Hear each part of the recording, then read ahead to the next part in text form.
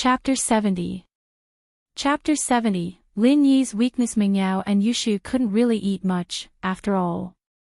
Before Lin Yi came, they'd always be left with more than 3/4 of their food.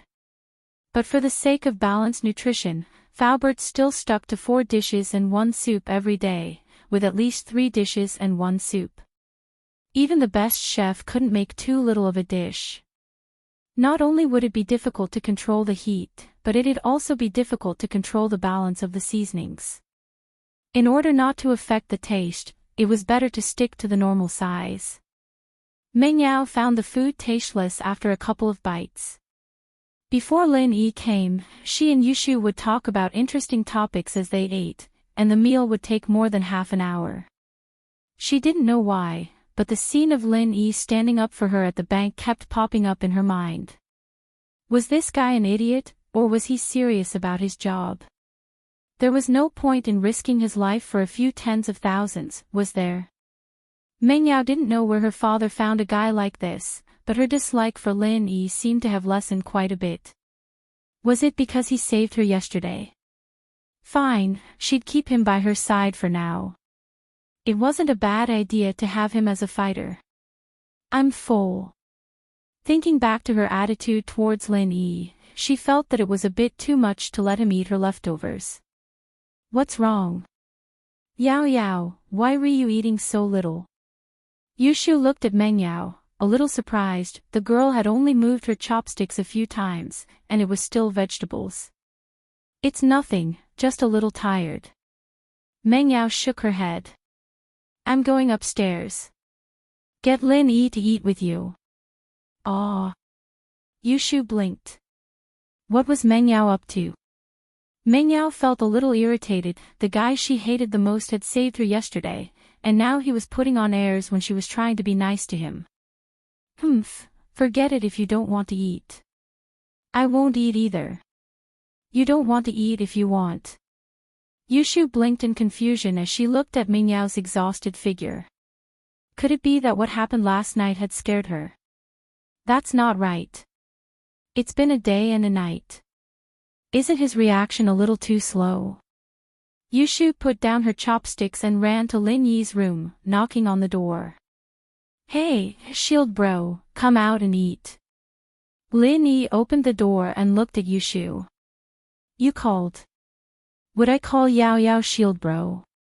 In this villa, you're the only one who can be called brother, right? Yushu slapped her forehead. Oh, I remember now, General Weiwu, doggy bro. Lin Yi was speechless. Comparing himself to a dog.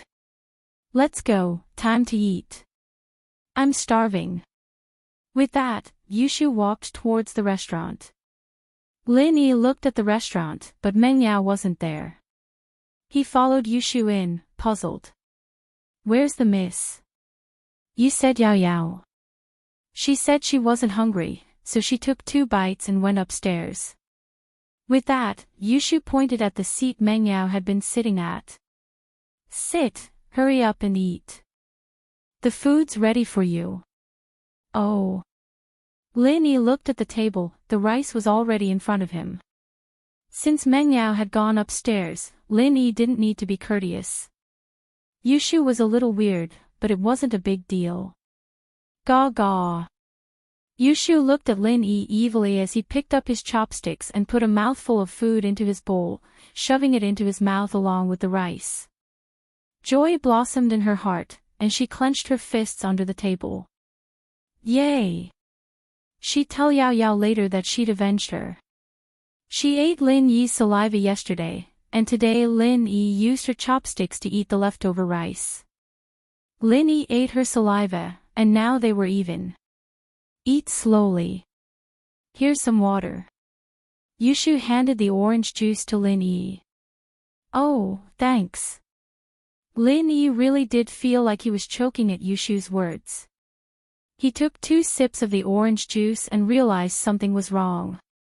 This orange juice, oh, Mingyao left after 2 sips, and I didn't want to waste it, so I gave it to you.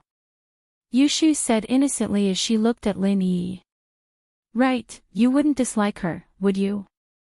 You wouldn't go rinse your mouth and vomit too, would you? Oh. Lin Yi replied, expressionless. He knew that Yushu was doing it on purpose, but it wasn't a big deal to Lin Yi. Back in the primeval forest, he'd basically used all his metal as weapons, leaving only a set of tableware for everyone to use. Lin Yi had long since developed this mentality. Plus, not everyone could just eat a beauty's saliva. Maybe that idiot Pinliang would go for Mingyao's spit if she wanted to, Lin Yi thought evilly. Yushu was a little disappointed that Lin Yi didn't have any reaction, but then she remembered that she'd taken a sip of the orange juice before. Didn't that mean? Yushu couldn't help but blush at the thought. But after diluting Mingyao's saliva, there shouldn't be anything up there anymore, right? Yushu comforted herself. Yes, that must be it. Hey, shield bro, I'm thirsty.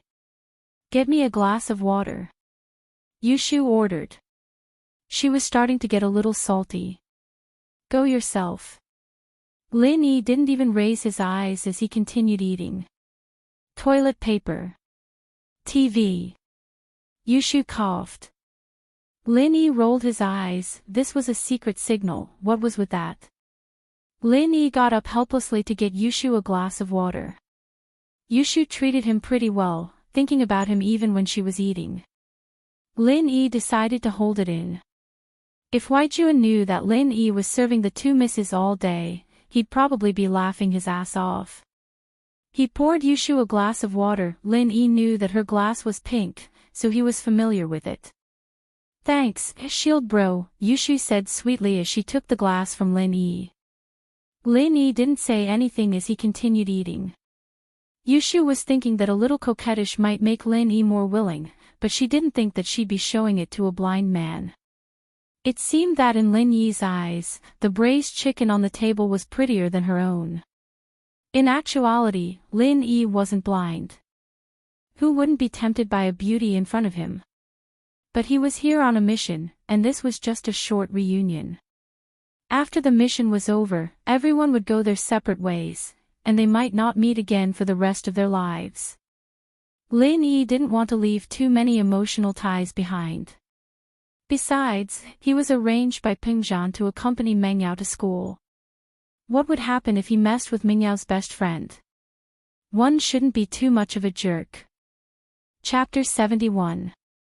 Chapter 71. The mysterious Jade. Lin Yi went to clean the table after dinner. Faubert used to take away the food containers the next morning, and someone would clean them up when they got to the hotel.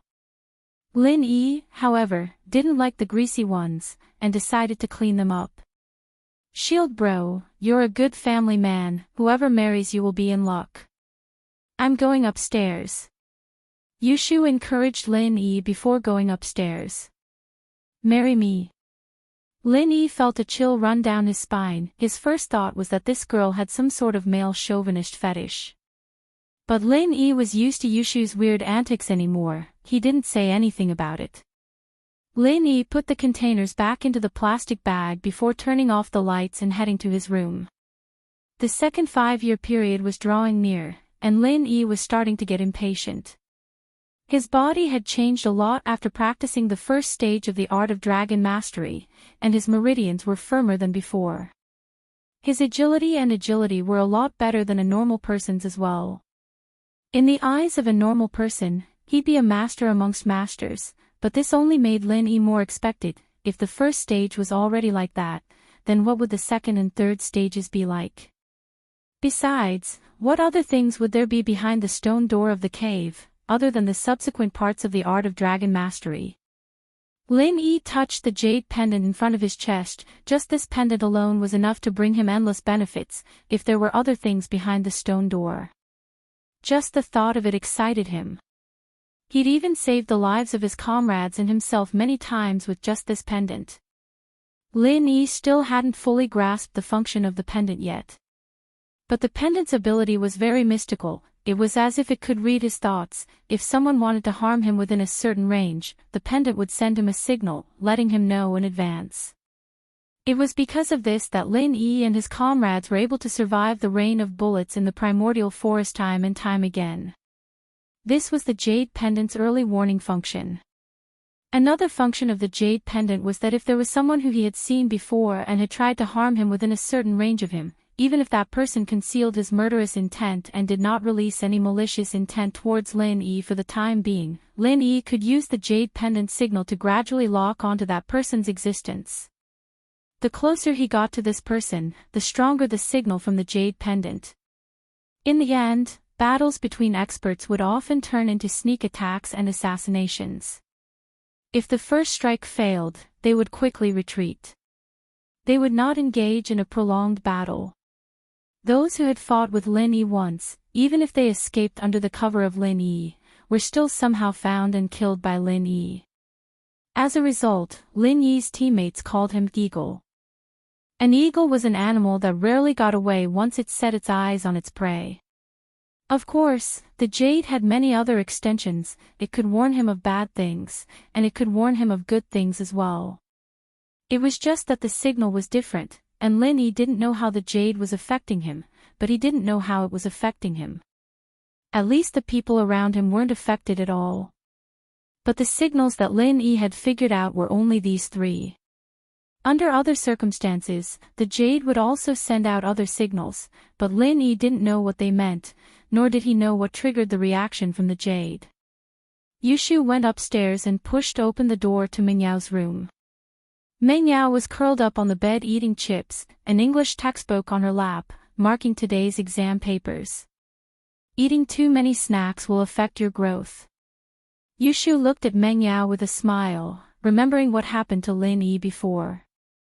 Her smile widened. What are you smiling at? Mingyao was confused by Yushu's smile, feeling uncomfortable all over. She looked at herself from head to toe, but didn't see anything wrong with her. Wasn't it just a bag of chips? Was Yushu mocking her chest for not being as big as Mingyao's? Yao Yao, let me tell you something fun. I've avenged you. Yushu sat on the bed sneakily, snatching the bag of chips from Mingyao's hands. Didn't you say that eating snacks will affect your growth? Mingyao glared at her. What revenge? Why are you being so secretive? Hee, I've developed very well. My height is very balanced already. Yushu popped a chip into her mouth nonchalantly. I called Shield Bro over for dinner after you left just now, you know what? Then, I told him to sit at your seat, told him that I've already filled his bowl, and he ate it. What's wrong with that? Ah. You're not trying to say that he ate my leftover bowl of rice, are you?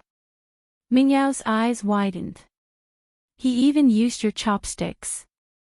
Yushu said proudly. What do you think? Now that he ate your saliva, he's avenged you, right? What nonsense.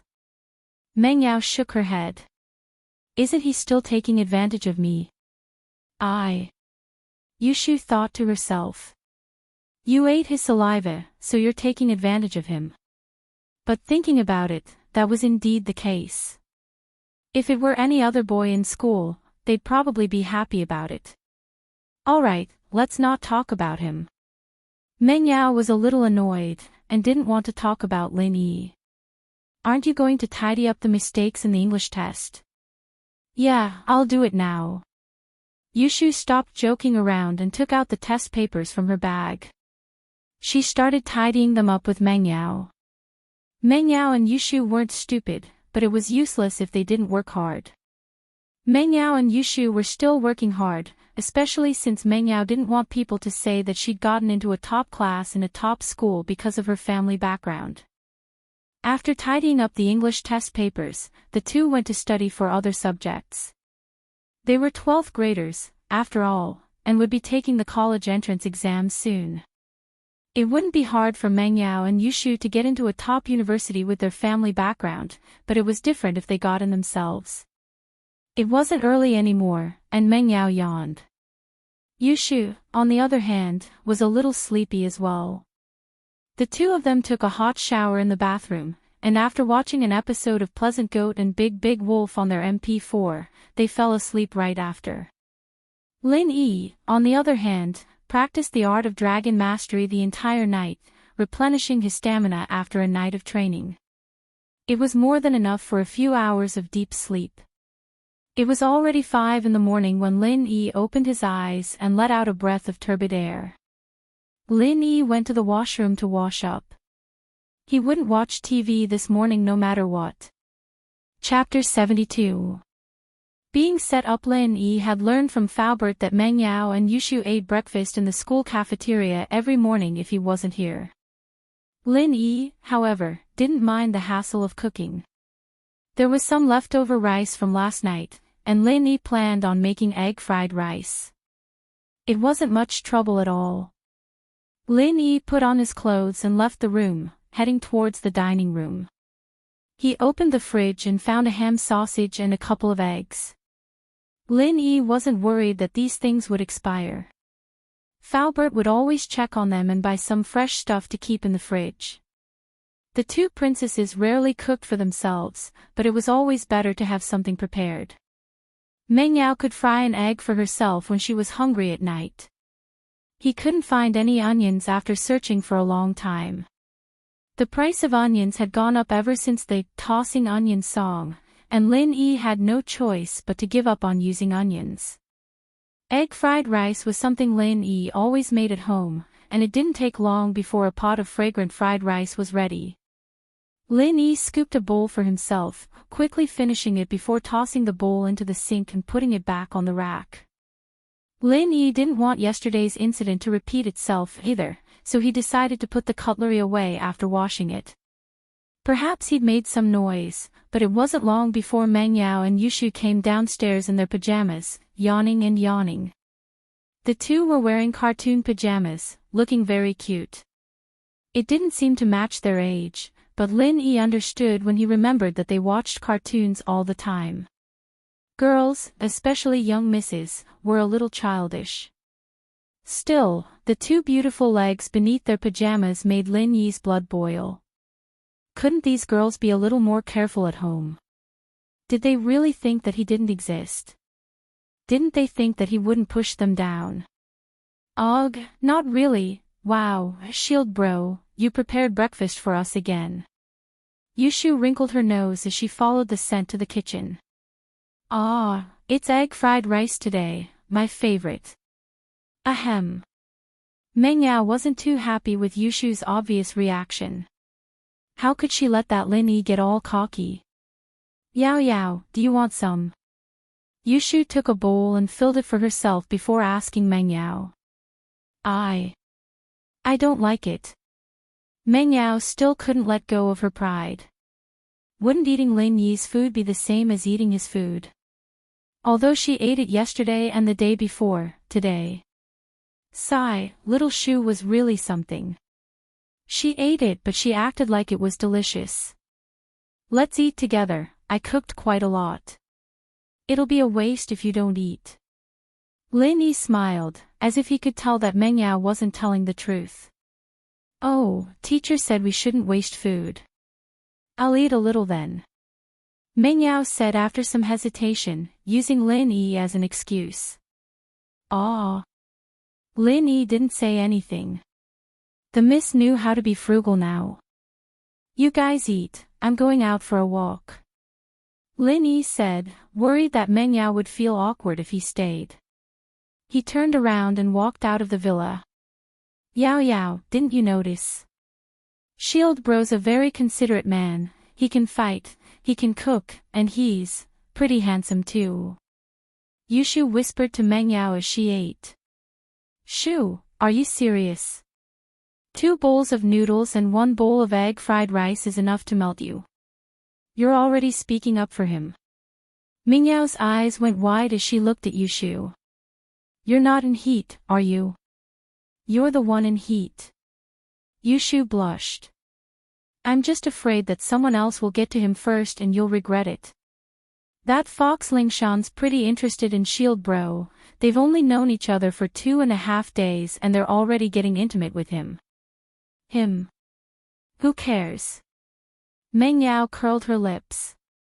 I don't think he's a good person, Lingshan just needs to seduce him. Speaking of Lingshan, Yushu was a little troubled. Why did her brother like a woman like that? If he knew what was going on between Ling Shan and Lin Yi, he'd go crazy. Achoo. Lin Yi sneezed as soon as he stepped out of the door. What was wrong with him? Did he catch a cold? It wasn't cold in the morning, was it? Of course, Lin Yi didn't know that the two girls were talking about him while eating his egg fried rice. Lin Yi had been living in the villa for 3 days now, but this was the first time he took a good look at the outside of the villa. This was obviously a place where the rich lived. Those who could afford a house here had to be rich or powerful. Yushu's identity made Lin Yi suspicious. He hadn't seen her family before, but the fact that she lived alone in a villa meant that her family wasn't ordinary people.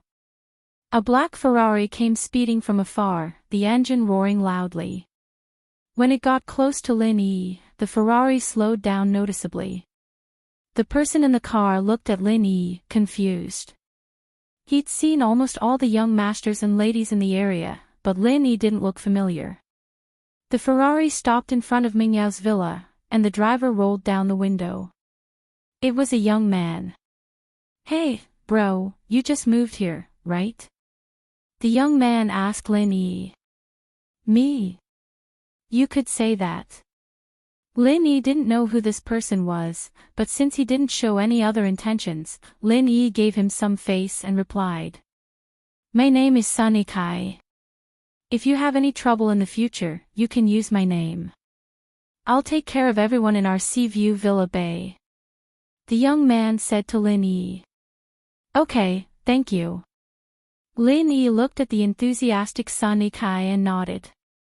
Although he didn't need anyone to take care of him, this Sunny Kai didn't seem to have any bad intentions, so Lin Yi wouldn't reject him. Sunny Kai saw that Lin Yi didn't seem to have heard of his name, so he smiled faintly and didn't say much. Bro, I haven't been to school for a long time. I have to go today. Let's meet another day. Goodbye. Lin Yi waved at him. Sunny Kai started the car and left. From Sunny Kai's words, Lin Yi also roughly understood that this Sunny Kai was probably very popular in society. Because he and Lin Yi lived in the same villa area, he took care of the people in the villa area. However, this could also be seen as a kind of showing off. In any case, this Sunny Kai wasn't very annoying, and Lin Yi didn't show anything to him. Chapter 73.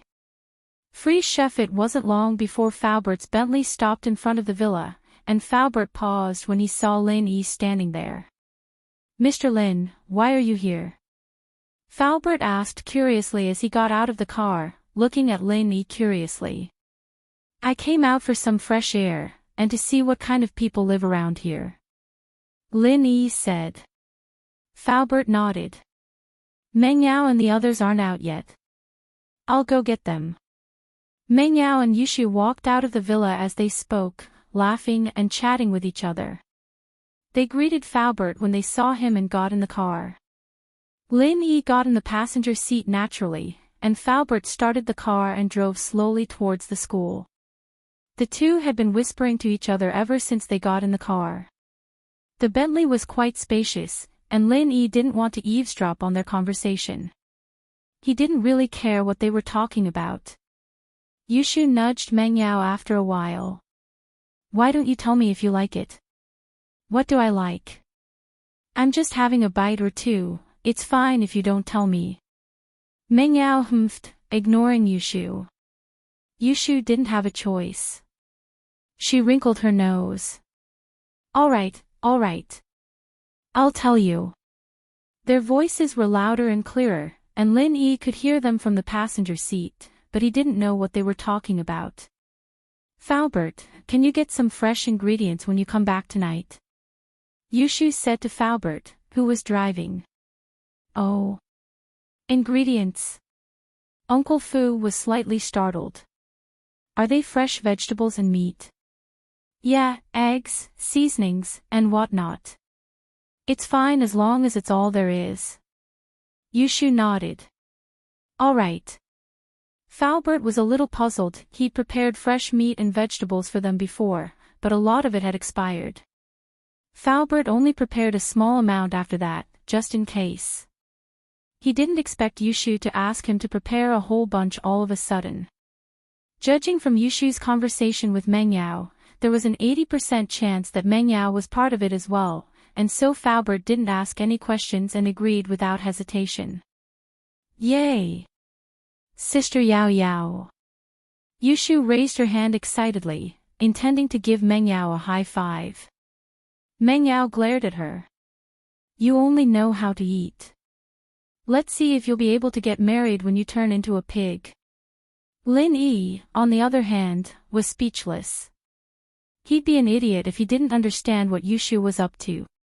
Buying so many ingredients, did he think he was a chef? Fuck his grandmother's leg. Wasn't he being wronged? Even a runny nose could be used against him. If word of this got out and his teammates heard about it, wouldn't they laugh their heads off? But it wasn't easy to explain, and the more he tried to explain, the worse it would get. Lin Yi could only endure it. He'd just treat it as a mission, and this reward was enough to feed him for the rest of his life. Lin Yi didn't think that it was a big deal now. Compared to the North African jungle, where even a spider could kill him, life here was much better.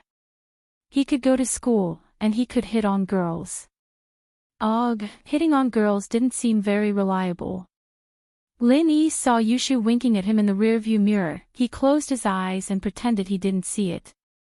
Yushu squeezed her eyes for a long time, and finally found a few difficult expressions to piss Lin Yi off, only to realize that Shield Bro had closed his eyes. Yushu's anger flared up, and her face started cramping up. Shu, what are you doing? What's wrong with your face? Meng Yao noticed something wrong with Yushu as well. It's nothing. It's just a toothache. Yushu held her breath. She couldn't tell Meng Yao about this, or she'd laugh her head off. So it's a toothache. I thought your eyes were broken when I saw you squeezing your eyes. Lin Yi interrupted faintly, taking it as revenge for calling him a chef. Ha! Yushu smiled instead of getting angry. So the guy didn't just close his eyes, and saw her face. Her cramping wasn't for nothing. Yushu was happy again at the thought. Shu, why are you smiling when you have a toothache? Meng Yao didn't know what was going on, and she was even more confused when she saw Yushu grimacing. It's nothing, it's nothing. Yushu waved her hand. The car stopped in an alley near the school, and Meng Yao stopped asking questions.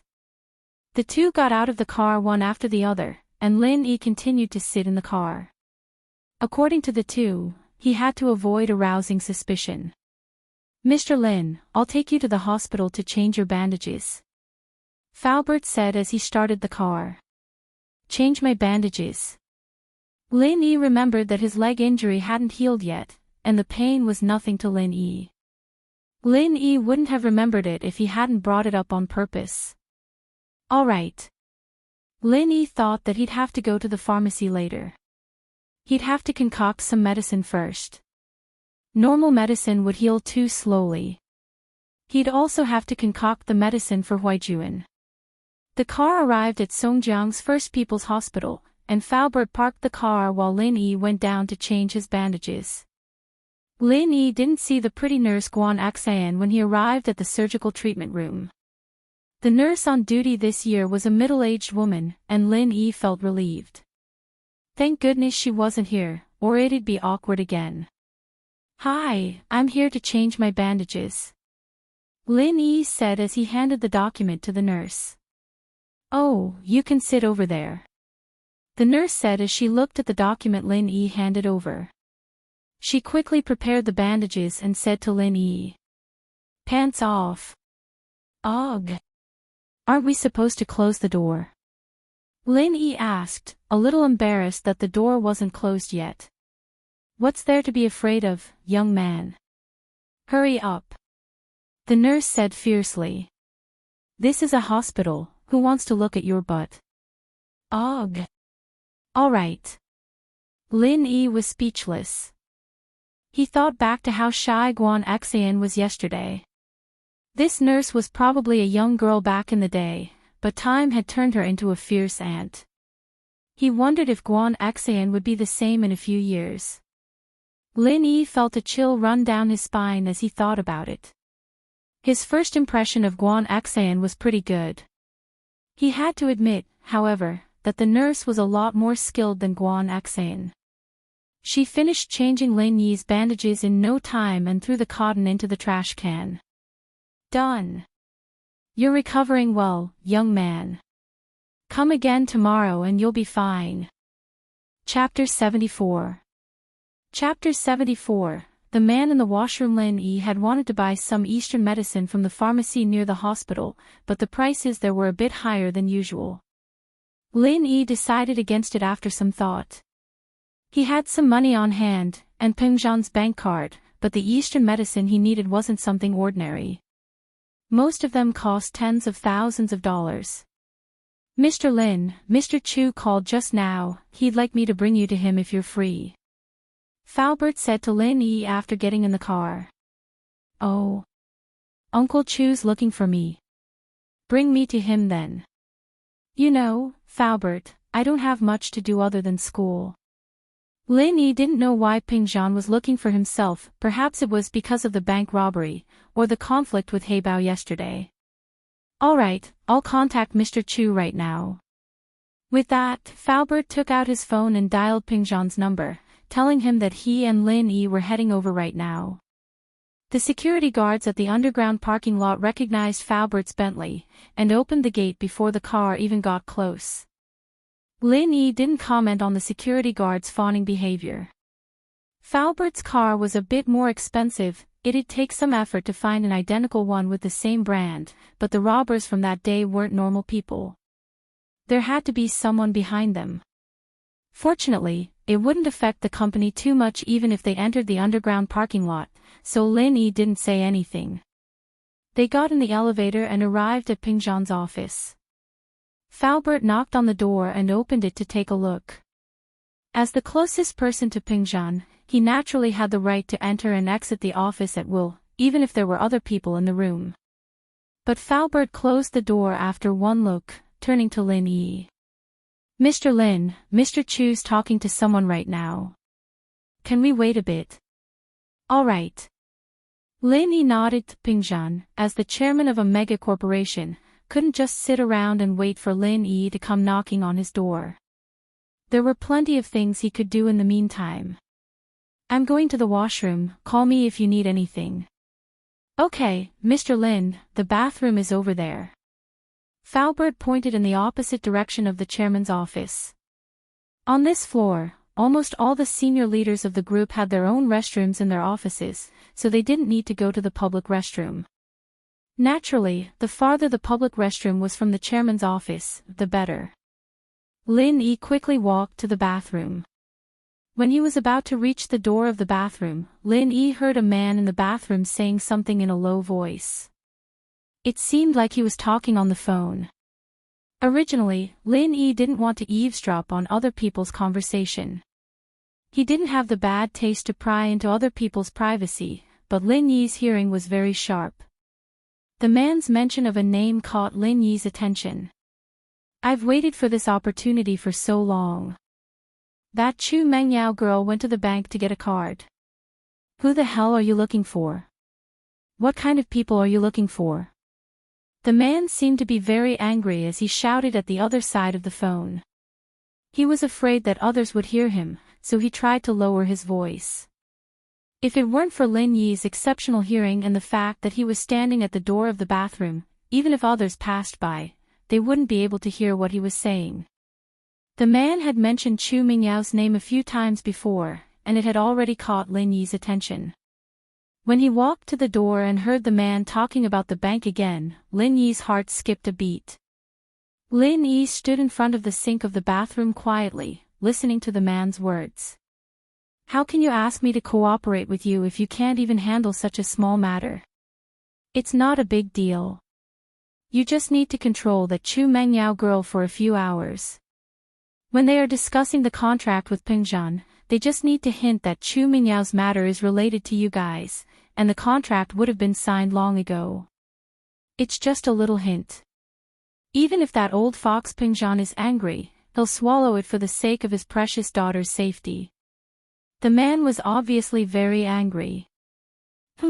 There shouldn't be any loopholes in this matter, right?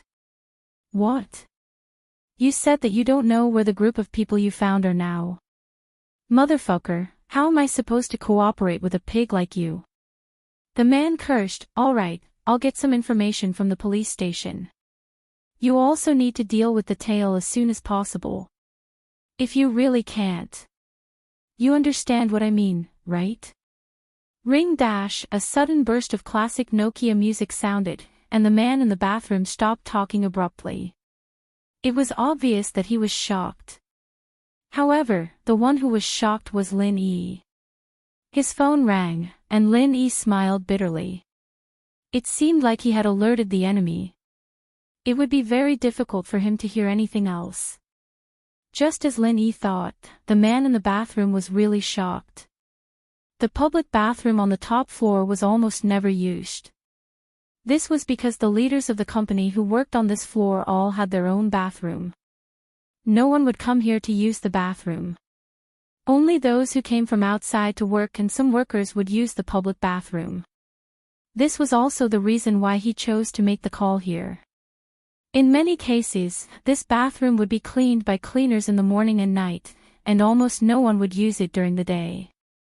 Lin Yi helplessly took out his phone and saw that it was Faubert's number. Lin Yi directly hung up and mumbled to himself, Junhua bro, it's Xiao Liang, Li Xiao Liang.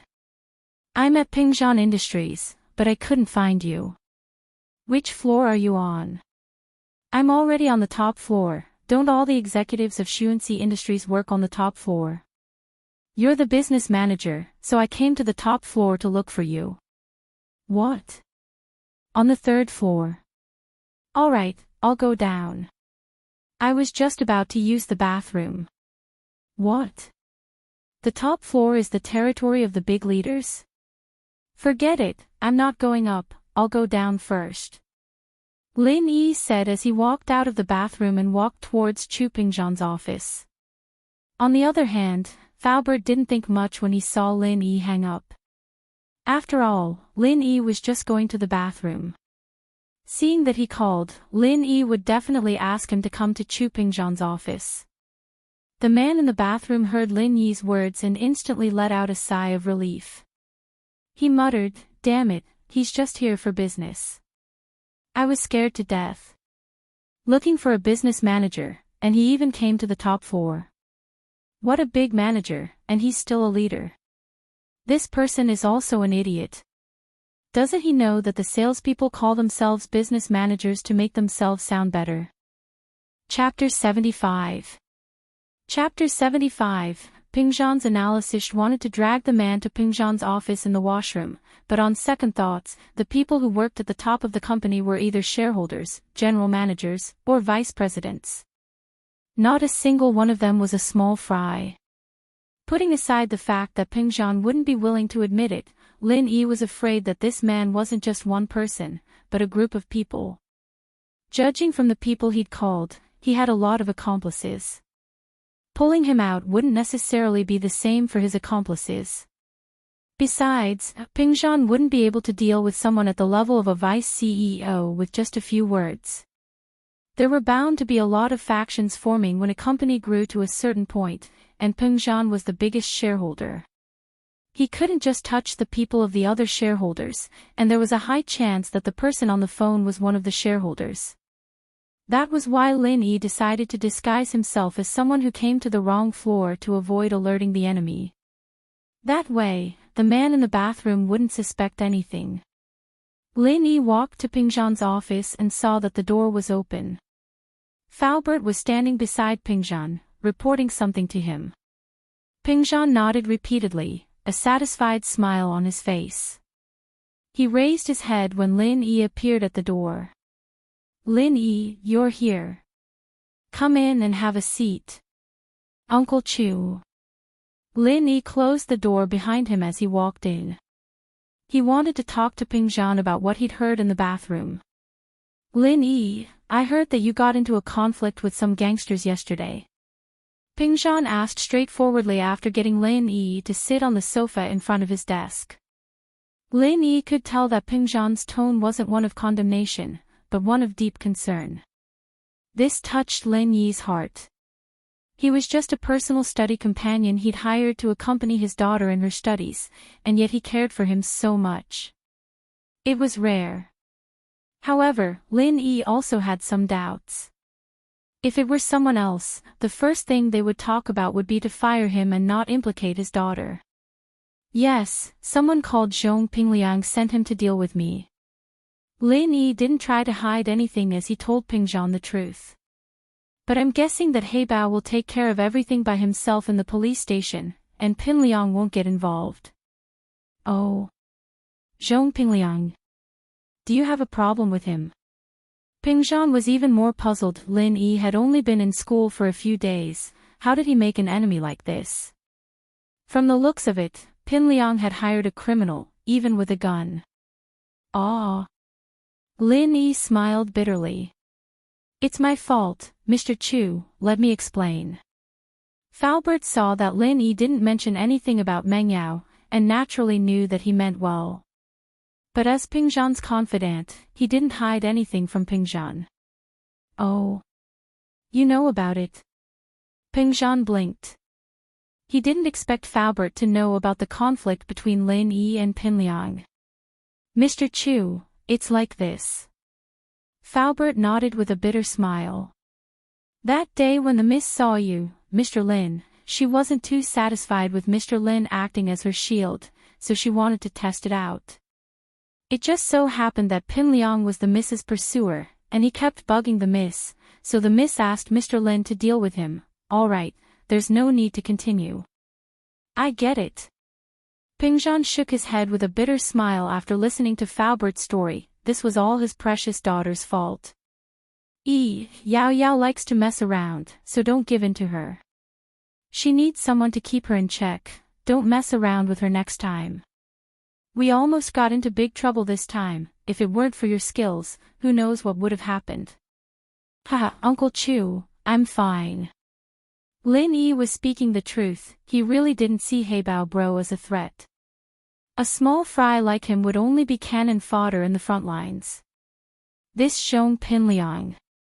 I'll have to talk to Principal Ding Bingong about it. A student like him shouldn't be allowed to stay in school. Ping Zhan was quite pissed off at this Zhong Pingliang. Mr. Chu, this Zhong Pingliang is Director Jin's nephew. Li Fu reminded Chu Chuyen as he had a record of all this information. Oh. Ping Zhan frowned. He didn't expect this Zhong Pingliang to have such a connection. Ping Zhan was the chairman of Ping Zhan Industries, the biggest shareholder, but there were many other shareholders in the board of directors. They didn't have as many shares as Ping Zhan, but they still had a lot of weight. As a result, Ping Zhan couldn't afford to offend the other shareholders over such a small matter. Ping Zhan Industries was one of the shareholders of Songshan's first school, so naturally, Director Jin was one of the shareholders as well. Ding Bingong wouldn't be able to handle things like this. Ping Zhan thought about it for a moment. He'd be graduating soon anyway, so he gave up on the idea of changing Zhong Pingliang. Uncle Chu, don't worry about it. After this incident, Zhong Pingliang's probably going to behave like a coward in school from now on. Lin Yi didn't care about him at all. Yeah, I'm really sorry about this. I may be in charge of a corporation, but there are many things that I can't do. Ping Zhan sighed. Uncle Chu, I was just about to talk to you about this. Lin Yi saw that Ping Zhan had changed the topic to company management, so he didn't have to find an excuse anymore. Uncle Chu, have you figured out what happened with the bank robbery that day? Right now, I only suspect that there's something unusual about it, but I haven't figured it out yet. Ping Zhan didn't try to hide it. We can already confirm that they were after Yao Yao. Robbing a bank was just an excuse. They didn't make a move on Yao Yao earlier or later, but they just had to make a move on me when I was out in the city for business. This motive is very suspicious. Lin Yi praised inwardly. Ping Zhan was indeed the helmsman of a large corporation, being able to come up with such a conclusion with just a few clues. It wasn't bad at all. His suspicions weren't far from the truth. Chapter 76. What kind of mission, but this is the first time I'm working with their company. They probably don't know me that well, so I don't have any evidence to back up my suspicions. Pingzhan shook his head, as if denying his own guess. Uncle Chu, I heard a man talking on the phone when I went to the washroom. Lin Yi told Pingzhan what he'd overheard. Pingzhan frowned as he listened to Lin Yi's words. He'd suspected that there was something wrong with the company he'd been working with earlier, and they'd almost signed the contract. But when he'd arrived, they'd been using all sorts of excuses to push the contract away, as if they were waiting for something. They'd been looking at the time non-stop, and when the contract didn't come, they'd come up with an excuse, saying that the contract wasn't ready yet, and that they needed a meeting to discuss it. Pingzhan was pissed at the company for going back on their word, but the contract hadn't been signed yet, and they had the right to go back on their word. Pingzhan could only say a few words about working with them in the future before leaving in a hurry.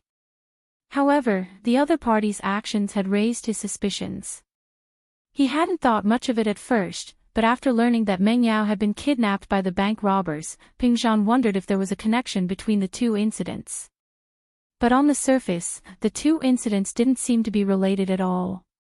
Pingzhan couldn't find any connection between the two, and he only had his suspicions. But after listening to Lin Yi's words, Pingzhan understood everything. The other party hadn't intended to be sincere from the start, and they'd resorted to kidnapping his daughter to force him to achieve their goal. Indeed, if his daughter hadn't been rescued by Lin Yi, and had been kidnapped instead, Pingzhan would have had no choice but to agree to some benefits for his daughter's safety, as long as the other party revealed the slightest bit of information during the negotiation. The other party could have denied everything afterward, since it was only a bank robbery, and his daughter had only been taken as a hostage. With this layer of cover, the fact that the other party had carried out the kidnapping would have been easily covered up. No wonder the other party kept looking at the time, as if they were waiting for something. This was what they were waiting for. From what Lin Yi had said, the man on the phone in the washroom had to be someone high up in the company, since he was on the top floor of the company. With this person working together, the other party's plan was flawless. But of all things, of course, they hadn't considered the possibility of Lin Yi's presence. It seemed that of his daughter's side had been a wise decision after all. Pingzhan had only arranged Lin Yi to stay by Meng Yao's side of the company, of his mind of all of his plans. Of all. Pingzhan hadn't thought of anything else. Yet, Lin Yi of his. Of this of his. I will look into this matter. I'll investigate this. Pingzhan's eyes flashed fiercely. He might have had conflicts with some of the higher-ups in the company, but he wouldn't allow anyone to use his daughter to mess things up. Lin Yi nodded. He didn't want to get involved in these things. As the chairman of the company, Pingzhan naturally had his own methods. Lin Yi only told Pingzhan what he'd heard. As for how to carry it out, that was up to Pingzhan. You didn't alert the enemy, did you? Pingzhan suddenly thought of an important problem. Did Lin Yi alert the other party when he was eavesdropping in the washroom? If the other party was alerted, it'd be difficult to catch the other party's tail. Don't worry, Uncle Chu. Lin Yi smiled. I was shocked when Faubert called, but I pretended to be someone who came to the company for business and went to the wrong floor. Lin Yi told Pingzhan everything he'd said to himself. Not bad. You're quite alert. Pingzhan praised. The more he looked at Lin Yi, the more pleased he was with him. At first, it was his old father's wish, and Pingzhan was just following the old man's wishes. But now, he truly felt that Lin Yi was a rare talent. Pingzhan's father, Chu Sanhua, was a man of authority in the family. He'd started out as a small bricklayer, building up Pingzhan Industries from scratch. Now that Pingzhan Industries was in Chu Pingzhan's hands, Chu Sanhua was still a man of authority in the family. Pingzhan's family was very poor when he was young, and Chu Sanhua established Pingzhan construction when he was 7 or 8, growing it up step by step. That was why he wasn't tainted by the bad habits of those rich second generations. He also had the demeanor of a big family and was very respectful to his father. Many of the shareholders in the company were old friends who had built up the company with his father. Although the shares were now in the hands of their children and grandchildren, some of them were starting to get restless, but Pingzhan didn't do anything to them out of consideration for his father's face. But today's incident had crossed Pingzhan's bottom line. Meng Yao was his only daughter, and these people dared to mess with his daughter. This was the first time Pingzhan had been angered. "Right, Uncle Chu, can you tell me what mission you have for me to do?" Lin Yi asked after some hesitation. He'd better take advantage of today's opportunity to ask this question. He'd been in Songshan for a few days now, and he hadn't seen any important missions for him to do. Other than accompanying Meng Yao to and from school, making her breakfast, and taking care of a few clowns. It was an easy life, but Lin Yi didn't feel at ease. He was here for a big mission, and it was said that this mission would be enough for him to eat and drink for the rest of his life. But Lin Yi didn't think that accompanying the miss to school would be enough for him to eat and wear for the rest of his life. Oh, a mission. Pingzhan looked at Lin Yi oddly. "It's a very important mission, but the most important thing right now is for you to build a good relationship with Meng Yao. That's the only way to ensure the success of the mission." Wow. Lin Yi was startled. Build a good relationship with Meng Yao. Only then could he carry out the mission. Just what kind of mission was this? Could it be that it had something to do with Meng Yao? Could it be that there was someone behind the scenes who wanted to harm Meng Yao, and Pingzhan wanted to use Meng Yao as bait so that he could find the person behind the scenes? That was the only thing Lin Yi could think of. Pingzhan's words didn't make sense, and he was still confused. But according to Lin Yi's experience in missions, most employers would keep their missions a secret. They wouldn't reveal the details until the very last moment. Chapter 77. Killing Intent. Uncle Chu, I'll be heading to school if there's nothing else. Lin Yi had said what he needed to, and the rest was up to Pingzhan. All right. Pingzhan nodded. Don't tell Yao Yao about what happened today, I don't want her to be troubled. Don't worry, Uncle Chu, I won't say anything.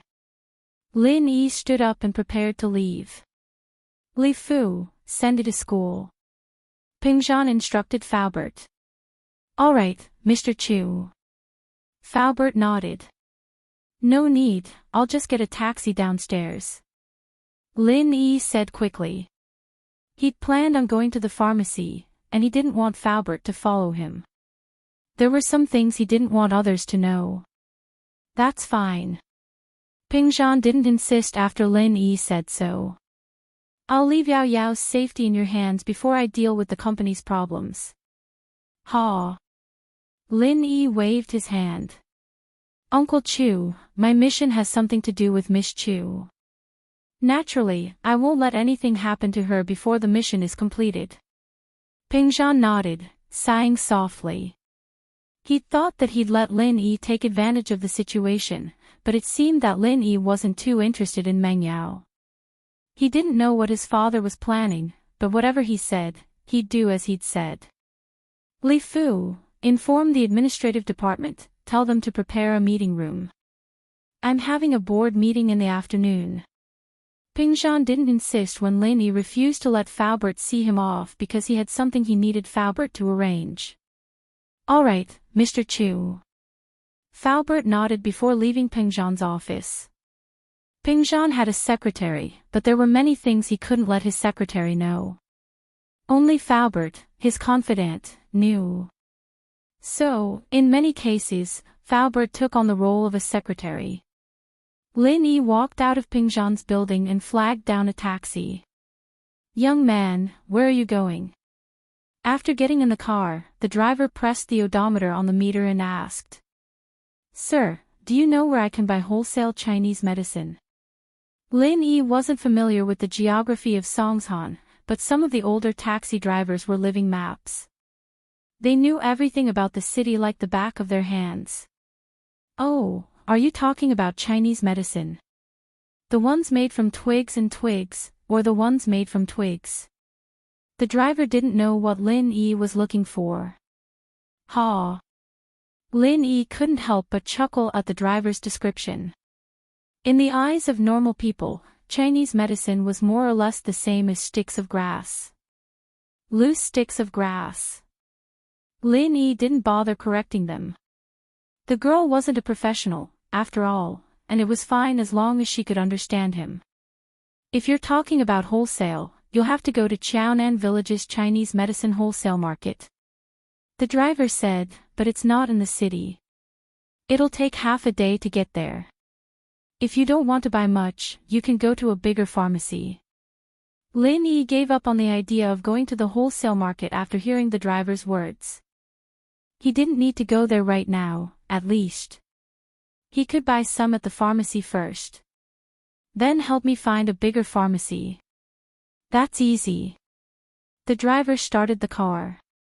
After a few turns, the car stopped in front of a big pharmacy. It seemed that the driver didn't go around in circles. The fare on the meter was still the starting fare. Lin Yi paid the fare and thanked the driver before walking into the pharmacy. When he entered the pharmacy, Lin Yi sighed. It seems that medicine is a very profitable industry no matter when. There are so many people buying medicine in the pharmacy during the day. Many common medicine counters are already full of people. However, Lin Yi wanted to buy Chinese herbal medicine. There were relatively few people buying this kind of thing. He handed the list in his hand to the salesperson. The salesperson gave Lin Yi a receipt and asked him to pay. Lin Yi needed a lot of Chinese medicine. It would take a while to weigh it. Fortunately, there were no other customers. Lin Yi took advantage of the time when the salesperson was weighing and walked around the pharmacy. Jinchuang medicine. A voice caught Lin Yi's attention. Jinchuang medicine. Lin Yi was stunned. There is such a medicine. The so-called Jinchuang medicine referred to metal objects such as knives. In ancient times, the weapon that hurt people the most should be weapons. Therefore, Jinchuang also referred to weapons, and chuang meant wounds. Therefore, Jinchuang medicine referred to medicine that specialized in treating metal injuries such as knife wounds. Its effects were hemostasis, analgesia, and anti-inflammatory. However, Jinchuang medicine was just a name in ancient times. There didn't seem to be any medicine called Jinchuang medicine now, right? No, it's sold out. The salesperson answered the person who asked for the medicine with a blank expression. Lin Yi took a look. The person who asked for the medicine was a girl in black. She was wearing a navy cap on her head. The brim of the cap was very low, and her face couldn't be seen clearly. After getting the reply from the salesperson that the medicine was sold out, the girl didn't say anything. She turned around and left, but her steps were a little unsteady.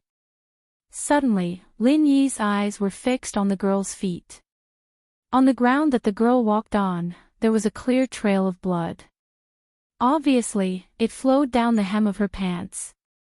However, in this pharmacy with people coming and going, it didn't attract anyone's attention. The blood trail was quickly stepped on by the people walking back and forth. The reason why Lin Yi paid attention to this girl was because Lin Yi was a little curious about the Jinchuang medicine she mentioned. Secondly, it was because Lin Yi sensed a trace of the same kind of aura from her, murderous aura. Murderous aura was a very mysterious thing. Murderous aura was actually a signal emitted by animals when they attacked each other. This signal needed to be detected by the sixth sense. Someone once did such an experiment.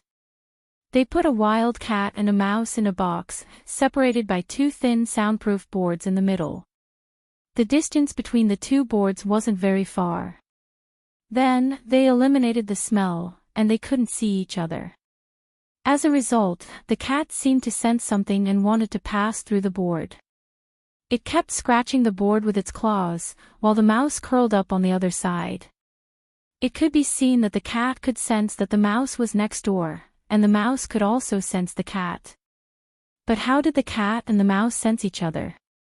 According to the explanation of scientists, this might be the sixth sense in addition to the five senses of animals. In other words, they didn't use their ears, nose, or eyes to detect each other. Animals could use their sixth sense to sense a signal emitted by their natural enemies or other animals that wanted to attack them. This signal could be interpreted as murderous aura. Chapter 78. About or note: a normal person might not be able to detect the murderous aura radiating from the girl, but Lin Yi, who was in the same line of work, could keenly sense it. It could also be called a sixth sense. But while Lin Yi noticed the girl didn't notice Lin Yi. After all these years of training, Lin Yi was able to conceal his murderous aura very well, but people who could reach Lin Yi's level were few and far between. In the end, Lin Yi shook his head. The girl's dressing was obviously to avoid attention. Even though she was injured, Lin Yi didn't want to help her. She might be in the same line of work, but the same line of work didn't want to be disturbed in the middle of a mission. Sometimes, people in the same line of work belong to different organizations, and they might even be enemies with each other. "Excuse me, what is golden creation?" Lin Yi asked the salesperson casually. The salesperson froze, then looked at Lin Yi as if he was an idiot, as if Lin Yi's question was stupid and naive. She didn't even bother to answer. "It's a surgical medicine, of course. We don't have it in stock." Lin Yi smiled wryly. It seemed like it was a new drug, and one that sold well. But while the salesperson didn't bother to answer Lin Yi's question, there was someone else who answered Lin Yi's question enthusiastically. Before Lin Yi could say anything, an old woman beside Lin Yi started chattering away. "Young man, you don't even know what golden creation is. You know Dr. Kong, right? Dr. Kong from a traditional Chinese medicine family, he's one of the leading figures in the Chinese medicine world." The old lady started talking about Miracle Dr. Kang's exploits. Golden creation is a quick healing medicine that Miracle Dr. Kong came up with. It can heal wounds so quickly that there won't even be a scar left. How is it? Amazing, right? So godly. Lin Yi did not expect Dr. Kong to be so amazing. His medicine was actually on par with his own. That's right. I heard that it's a secret recipe passed down from generation to generation. This golden creation is given priority to the military. Due to the production capacity, a small amount of it is regularly supplied to the private pharmacies. That's why it's in high demand. The old lady said, "It's almost impossible to buy it from a pharmacy." My niece's boyfriend's third sister's aunt's fifth cousin is the manager of the supply and marketing department of XX pharmacy chain. Last time, I used his connections to buy a bottle. I heard that once it arrived, it was digested internally. How could it be sold on the shelves? Right? Lin Yi thought, if this medicine is really as magical as this old woman said, it is not impossible for it to sell well. Of course. Especially for young girls, it's so ugly if they get a scar on their body. It's not to heal the wound quickly, but to not leave a scar. The old lady said, "I heard that nowadays, people don't give platinum or gold as gifts anymore. Instead, they give golden creation as gifts." Really? Lin Yi was stunned. He did not know whether this old lady was telling the truth or not. "Of course, why would I lie to you?" The old lady preached as if she was taking advantage of her seniority. "Oh, I see. Thank you, but it seems that I don't need it for the time being," Lin Yi said to the old lady with a smile. "Yeah, you're a big boy. You don't need that thing." The old lady nodded. Obviously, she misunderstood Lin Yi's words. Lin Yi meant that he could make the medicine himself. There was no need for him to buy it. Lin Yi naturally would not explain. He turned around and went to the Chinese herbal medicine counter. The herbs that he wanted had been weighed and put into a sealed bag according to the type. Lin Yi checked carefully and found that 2 of the herbs seemed to have been stored for too long. They had gone bad, and the medicinal effect was greatly reduced. Lin Yi had no choice but to weigh a little more. He would win with numbers. He checked the utensils and tools that he wanted. After making sure that there were no problems, he carefully packed them up and left the pharmacy. It didn't matter if it was Chinese or Western medicine these days, they were all selling very well. Only the loose herbs weren't that popular in pharmacies, and not many people bought them. This was why Lin Yi was able to get out of the shop so quickly. After leaving the pharmacy, Lin Yi did not plan to go to school directly. He was already absent. It didn't matter whether he went or not. He had already bought a series of measuring tools and tools. Lin Yi wanted to find a place to make the medicine first. This kind of thing, of course, couldn't be done in school. Of course, he couldn't do it in Mingyao's villa. The 2 girls would go crazy if the whole house smelled like Chinese medicine. The best way was to get a room by the hour and leave after he was done. With this idea in mind, Lin Yi was not in a hurry to go to school. Instead, he looked around the pharmacy to see if there was a suitable hotel to get a room by the hour. Lin Yi saw the girl from the pharmacy at the entrance of a deserted alley. At this moment, she was lying on the ground. There was a pool of fresh blood under her. Lin Yi frowned. He didn't want to poke his nose into other people's business, but in this deserted alley, who would dare to poke their nose into other people's business, let alone if there were people passing by? If he failed to save her and she died, it would cause unnecessary trouble. Lin Yi hesitated for a moment. He was also a person with a mission. It was not appropriate for him to poke his nose into other people's business. Moreover, in his line of work, he needed to be prepared to sacrifice himself at any time.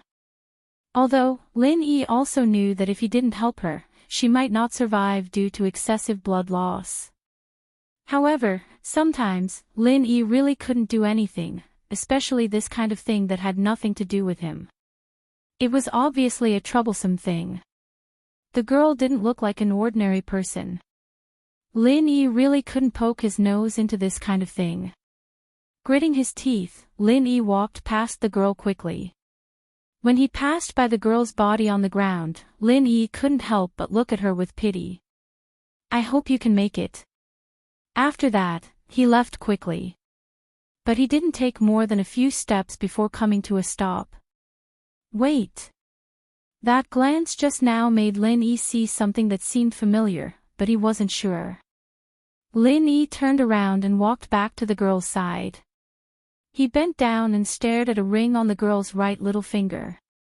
When he saw the pattern on it, Lin Yi sighed and quickly touched the girl's wrist. He found that there was still a pulse. Lin Yi carefully helped her up from the ground and carried her on his back. Although the girl had fainted because of excessive blood loss, she still had some instinctive reactions when Lin Yi carried her. She subconsciously struggled twice. Perhaps it was a conditioned reflex to the outside world. Chapter 79. Origin. When Lin Yi had first arrived, he'd seen a motel by the roadside, but it didn't look too good. Lin Yi had decided to look around for a better motel instead.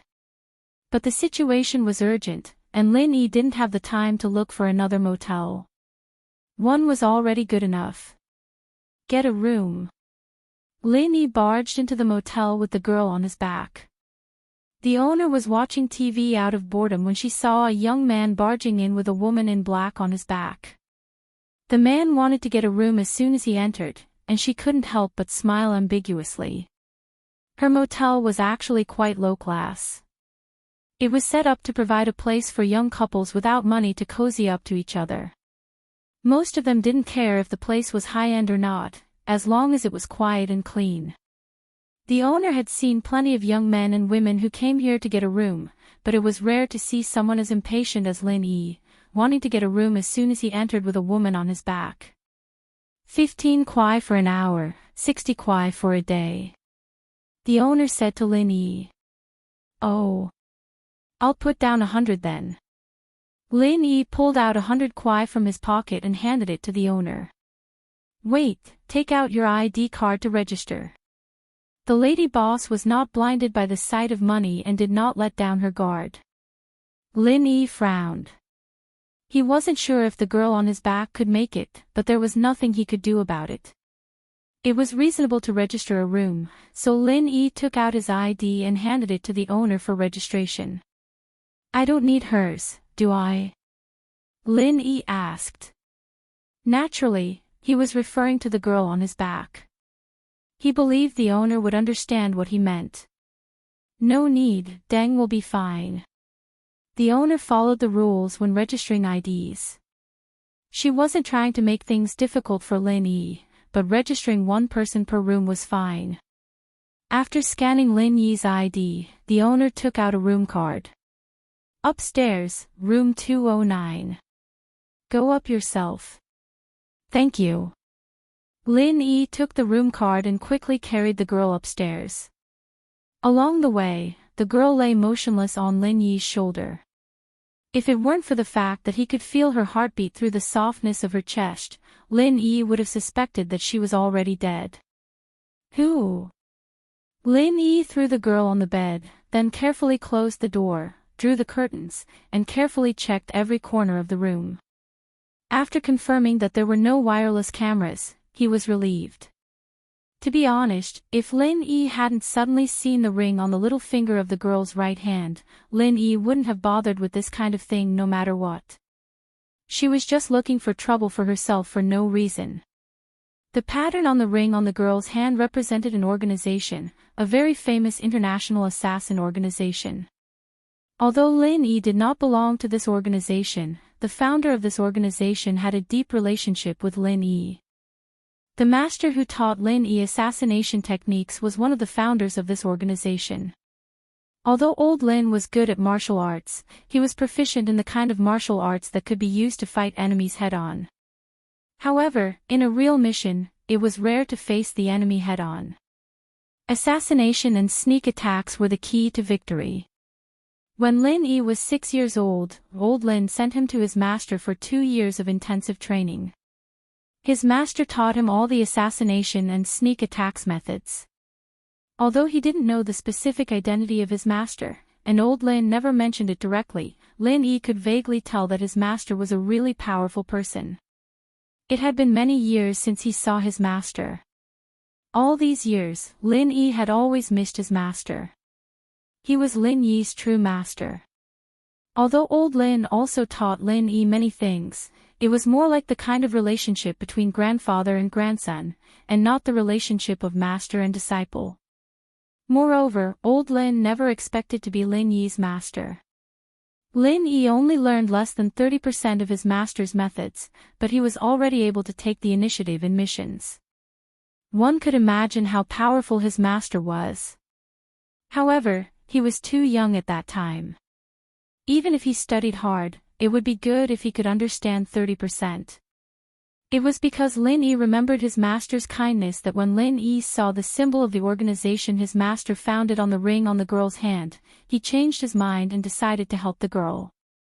Although his master had long stopped caring about the affairs of the organization, no matter what, this girl was still one of his people. I'll help you this once. Whether or not you can survive will depend on your luck. Lin Yi laid the girl flat on the bed, and the fisherman's hat on the girl's head slid to one side. Her short, black hair was scattered, and through the scattered hair, a slightly pale and delicate face could be clearly seen. Her facial features were very exquisite, and her eyelashes were long. However, her eyebrows were tightly knitted together. Even if she had fainted, she must have been in a lot of pain. Lin Yi was slightly stunned. He didn't think that under the fisherman's hat, the girl would hide such a beautiful face. This made Lin Yi a little surprised. Such a beautiful girl was an assassin? Looking at the girl's age, she should only be around 18 or 19 years old, similar to him. Lin Yi shook his head, but this was someone else's matter, and he had no right to interfere. From his previous observation, the girl's injury should be on the lower half of her body. However, the girl was wearing a pair of leather pants that didn't leak blood, so he couldn't tell where the injury was from the outside. Lin Yi was too lazy to look for it, so he directly used some force and took off the girl's leather pants. After taking it off, Lin Yi felt a little unnatural, and his breathing became rapid. Although Lin Yi's initial thoughts were very good and very pure, he only extended a helping hand to this dying female assassin because of his master's face. That was why he helped her take off her pants and treat her injury. However, if this female assassin looked like a male assassin, Lin Yi probably wouldn't have any special thoughts.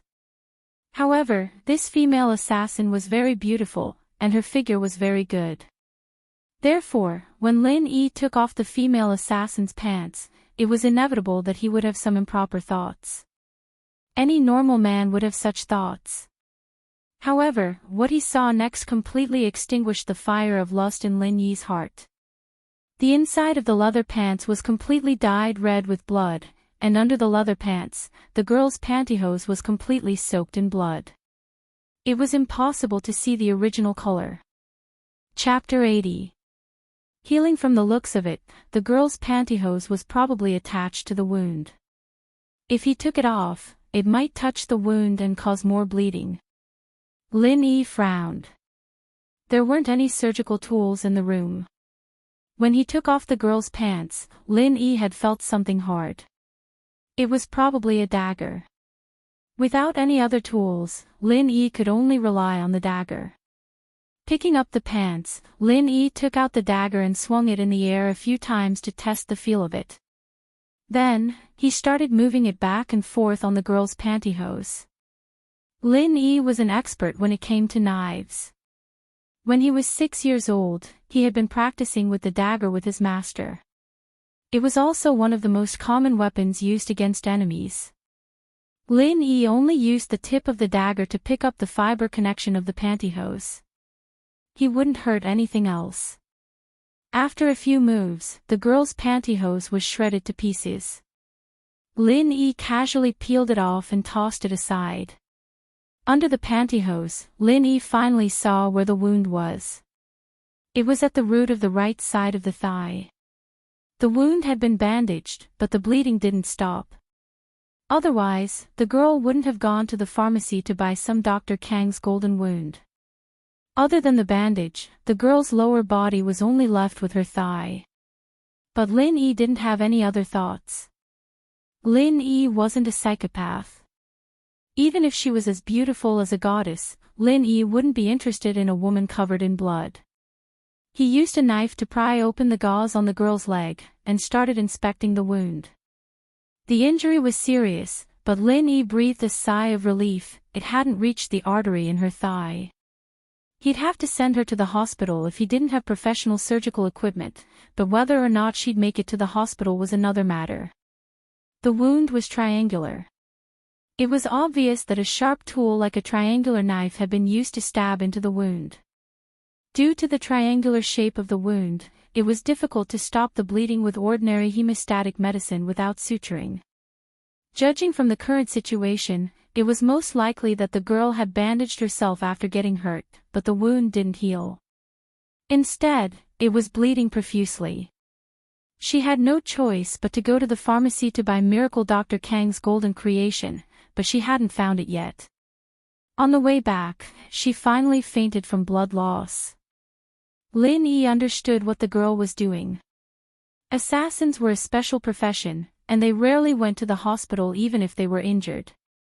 They'd take care of themselves if they could, in order to reduce the possibility of their identities being exposed. Knowing the girl's injury, Lin Yi could treat of the problem.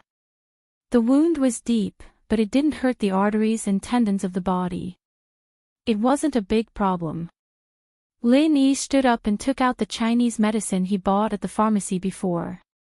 He quickly threw a few herbs into the utensils and ground them. This was a familiar process for Lin Yi. In the North African jungle, his own herbs were the most popular things among his teammates. Lin Yi had to grind a bag of them every time. It was impossible to use the gauze from before. It had been soaked in blood. Because the incident happened suddenly, Lin Yi wasn't prepared. Now he could only consider using other things as a replacement. Although his school uniform was newly changed in the morning, Lin Yi didn't want to take a piece of it off to bandage the female assassin. He got up and went to the bathroom, but he saw a disposable disinfectant bath towel on the shelf. Next to the bath towel, there was a small price tag with 40 yuan written on it. This kind of disposable disinfectant bath towel wouldn't exceed 20 yuan if purchased in bulk, but the price in the hotel was doubled. Of course, in addition to this kind of bath towel, there was also a bath towel provided by the hotel, but it wasn't disposable. This kind of bath towel was only provided to those who had mysophobia and loved cleanliness. It wasn't a compulsory consumption. Lin Yi took this kind of disinfectant bath towel. This thing was barely enough to be used as a bandage. He sprinkled the previously ground medicine on the girl's wound. The girl's mouth made a low, inaudible sound. It seemed that the medicine had touched the wound. However, Lin Yi didn't care about her. How could it not hurt to apply medicine? After sprinkling the medicine, Lin Yi tore the disposable bath towel into a few pieces and skillfully bandaged the girl's wound. Phew! Lin Yi breathed a sigh of relief. It's finally done. Now it seemed that the girl just lost too much blood. If the bleeding was stopped now, the chance of survival was still very high. Of course, the vitality of an assassin was generally very tenacious. Lin Yi probably saw that the girl had regained her life. After waking up, apart from being a little weak, there was nothing serious. After dealing with the female assassin, Lin Yi got back to work. He'd made the medicine for the girl in a hurry, so he'd only made the right amount according to the need. Lin Yi's own wound hadn't even been healed yet. It was all ground, so it wasn't a big deal. The medicine for Yang Huijuan, however, had to be brewed slowly. The order and timing of each ingredient had to be strictly added, there couldn't be a single mistake. Even if the ingredients were similar, the effect of the medicine would be greatly reduced, and the desired effect wouldn't be achieved. This was why Lin Yi didn't give the prescription to Huijuan, choosing to make it himself instead. This prescription wasn't as easy as the painkillers he'd given Huijuan before, where all he had to do was buy all the ingredients and grind them together. Decocting this medicine, however, was different.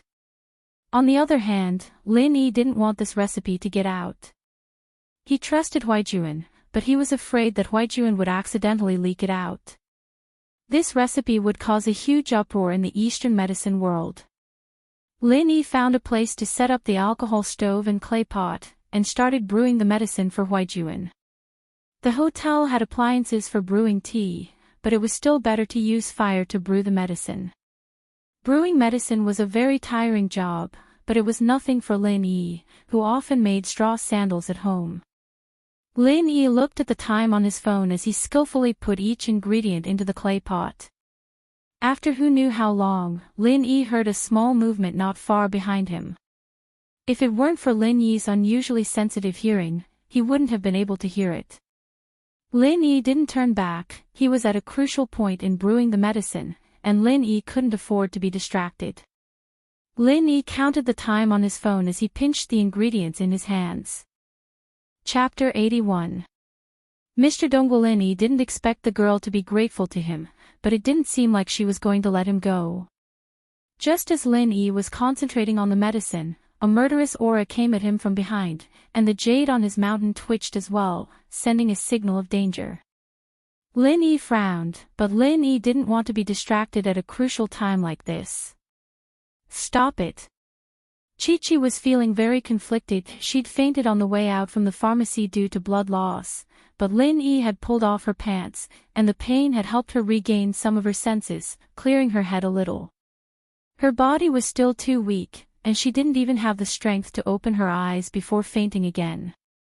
When Lin Yi was treating her wounds and applying medicine, Chi-Chi woke up from the pain once more before fainting again. As a result, Chi-Chi had a rough idea of what had happened after that. It was this man in the room who'd saved her, but at the same time, he'd seen a lot of things he shouldn't have. Her face, her legs. These were things Chi-Chi couldn't tolerate. She'd killed her savior after crossing the river, and that made her feel uneasy. But her beauty had only blossomed for one man in this life. This man in the room had crossed her bottom line. With that decision made, Chi-Chi picked up her dagger by the bedside, and crept up behind Lin Yi. She paused noticeably at the sight of him concentrating on the medicine. Was he brewing medicine for her? Chi-Chi's heart warmed, and she didn't have the heart to make a move. Chi-Chi had to admit that her heart wasn't as cold as other assassins, cold and emotionless. No matter what, this man in the room was her savior. Just as Chi-Chi was hesitating, Lin Yi told her to stop it, like he was scolding a child. Chi-Chi was visibly taken aback. She was going to kill him, and he was telling her to stop. Did he think that she was just going to walk around the room? Didn't you hear the story of Mr. Dongguo when you were young? Lin Yi still didn't turn around. He continued, I feel like I'm like Mr. Dongguo in that story. Chi-Chi's face changed. Naturally, she knew about Mr. Dongguo's story. She'd grown up in an assassin organization, but she was different from the other assassins. Other than the assassin training, she'd received other forms of education. Mr. Dongguo's story was actually a classic fable. It was about a man named Mr. Dongguo who saved a wolf, but the wolf turned around and wanted to eat Mr. Dongguo. But Lin Yi's words reminded Chi-Chi that Lin Yi's don't mess around wasn't just for show. Lin Yi knew that she was going to kill him. The story of Mr. Dongguo that he told later proved this point. He was insinuating that he was ungrateful. Who was this person? Chi-Chi's heart skipped a beat. He could tell that she was going to harm him with his back turned, and yet he didn't react at all.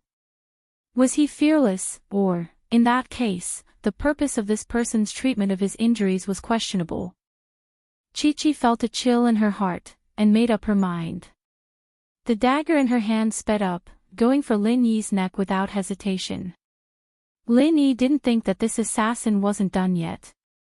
Was she trying to bully him with both hands? Lin Yi frowned and turned his head, dodging Chi-Chi's dagger. He opened his mouth and bit down on the dagger, as well as Chi-Chi's fingers. Ah! Chi-Chi's hand was in pain, and the dagger flew out of her hand. Her body hadn't recovered yet, and it was only through sheer willpower that she was able to stand up and walk behind Lin Yi. After the dagger left her hand, Chi-Chi collapsed onto the floor, panting heavily. The wound on her leg seemed to have been aggravated as well, and cold sweat dripped down Chi-Chi's forehead. Lin Yi spat the dagger to the side and continued brewing the medicine. You really are an ungrateful person. But it's fine, a good man doesn't fight with a woman. Leave now, or I'll kill you after I finish brewing the medicine. Chi-Chi understood now that Lin Yi wasn't a normal person.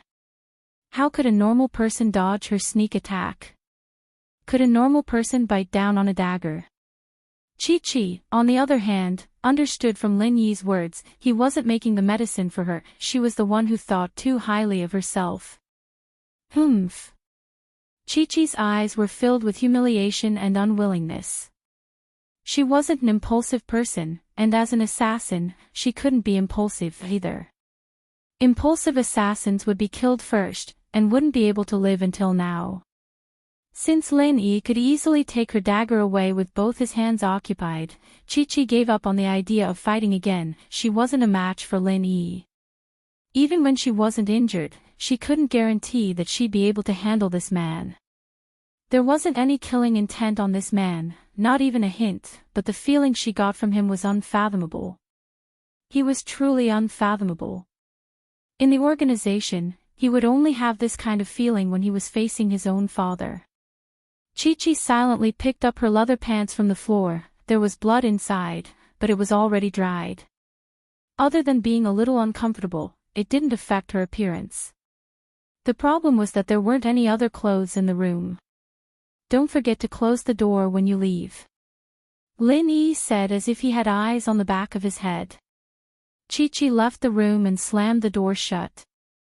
I'm sorry, this man saved my life, and I'm not a match for him right now. But don't worry, I'll remember him, and one day I'll kill him with my own hands, because I'm only your Shao-Chi. Chi-Chi swore in her heart. In actuality, Chi-Chi wasn't called Young Chi-Chi at first. Chi was just a code in the Assassin's graduation training group. She was the youngest, so naturally, she was the 7th. The other members of the group were named by numbers as well. On the other hand, Shield Bro Lin, who was brewing medicine in the room, didn't know that his good intentions were being remembered by others. Achoo! Lin Yi sneezed. It wasn't like he hadn't smelled the medicine before. Why was he sneezing now? This was the second sneeze today. Lin Yi sniffled. Did he really have a cold? Chapter 82. It was too cruel. Chi-Chi's wound had stopped bleeding, but her body wasn't healed yet. Her face was still pale, and she was limping. Even so, she didn't want to stay in the room. Since she couldn't kill Lin Yi, she'd just leave and come back when she had the chance. That was the rule of an assassin. If she couldn't win, then she wasn't an assassin, she was a Suicide Squad member. Limping down to the first floor, Chi-Chi went to the bar. Boss, what's the name of the man who brought me to room 209? Chi-Chi didn't ask Lin Yi's name, because she knew that Lin Yi wouldn't answer even if she did. Lin Yi treated her like a passerby, and she was trying to kill him. Lin Yi wouldn't go looking for trouble. But Chi-Chi wasn't an idiot, she knew that she had to register when staying at the hotel. She'd been unconscious at the time, and she didn't have any identification on her. It had to be Lin Yi. Oh. The boss paused, but came out immediately after seeing Chi-Chi's attire. She was the woman on the back of the man who'd rushed to get a room. It couldn't be, right? They didn't know each other, and they'd gotten together. Getting a room. But looking at her, she'd been carried. Was she drunk? If that was the case, then it was possible. Young men and women these days. The boss sighed at the degeneracy of the world, but she didn't think that her hotel would still be doing so well if it weren't for these young men and women coming to get a room. His name is Lin Yi. The boss said as she looked at the registration book. Thanks. Chi-Chi nodded, committing the name to memory. Lin Yi, huh? She didn't know if it was a real name or a fake one, but whatever it was, Chi-Chi hated the name. You're welcome. For the boss, it was nothing more than a matter of lifting a finger. Chi-Chi memorized Lin Yi's name before turning to leave the hotel. The boss couldn't help but click her tongue as she limped out of the hotel. It couldn't be, right? That much? Can't even walk. That man just now didn't look very powerful, but he was actually so powerful. Could this be the girl's first time? The lady boss shook her head and thought evilly in her heart. To Lin Yi, Chi-Chi's incident was nothing more than a small interlude. Lin Yi wasn't too happy about the fact that Chi-Chi had stabbed him. He'd saved her life after all, and although he'd only seen her thigh, how was he supposed to treat it if he didn't? According to her, if she were to kill someone for looking at her thighs, she wouldn't be able to see the nurse today. Should he also take a knife and kill that auntie? Although the firepower of the alcohol stove was not as strong as that of the gas stove, it could still be used if it was controlled well. The decocted decoctions were placed into sealed bags bought from the pharmacy. Because the decoctions were hot, there was naturally steam. When the decoctions cooled down, the steam would turn into water, and the sealed bags would become a vacuum. This was good for preservation, and the decoctions would not deteriorate. After everything was done, Lin Yi put away the medicine brewing equipment. He could still use these next time. The alcohol was pretty much all gone, but these things were sold everywhere. He didn't think he'd left anything behind, so he called the reception downstairs and told her to check out. But, when Lin Yi's eyes landed on the bed, he couldn't help but smile bitterly. It seemed that he'd have to pay for it. There were bloodstains all over the bedsheets, evidently. It didn't take long for the owner to saunter into the room. It seemed that this hotel usually didn't have any attendants, and she was the only one running the place. Lin Yi had opened the window before the owner came up, letting in some fresh air. The smell of the medicine wasn't that strong, and the owner didn't notice it at all. She was stunned by the blood on the bed the moment she stepped into the room. Lin Yi's eyes widened as he stared at the blood on the bed. You! This bedsheet. The owner pointed at the bedsheet in the room, shocked. She couldn't speak. She was too shocked, too shocked. She'd been thinking that it was Chi-Chi's first time, and that was why she was limping. Now that she saw the blood stains on the bedsheets, it only confirmed her evil thoughts. But, at the same time, she thought that Lin Yi didn't know how to be gentle with the fairer sex, either. It was his first time, and he was already in such a terrible state. Was he trying to kill her? Was he trying to kill her? If someone were to die in her hotel, she'd be in deep trouble. At that thought, the owner's face darkened. This bedsheet was at least 10 kwai, and with the money she made for the room, she didn't have much left after the bedsheet. What did you do to the room? The owner asked coldly. I'm sorry, I'll pay you for it. Lin Yi didn't know how to explain, so he just told the owner that he'd pay the full price. Since Lin Yi was willing to pay, naturally, the owner didn't say anything else. She thought that this kid was quite smart, or she'd have been waiting to insult him. After checking the room, the owner said, 1 disposable towel, 40 kwai. 1 bedsheet, 60 kwai. 100 kwai in total. All right. Lin Yi nodded. This owner wasn't too unscrupulous. This kind of white bedsheet cost 30 kwai in bulk. She sold it to me for 60 kwai, which was the same price as the towel. It was just double the price. The owner saw that Lin Yi was straightforward, so she didn't say anything else. Then, you come downstairs with me. Let's calculate the room fee. You've rested in the room for 5 hours, so I'll have to charge you according to the standard for a day. It's 60 kwai. You paid me another 60 kwai. Lin Yi nodded. After he went downstairs, he took out the money and gave it to the owner. Then, he turned around and prepared to leave. Wait. The owner stopped Lin Yi. Is there anything else? Lin Yi turned around and asked. He wondered if the owner felt that it wasn't worth it and wanted to extort him again.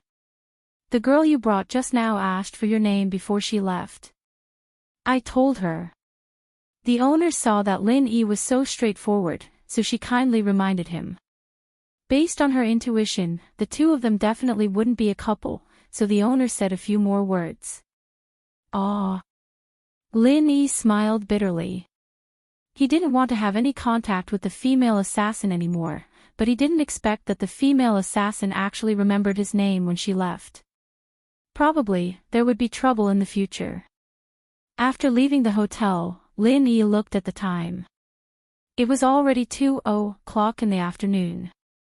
He hadn't had lunch yet, but for Lin Yi, a meal wasn't very important. Chapter 83. The big four. The school was still quiet when he got to the school, classes hadn't ended yet. Lin Yi walked up to Class 5's classroom and peeked in through the window. It was a self-study class, with no teacher present. Lin Yi pushed the door open and walked in. A lot of people raised their heads to look at Lin Yi before going back to their own stuff. The 12th grade was a very tight class, after all, and nobody liked to stick their noses into other people's business. Yushu poked Meng Yao with a finger. Yao Yao, Shield Bro's here. So what if he's here? What does that have to do with me? Meng Yao frowned, dissatisfied with Yushu's actions. Shu, why do you pay so much attention to him? You're not really into him, are you? I'd see a living person walking into the classroom if I raised my head. Yushu shrugged. I won't talk about it anymore since it has nothing to do with you. Meng Yao opened her mouth, but didn't say anything. She just shook her head and went back to reading the notes in her hands. Yushu smiled faintly at Meng Yao's reaction before going back to her own stuff. Shu, what do you think about this Lin Yi guy? He went to change his bandages early in the morning, why is he only here in the afternoon? Don't tell me he's hooking up with Ling Shan again. Meng Yao turned around suddenly. Aw. I thought you didn't pay attention to him anymore. Yushu smiled at Meng Yao. He is my father's shield. He is not honest with me. He goes out and messes around. Of course, I am not happy. Meng Yao didn't know why she was suspecting Lin Yi, but she found a good reason. Lin Yi was hired by her dad, and he had to be worth the money. Then go talk to him and tell him not to be a playboy. He can only be a shield for you. Yushu suggested casually. What do you mean by me? Meng Yao's face turned red. Shu, your words are so evil, so ambiguous. It was originally you alone. It was your daddy who hired him, not my daddy. Yushu said matter-of-factly. If you don't think that's a good idea, then let him be my shield. I might not need him in high school, but I might need him in college. Screw you. You already have your brother. Why do you still need a shield? Meng Yao said with a smile, feeling a little uncomfortable inside, especially since Yushu felt like she'd stolen something from her. Pin Liang shrunk his neck subconsciously when Lin Yi entered the classroom. He'd been scolded by his father and told to behave himself. As far as he was concerned, it was all Lin Yi's fault. However, he also knew that he was not Lin Yi's opponent barehanded. Even Heibao Bro with a gun wouldn't be a match for Lin Yi, let alone barehanded. The kid was too strong. And so, Pin Liang knew that he couldn't use the usual methods for revenge. He was waiting for an opportunity, a chance to teach Lin Yi a lesson. As for Kong Xiaobo, Pin Liang thought about it carefully after going back yesterday. Since Lin Yi was so protective of him, he might as well let the kid go. It wouldn't be worth it if he got beaten up by Lin Yi later. Hey, boss, you're finally here. Kong Xiaobo was very excited to see Lin Yi. He waved at Lin Yi as soon as he entered the classroom. What are you doing, sitting there and waving? Do you think you're the president? Lin Yi smiled as he kicked Kong Xiaobo's leg and sat in his seat. Boss, you don't know, but Pin Liang was very low-key today. You didn't come and he didn't cause any trouble for me. Kong Xiaobo said. Isn't that good? Lin Yi said, is there anything going on today? No, it's just yesterday. The school made a simple announcement, saying that outsiders came to cause trouble and were arrested by the police. Kong Xiaobo said, fuck. It's just that Pin Liang's family has connections, and the school is protecting him. Everyone knows that it was Pin Liang who hired those people. Ha! Lin Yi heard from Faubert that Pin Liang's uncle was a director of Pingzhan Industries, so naturally, he was one of the shareholders of the school. It was normal for the school to protect Pin Liang. Right, the boss, guess how everyone is describing you now. Kong Xiaobo lowered his voice and said excitedly. Describing me? Describe what? Lin Yi didn't know what was going on. Boss, you are now one of the big four in the school. You have replaced Pin Liang and successfully become the third of the big four. Kong Xiaobo said as if it was something to be proud of. Big four. Lin Yi felt a chill. When did he become one of the big four? He had always been low-key, and didn't even dare to do well in exams. How did he become famous? Moreover, looking at Kong Xiaobo, it was as if being one of the big four was a glorious thing. It made Lin Yi speechless. Yeah. Boss, if you beat the big four again, then you will become the big four's big four's big four's big four. Kong Xiaobo added. Big four. Lin Yi was speechless.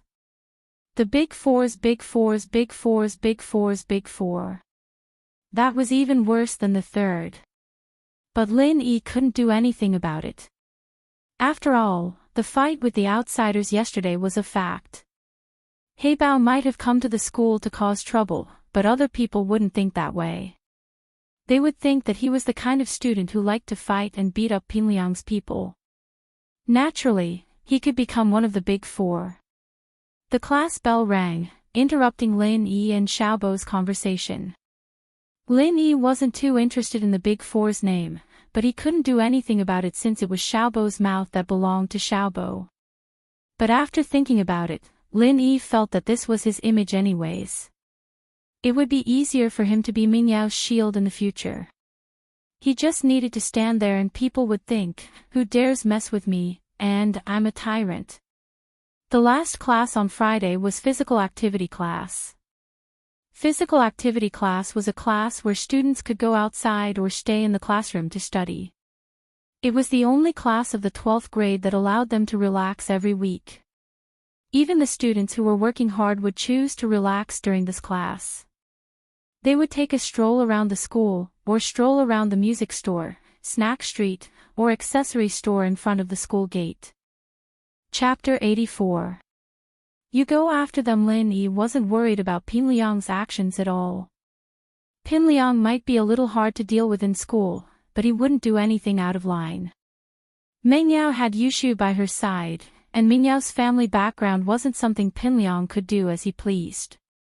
Even if his uncle was a shareholder of Pingshan Industries, Pingshan wouldn't let him off the hook that easily if he tried to force himself on Mingyao in public, even if his uncle was a shareholder of Pingshan Industries.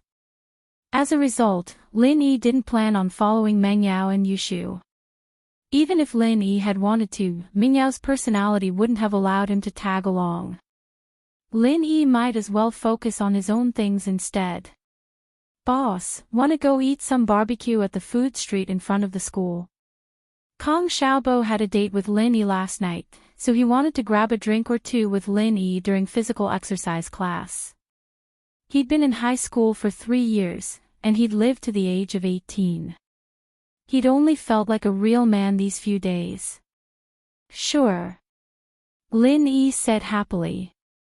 He hadn't eaten anything in the afternoon.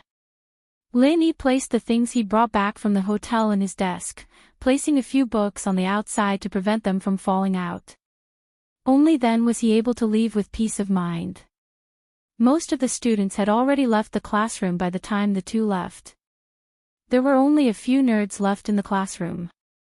You couldn't count on these nerds to go out and play. These people spent all their waking hours in books.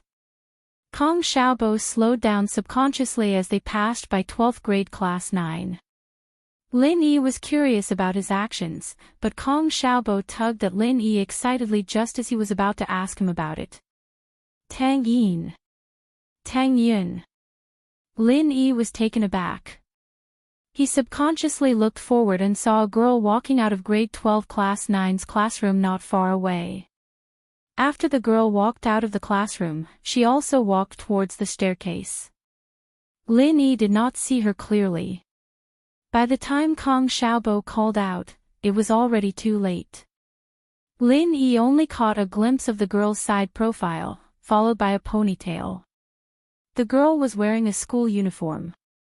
She was very tall, but because the uniform was a little loose, he couldn't see her exact figure. However, since she was called the school belle, she couldn't be bad. It was just a glimpse, but she gave off the feeling of a beautiful girl in a romance game. She had a strong academic vibe. She was indeed a popular commoner beauty. How is it? How is it? Kong Xiaobo danced with joy. He was very excited as if he had won the lottery. I didn't see it clearly. What can you tell from the back? Lin Yi patted Kong Xiaobo. Why are you so excited? She's not your girlfriend. Ha, of course not. But to be able to see her from afar is already very exciting. Boss, don't you think it's fate? Kong Xiaobo was still very energetic. You see Chu Mengyao and Yushu every day. Then why don't you have epilepsy? Lin Yi found it a little funny. Looking at him now, he really looked like he was having epilepsy. Isn't that different? Chu Mengyao and Yushu. I don't have any thoughts about them at all. They won't fall for me. I don't have talent, and I don't have money. Why would the miss like me? But Tang Yun is different. She's close to us. She's from a normal family. At least I have some thoughts about her, Kong Xiaobo said. Ha! Lin Yi smiled. But he couldn't deny that Kong Xiaobo's thinking was right. Chu Mengyao and Yushu drove a Bentley to and from school. They lived in a villa. If they didn't have a certain background, they wouldn't dare to make a move. Boss, why don't you go after her? You're in the limelight right now. You're famous in the whole school. I believe Tang Yun has heard of your name. Kong Xiaobo suddenly suggested. Ha! Lin Yi paused. Isn't she your dream girl? Ha, not only mine. She's the dream girl of many boys in the school. Xiaobo said with a chuckle. But dream lovers are meant for dreamings. I know my limits. You think I'd win 5 million? It's possible. Lin Yi nodded. Maybe you could ask me for some advice when you're buying the lottery. Who knows, maybe you'll really win 5 million when my jade comes into play. Fuck. Kong Xiaobo was speechless. He rolled his eyes. I think the chance of Tang Yun liking me is lower than me winning 5 million. Now you know, right? I'm just imagining things. But I think you have a chance. Come on, why don't you say Zhong Pingliang has a better chance? He used to be one of the big four, why didn't I see him getting her? Lin Yi shook his head. He didn't want any scandals. Otherwise, he wouldn't be able to explain it to Chu Mengyao. Do you know where I'm taking you? Kong Xiaobo said mysteriously. Where to? Aren't we going to eat barbecue? Lin Yi asked. Yes, but do you know who's selling the barbecue? Xiaobo winked at Lin Yi. You're not going to tell me that Tang Yun sells it, are you? Lin Yi didn't know whether to laugh or cry at Kong Xiaobo's mysteriousness. Bingo! Kong Xiaobo clapped his hands. It's Tang Yun's mom. Tang Yun's mom. Lin Yi froze. Ugh. Not that motherfucker, I mean Tang Yun's mother's.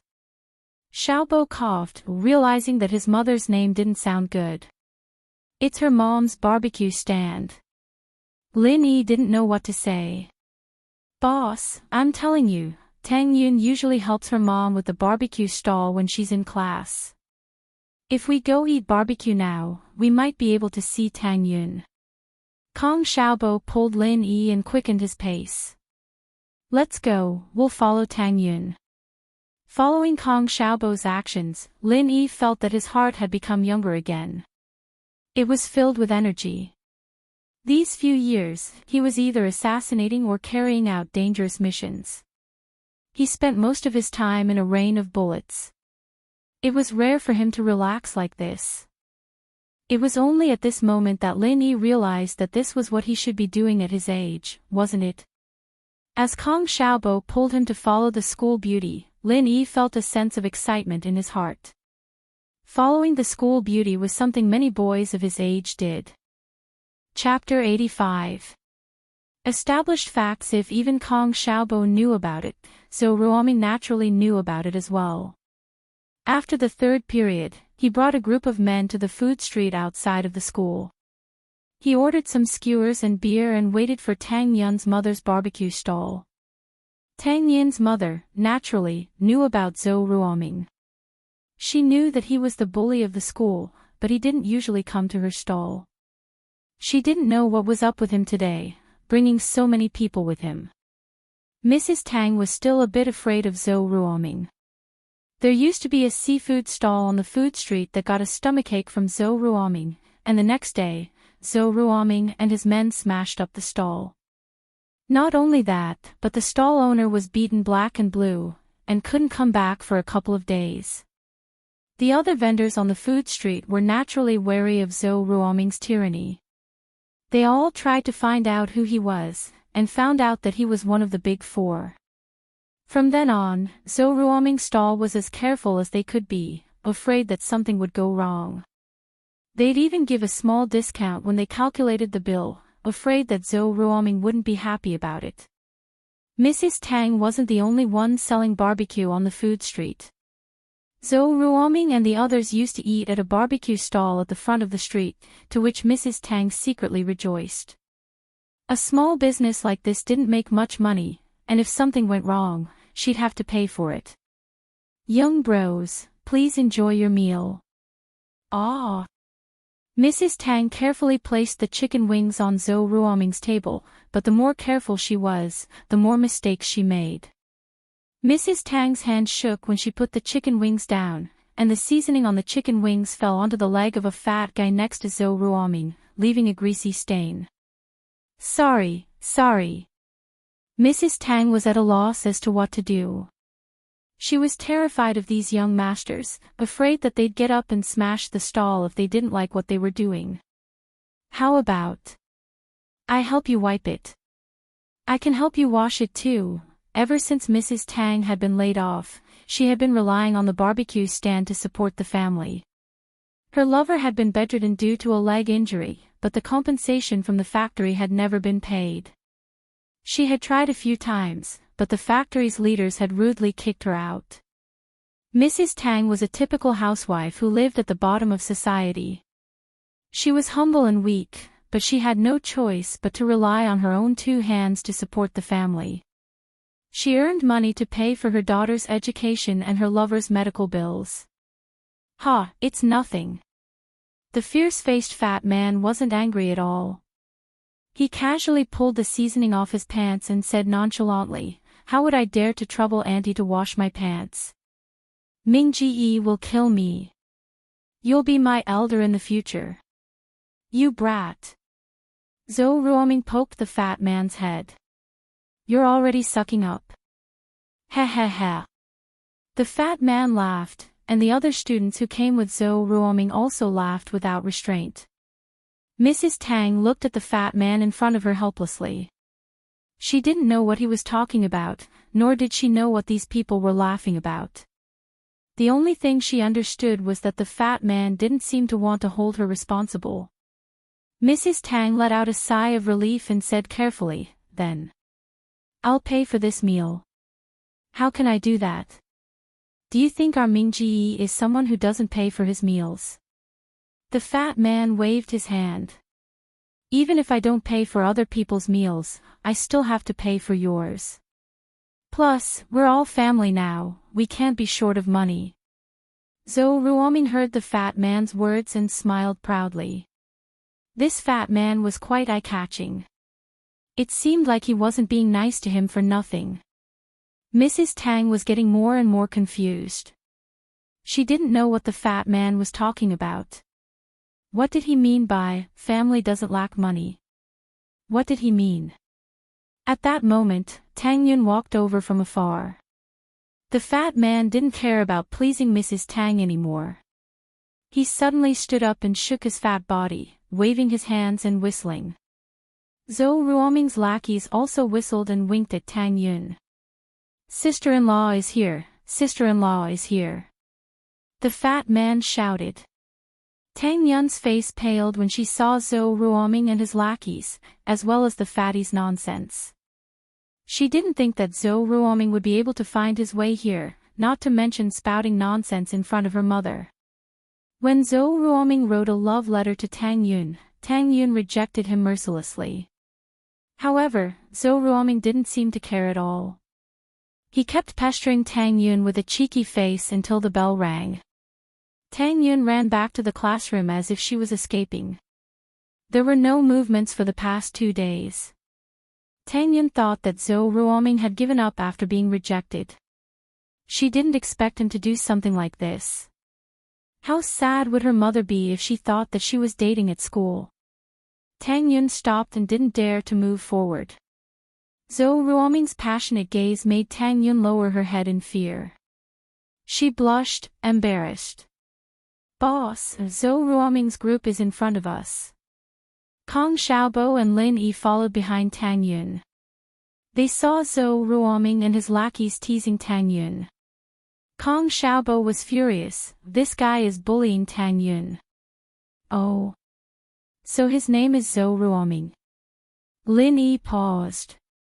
He recognized the man who was leading the group. It was the guy who got hit by a basketball a few days ago. You know him.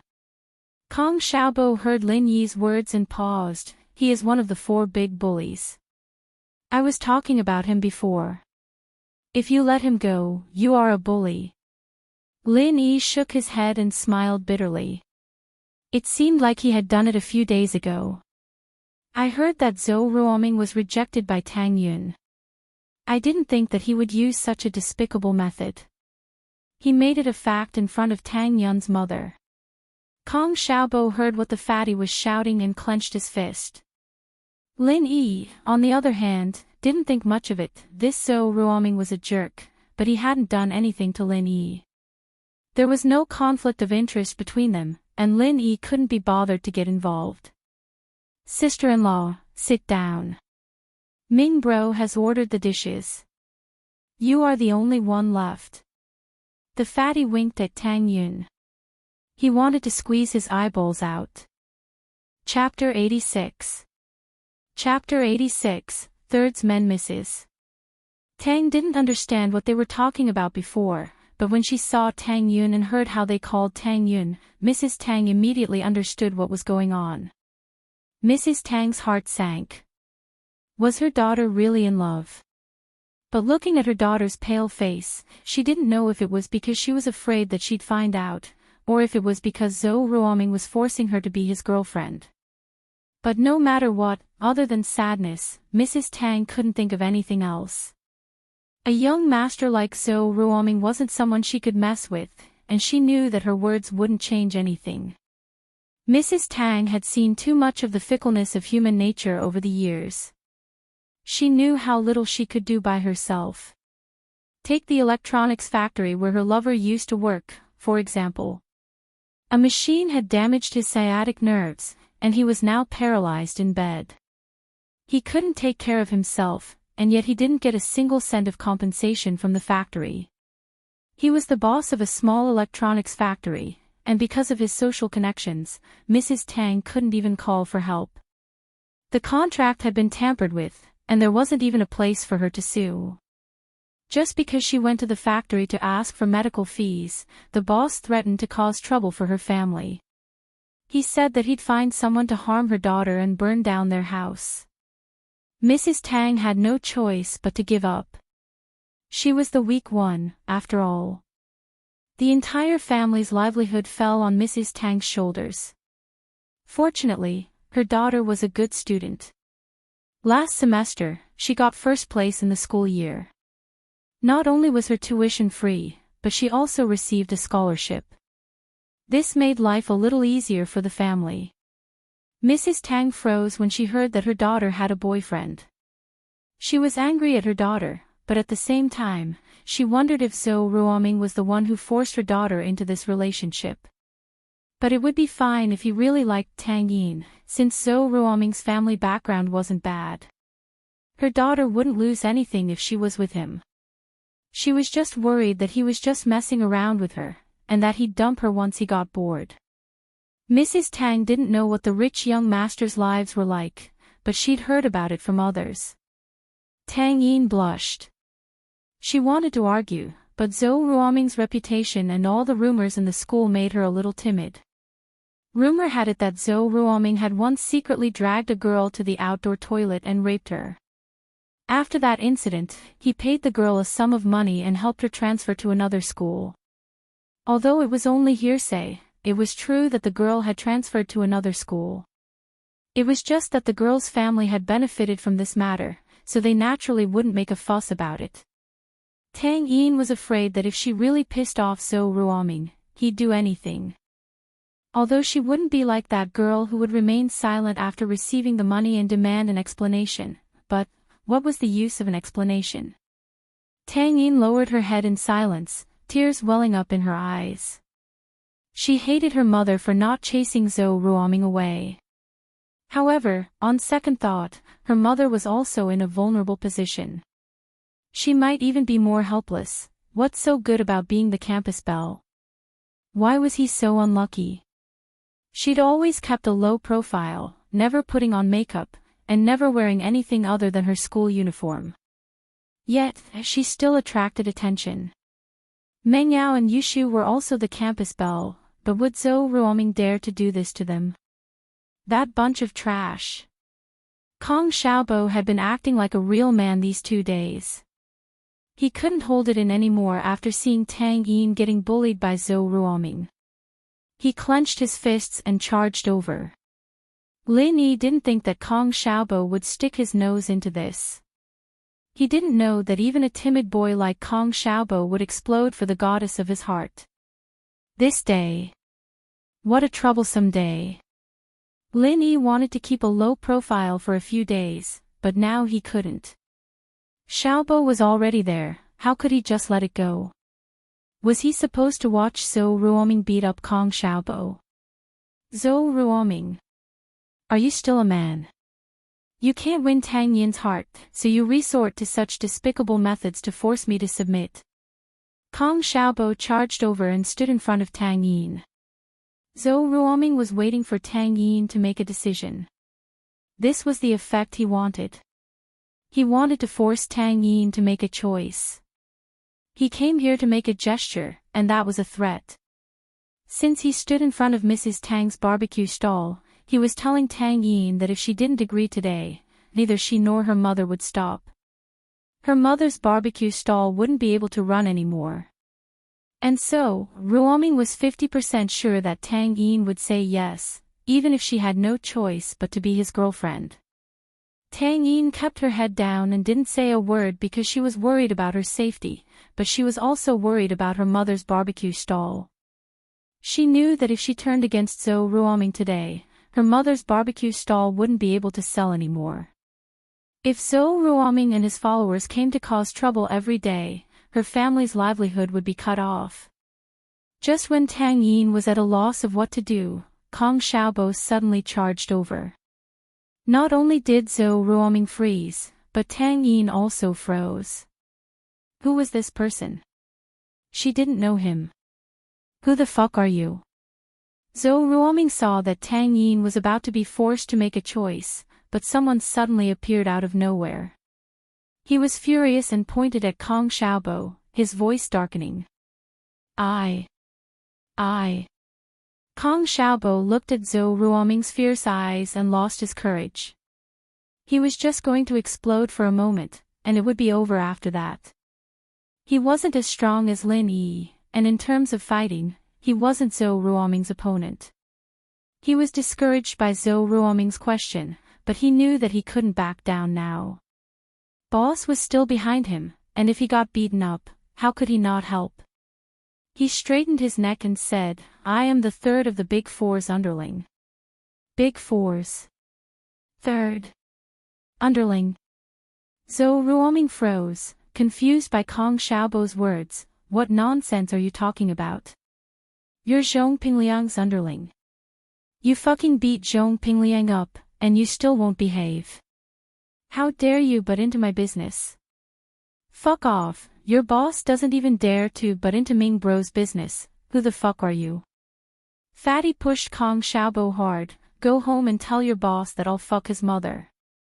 Fatty obviously thought that Kong Xiaobo was Zhong Pingliang's underling, and so he was very unrestrained. News of Zhong Pingliang getting beaten up by a transfer student had spread, and Heibao Bro was arrested as well. He might be sentenced to a few years in prison, so Zhong Pingliang had lost his backing and face. Naturally, Heartwarming's underling wouldn't give him face. Chapter 87. You haven't paid yet. Lin Yi didn't know who his mother was since he was young, but Lin Yi wasn't going to let him off the hook that easily. Lin Yi was already brooding over the fact that he was an orphan, and now this guy was dragging his mother into it. Slap. Lin Yi slapped the fatty's face, sending him flying. With Lin Yi's strength, the fatty spun a few times on the ground like a spinning top before falling headfirst onto the ground. The left side of the fatty's face was clearly visible, and the fatty's face looked even more ferocious now. "Whose mother are you trying to fuck?" Lin Yi said coldly as he looked at the fatty wailing on the ground. "Who the fuck are you? How dare you hit one of my men?" Zhou Ruoming hadn't seen Lin Yi's face clearly, since Lin Yi's back was facing him. Lin Yi's slap was a little scary, but Zhou Ruoming didn't think much about it. After all, it was when the fatty wasn't paying attention. He subconsciously thought that the newcomer was one of Lin Yi's men, and reached out to push Lin Yi. "Is your face healed?" Lin Yi turned to look at Zhou Ruoming. Lin Yi. Zhou Ruoming finally recognized the man in front of him. He finally understood why he was able to send the fierce-faced fatty flying with a single slap. "I'm asking you a question. Is your face healed?" Lin Yi said as he looked at Zhou Ruoming. "Yes. It's healed," Zhou Ruoming said, a little scared. This Lin Yi was a fucking maniac. Even Heibao Bro was crying for his mom and dad after beating him up. How could Zhou Ruoming afford to piss him off? As for Lin Yi, he was obviously asking if he was alright after being hit by the basketball that day. "Oh." Lin Yi nodded and slapped Zhou Ruoming's face. Zhou Ruoming's nose was bleeding and half of his face was swollen. However, Lin Yi didn't slap him away like before. "You're screwed again." Scram. Zhou Ruoming covered his face. He felt so wronged in his heart. What was this? He was just flirting with a girl, and he actually met this devil. Moreover, he didn't seem to have provoked him, did he? Wasn't it just the fierce-looking fatty saying, "Fuck your mother"? But that wasn't to scold Lin Yi. In this day and age, who would take the initiative to be scolded? However, the situation was pressing. Zhou Ruoming had no choice but to retreat. He didn't have the courage to fight Lin Yi. He turned around and glared at Kong Xiaobo, thinking that it was this kid's fault. However, when Zhou Ruoming saw Kong Xiaobo's proud smile, he froze. He remembered what Kong Xiaobo said earlier. His heart skipped a beat. Could it be that the third of the big four that Kong Xiaobo mentioned was Lin Yi? Yes, there was a rumor in the school that Lin Yi had replaced Pinliang as the third of the big four. Fuck. Ruoming was quite troubled.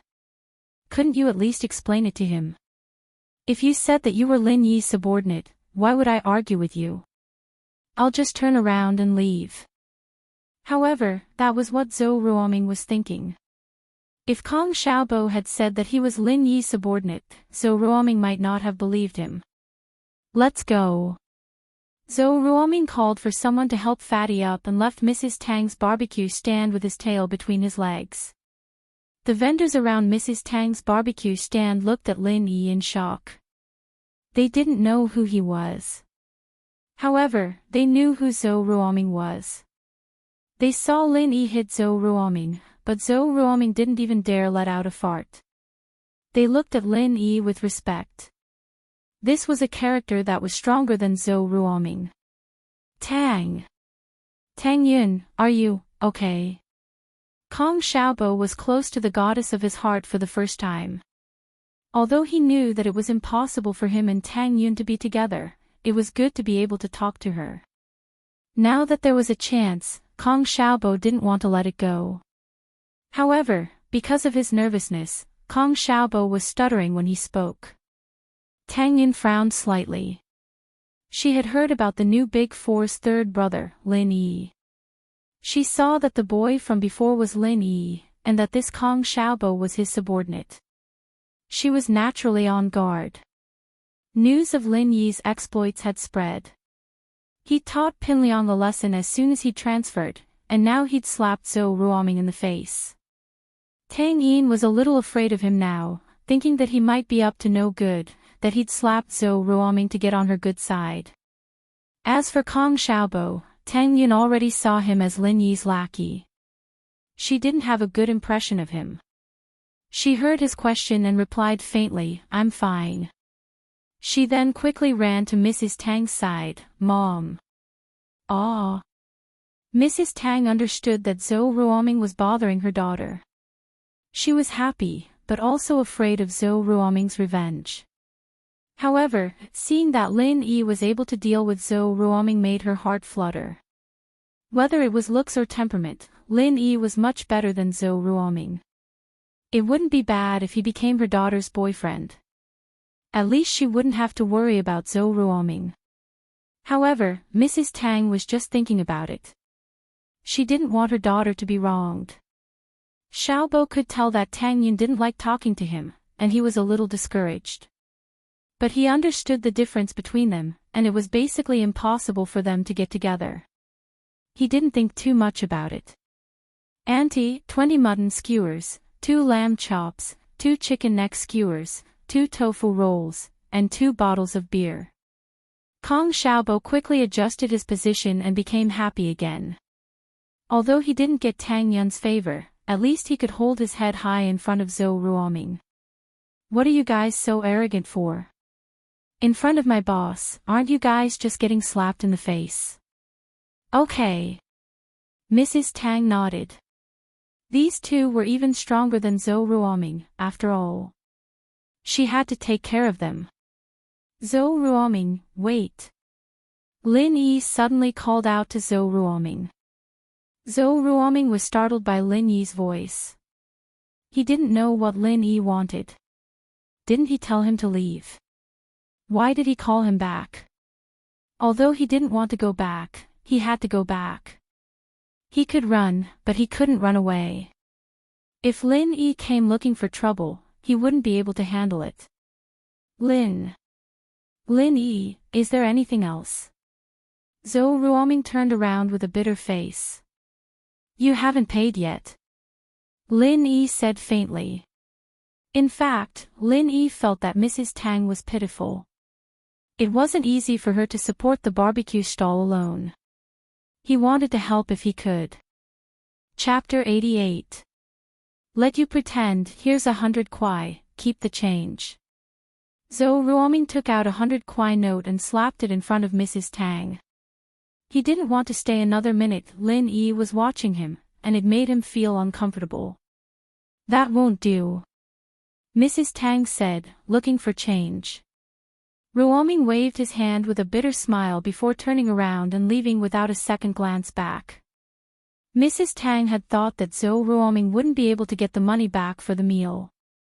They'd ordered 50 to 60 kuai worth of food and drinks, and Mrs. Tang only earned around 100 kuai a day. She'd lost half of it in one go, and while it was a pity, she didn't dare ask Zhou Ruoming for the money. She didn't think that one word from Lin Yi would make Zhou Ruoming pay up like a good boy, and he didn't even need the change. Mrs. Tang couldn't help but feel grateful towards Lin Yi. They were all young masters at school, but why was there such a big difference between them? Look at Lin Yi, he looked like a gentleman, and look at that Zhou Ruoming, the only thing missing was that his face was a bully. But the bully was slapped in the face by a gentleman, and didn't even dare make a sound before running away. The thought made her look at Lin Yi a lot more pleasing to the eye. She looked at Tang Yin, who was still standing there, staring at Lin Yi and Kong Xiaobo, not knowing what she was thinking. "Yin, what are you doing? Aren't you going to help your classmates?" Tang Yin didn't think that Lin Yi and Kong Xiaobo would be sitting at her barbecue stand, asking for food. As far as she was concerned, Kong Xiaobo jumping out to fight Zhou Ruoming was most likely ordered by Lin Yi. He probably had the same thoughts as Zhou Ruoming, and their target was her. Other than that, Tang Yin didn't know what else could attract the attention of these young masters. Although Lin Yi wasn't as blatant as Zhou Ruoming, and was instead a gentleman, Lin Yi was even more of a hypocrite in Tang Yin's eyes. He was just fighting Zhou Ruoming and Fatty, and now he was sitting there like a good student. Who was he trying to fool? Especially when she saw that her mother seemed to have a good impression of Lin Yi, and even asked her to serve them. Tang Yin was even more annoyed. She only asked for 100 kwai for you, how could you fall for it so easily? Tang Yin was like a little hedgehog. She had been through all these years, and her heart had been locked tightly. Whenever a boy approached her, she would be on guard. But, since her mother had called her, Tang Yin could only agree no matter how unwilling she was. She went to the stand and took 2 bottles of beer, and placed them on Lin Yi and Kong Xiaobo's table. She didn't even look at them and returned to Mrs. Tang's side. Wine starter. Kong Xiaobo saw that Tang Yin only took the bottle of beer and didn't pick up the starter, and that Tang Yin was unhappy. He could only smile bitterly and ask carefully. Yin, what's wrong? Can you open the bottle for your classmate? Mrs. Tang didn't know what was going on with Tang Yun. She was fine just a moment ago, but all of a sudden, her face turned cold. She lowered her head like she was wronged when facing Zhou Ruoming, but when facing Lin Yi, she turned on him just because he was a nice guy.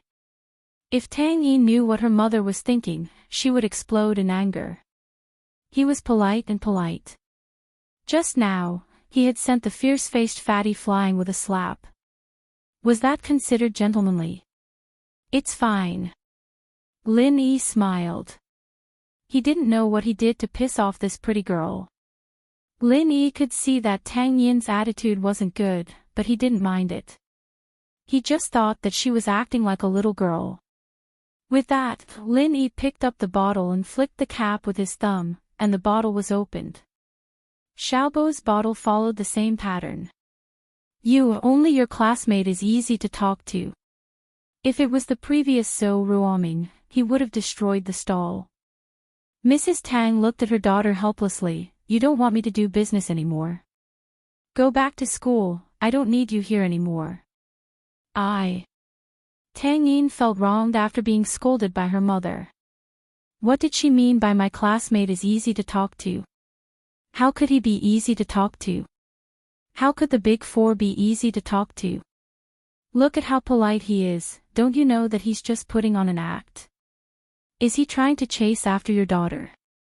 Alright, the tofu rolls are done. Hurry up and send them over. Mrs. Tang said as she handed the tofu rolls to Tang Yun. Oh. Tang Yin took the tofu rolls angrily and slowly walked over to Lin Yi. The more she looked at Lin Yi's calm face, the more irritated she felt. When she reached Lin Yi's side, Tang Yin didn't know where the courage came from, but she pretended to step on Lin Yi's foot carelessly. Aren't you pretending to be polite? You want to please my mother? No way, I won't let you. If you want to pretend to be polite in front of me, then fine, I'll stomp you to death and see if you'll get mad. Lin Yi was a bit surprised to be stepped on by Tang Yin out of nowhere. He raised his head and looked at Tang Yin, who had a dark expression on her face. Although the force wasn't really painful to Lin Yi should at least defend himself after being stepped on for no reason, right? Lin Yi was just about to open his mouth when Tang Yin's heart jumped a little. She thought to herself, I told you to pretend, just pretend. I'll treat you like this if you pretend again in the future. She smiled apologetically, sorry, I accidentally stepped on you. Oh. It's nothing. Lin Yi saw that Tang Yin had already admitted her mistake and couldn't say anything else. He smiled bitterly and shook his head. However, after Tang Yin apologized, she didn't move her foot away immediately. Instead, she stepped on him a few more times before moving her foot away. Her eyes flashed with a sly smile as she put down the tofu roll and ran away quickly. Lin Yi was speechless. Tang Yin was doing it on purpose. These girls. Lin Yi didn't know what to say. Did he look like someone who could be bullied so easily? It was Yushu and Mengyao before, but Yushu was smart and had something on him, so he let it go. Mingyao's father was his employer, so Lin Yi couldn't say anything. But Tang Yin was taking the initiative to step on him. Forget it, he couldn't be bothered to argue with her.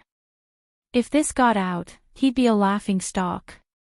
The great eagle was being bullied by a few women. Boss, Tang Yin seems to have something against you.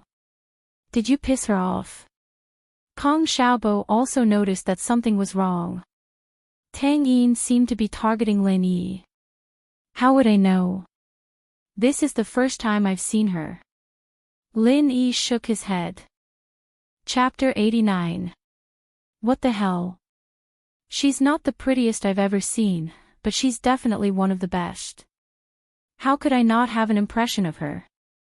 Lin Yi shrugged innocently. That's true. Kong Xiaobo nodded in agreement at Lin Yi's words.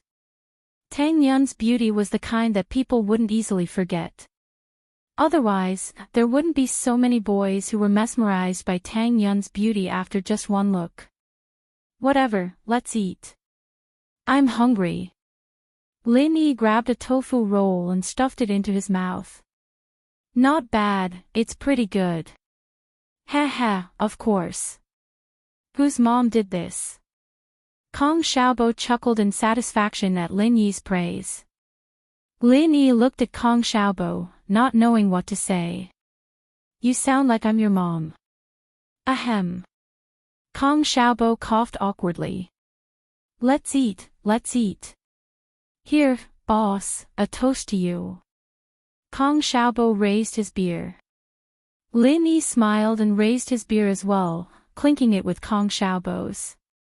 It didn't take long for the other dishes that Kong Xiaobo ordered to arrive. Tang Yin, however, seemed to be looking for trouble. She'd either throw the skewers on the table or bump into Lin Yi on purpose. This pretty girl was quite interesting. Lin Yi looked at the angry Tang Yin. He found it funny. She wanted to kick him out. There was a class at night, so Lin Yi and Kong Xiaobo didn't drink much. They finished the bottle in their hands and finished the food on the table. Kong Xiaobo stood up to pay the bill. Auntie, how much is it? Yin, go and do the math. Mrs. Tang still had a few more sets of barbecue on the other tables, so she sent Tang Yun to do the math. 80. Tang Yun came to Lin Yi's table and glared at Lin Yi, thinking that he'd be a scammer. Kong Xiaobo blinked. He and Lin Yi ordered at most 40 kuai. How could it be 80? But seeing how confident Tang Yin was, he didn't want to argue with his goddess. He took out a 100 kuai bill from his pocket and handed it to Tang Yin. Wait, Lin Yi stopped Kong Xiaobo. I think I got it wrong. I calculated it. 20 mutton skewers is 20 kuai, 2 lamb chops is 8 kuai, 2 chicken necks is 4 kuai, 2 tofu rolls is 2 kuai, 2 bottles of beer is 4 kuai, that's 38 kuai, right? Tang Yin didn't expect Lin Yi to calculate the bill with her. She blushed and felt uncomfortable. She wasn't a greedy person. The reason why she said 80 kuai was because she was annoyed with Lin Yi's gentlemanly behavior. She wanted to expose him, but Lin Yi didn't say anything. This made Tang Yin even angrier. She thought, since you like to pretend so much, then go ahead and pretend. I'll charge you a bit more to vent my anger. In the end, Shield Bro questioned Tang Yin when she said 80 kuai. Yin, what's wrong with you? How can you calculate the bill? Although Mrs. Tang was busy with the barbecue, Tang Yin wasn't far from her. She could hear the conversation between Tang Yin and Lin Yi clearly.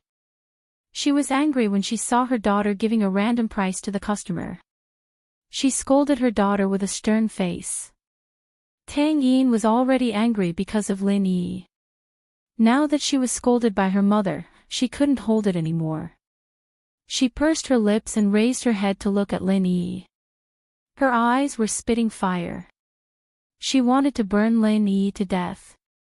I don't want the money anymore. Leave. I'll treat you to this meal. I don't want to see you again. She was on the verge of sobbing. She didn't wait for Lin Yi to say anything before covering her face and running away. She didn't even say goodbye to Mrs. Tang, who was beside her, as she ran towards the school. Tang Yin's strong reaction surprised Lin Yi. He didn't expect Tang Yin to have such a strong side. This child. Mrs. Tang didn't know what was wrong with her daughter today. The boy in front of her helped her out. Not only was she not grateful, but she was also angry at him. This put her in a difficult position. She looked at Lin Yi apologetically. Young man, Yin isn't like this usually. She's very sensible. I don't know what's wrong with her today. I'm sorry. I'll treat you to this meal. I won't charge you. You still have to pay, Lin Yi smiled. He felt around his pocket and found 40 kuai in change. He gave it to Mrs. Tang. Here's 40. I'm a little thirsty. Here are 2 bottles of water. Keep the change. Lin Yi didn't wait for Mrs. Tang to reply. He took out 2 bottles of water and gave one to Kong Xiaobo. Let's go. Kong Xiaobo snapped out of his daze. He didn't know what to do as he watched Tang Yin run away. He didn't know what to do until Lin Yi paid for the water. Boss, why are you treating us? Didn't I say I'd pay? Ha, it's the same. You can treat us next time. Lin Yi turned around and walked towards the school. Kong Xiaobo quickly said goodbye to Mrs. Tang and followed Lin Yi. Next time. Mrs. Tang nodded enthusiastically at Kong Xiaobo. Of course. Kong Xiaobo replied. What a sensible child. Mrs. Tang sighed as she watched Lin Yi's back. She didn't know what was wrong with her baby girl. She was afraid that these 2 wouldn't come again. Boss, what happened today is weird. Xiaobo caught up to Lin Yi, but Tang Yun was nowhere to be seen. She was long gone, evidently long gone. What's weird about it? Lin Yi didn't think too much about it. You, on the other hand, be careful. Don't let Zhou Ruoming cause trouble for you. Ah. With Lin Yi's reminder, Kong Xiaobo remembered that he had offended Zhou Ruoming's group. Boss, don't scare me. I just offended Zhong Pingliang, and now Zhou Ruoming. How am I supposed to live here? Don't be too flamboyant. They won't do anything to me if I follow you. Lin Yi said. You're right, but boss, the news of you slapping Zhou Ruoming's probably going to get out pretty soon. You're going to be one of the big 4 soon. Xiaobo said with a chuckle. What's so good about that? Lin Yi glared at him. What happened today was purely because of you. Now I have to bear the name of a big 4. No way, boss. Can you bear to see Tang Yin get bullied? Kong Xiaobo smiled. Chapter 90. Taking out his anger on the test paper. Chapter 90. Venting his anger on the test paper, Xiaobo stuck his head out of the window as he walked past 12th grade class 9, trying to see if Tang Yin was in the classroom. His neck was about to turn into a giraffe when Lin Yi pulled him back. All right, if the homeroom teacher of class 9 sees you, you'll be in for it. Ugh. Kong Xiaobo pulled his head back. I wonder if Tang Yin is back yet. You think you can catch up to her? Lin Yi asked him politely as he looked at Kong Xiaobo. Nope. Xiaobo, on the other hand, was quite self-aware as he shook his head. Then why are you still looking? What a waste of time. Lin Yi smacked the back of his head. Go back and study. Let's see what you're going to do if you can't get into university. It's not that I can't catch up to her, but do you think it's possible for you, boss? Xiaobo smiled bitterly. I was thinking that maybe Tang Yun would treat you differently after you saved the damsel in distress. Who knew? She'd treat you differently, HM. Kong Xiaobo's words made Lin Yi think of another problem. Did Tang Yun think that he was saving the damsel in distress? Or did she use Zhou Ruoming to put on a show? If that was the case, she might have misunderstood that he was pursuing her like Zhou Ruoming. If that was the case, then Tang Yun's abnormal behavior was understandable. What a girl with a strong sense of self-awareness. A faint smile appeared on Lin Yi's lips. But, it was interesting. If it weren't for the fact that he had a mission to attend to, he would have thrown himself into school life and enjoyed the flirtatious, subtle relationships between students of his age. Let's go, class is about to start, Lin Yi reminded Kong Xiaobo as he quickened his footsteps. The bell for the evening class had already rung. Kong Xiaobo did not dare to stay any longer. He followed Lin Yi into grade 12 class 5's classroom. Meng Yao and Yushu had returned a long time ago, and they were whispering something to each other. Yushu glanced at Lin Yi before turning back to her conversation with Meng Yao. What surprised Lin Yi was that Pinliang wasn't in the classroom. His two underlings, Gao Xiaofu and Zhang Naipeo, were there, but Pinliang's seat was empty. But it didn't take long for Xiaobo to get some information from someone else. A police car had come to the school and taken Pinliang away. This result surprised Lin Yi. Could it be because of brother Heibao? If Heibao bro couldn't hold on and bit Pinliang out, then it meant that the kid was pretty unlucky. The tutoring class at night was also a test. An hour before, the students handed in their test papers, and the committee member in charge of studying would take a stack of papers and hand them out randomly. The teacher would then explain the questions while the students marked each other's papers before summarizing the results. This way, the teacher wouldn't have to mark the papers. In the 12th grade, there were tests almost every day, and this was quite suitable for the fast-paced life. What surprised Lin Yi, however, was that the committee member in charge of studying was Yushu.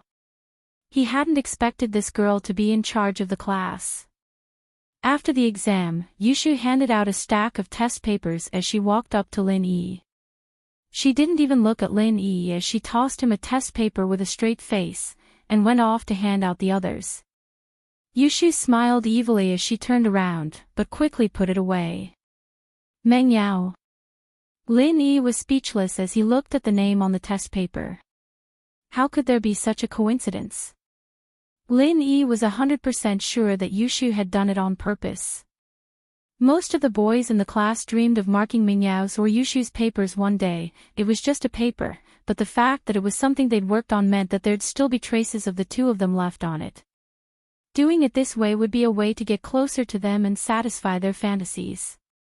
Regrettably, however, Yushu and Meng Yao's papers were always swapped. As time went by, Yushu would be suspected of using her position to cheat, but no one dared to expose it. This time, however, Yushu gave Meng Yao's paper to Lin Yi, leaving her and Lin Yi's papers last. She was planning to give Lin Yi's paper to Meng Yao, creating a coincidence. After handing out the papers, Yushu took the two papers back to her seat and put them in front of Meng Yao with a smile. Yao Yao, you pick one. What do you mean? Don't we always mark each other's papers? Meng Yao looked at Yushu strangely. Ugh. This time. I accidentally gave out your paper. Yushu explained. So, forget it. Meng Yao knew that Yushu would make a mistake every time she did this. She might have accidentally given out the wrong paper. Whatever, anyone will do. Meng Yao didn't care since it wasn't her paper. Oh, I'll give you this one then. Yushu tossed Lin Yi's test paper to Meng Yao before sneaking her own test paper to Lin Yi. Lin Yi. Meng Yao looked at the name on the paper and paused for a moment before understanding what was going on. She turned around and saw Yushu, who was pretending to be fine. Shoo! Yushu was the one who did it. Meng Yao knew it was Yushu. Ugh! Yao Yao, what's up? Yushu raised her head with a smile, as if she didn't know what was going on. Let me see your paper. Meng Yao looked at the paper Yushu was covering tightly. She wanted to snatch it away. Aw! What's there to look at? Yushu felt guilty as she tightened her grip on the paper. Give it to me. Meng Yao snatched Yushu's paper away forcefully, and Yushu let go, afraid that she'd tear the paper. Meng Yao, on the other hand, glared at Yushu when she realized that it was her own paper. Shoo! Where did you put my paper? Ugh! I gave it to Shield Bro. He took it away. Yushu thought evilly. Yes, he did. I'm so pissed. Meng Yao was speechless at Yushu's actions, but she was used to Yushu's personality. She knew that Yushu was the type that wanted to see the world in chaos, so she didn't say anything. Chapter 91. Chapter 91, Sensational Results. Yushu couldn't help but shiver at the sight of Meng Yao's messed up papers. This was way too much. She couldn't help but chuckle to herself when she thought about the expression on Lin Yi's face when the results were announced. Lin Yi, on the other hand, didn't think that his paper would end up in Meng Yao's hands. He thought that Yushu was just messing around and gave him Meng Yao's paper. Boss, whose paper are you marking? Kong Xiaobo asked casually as he turned his head. Ugh. Meng Yao's. Lin Yi said awkwardly. Aw. Seriously? Kong Xiaobo's eyes went wide as he stared at the name on Lin Yi's paper. Seriously? How did her paper end up in your hands? Didn't she and Yushu take turns marking papers? How would I know? Yushu sent me this one. Lin Yi said with a shrug. She must have sent it to the wrong person. Kong Xiaobo sighed.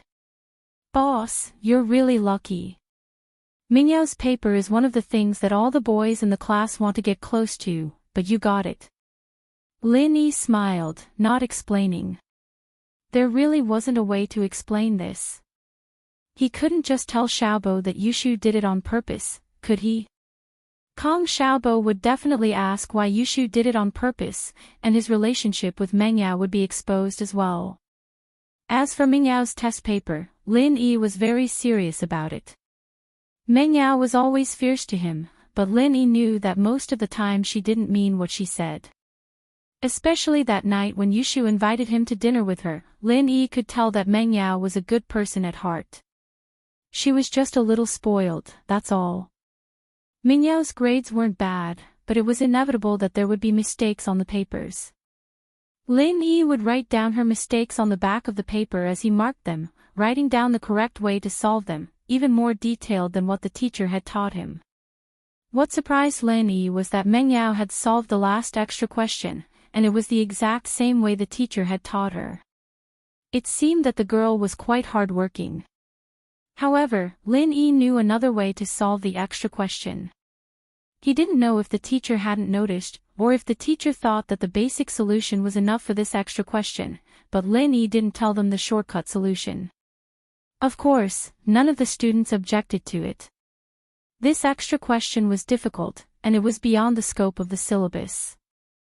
There were very few people who could solve it, let alone get it right. Lin Yi wrote down the solution he knew on the back of the paper, and flipped the paper to the front. He calculated the score, 139, which was a high score. Usually, the exam questions were harder than the real exam questions, and this was a common practice in these high schools. It was the only way to improve the students' overall ability, and it also made them feel more pressured. After finishing the last extra question, the teacher asked everyone to write down the marker's name at the back of the paper, and then pass it to the front. This was to prevent people from grading the paper carelessly.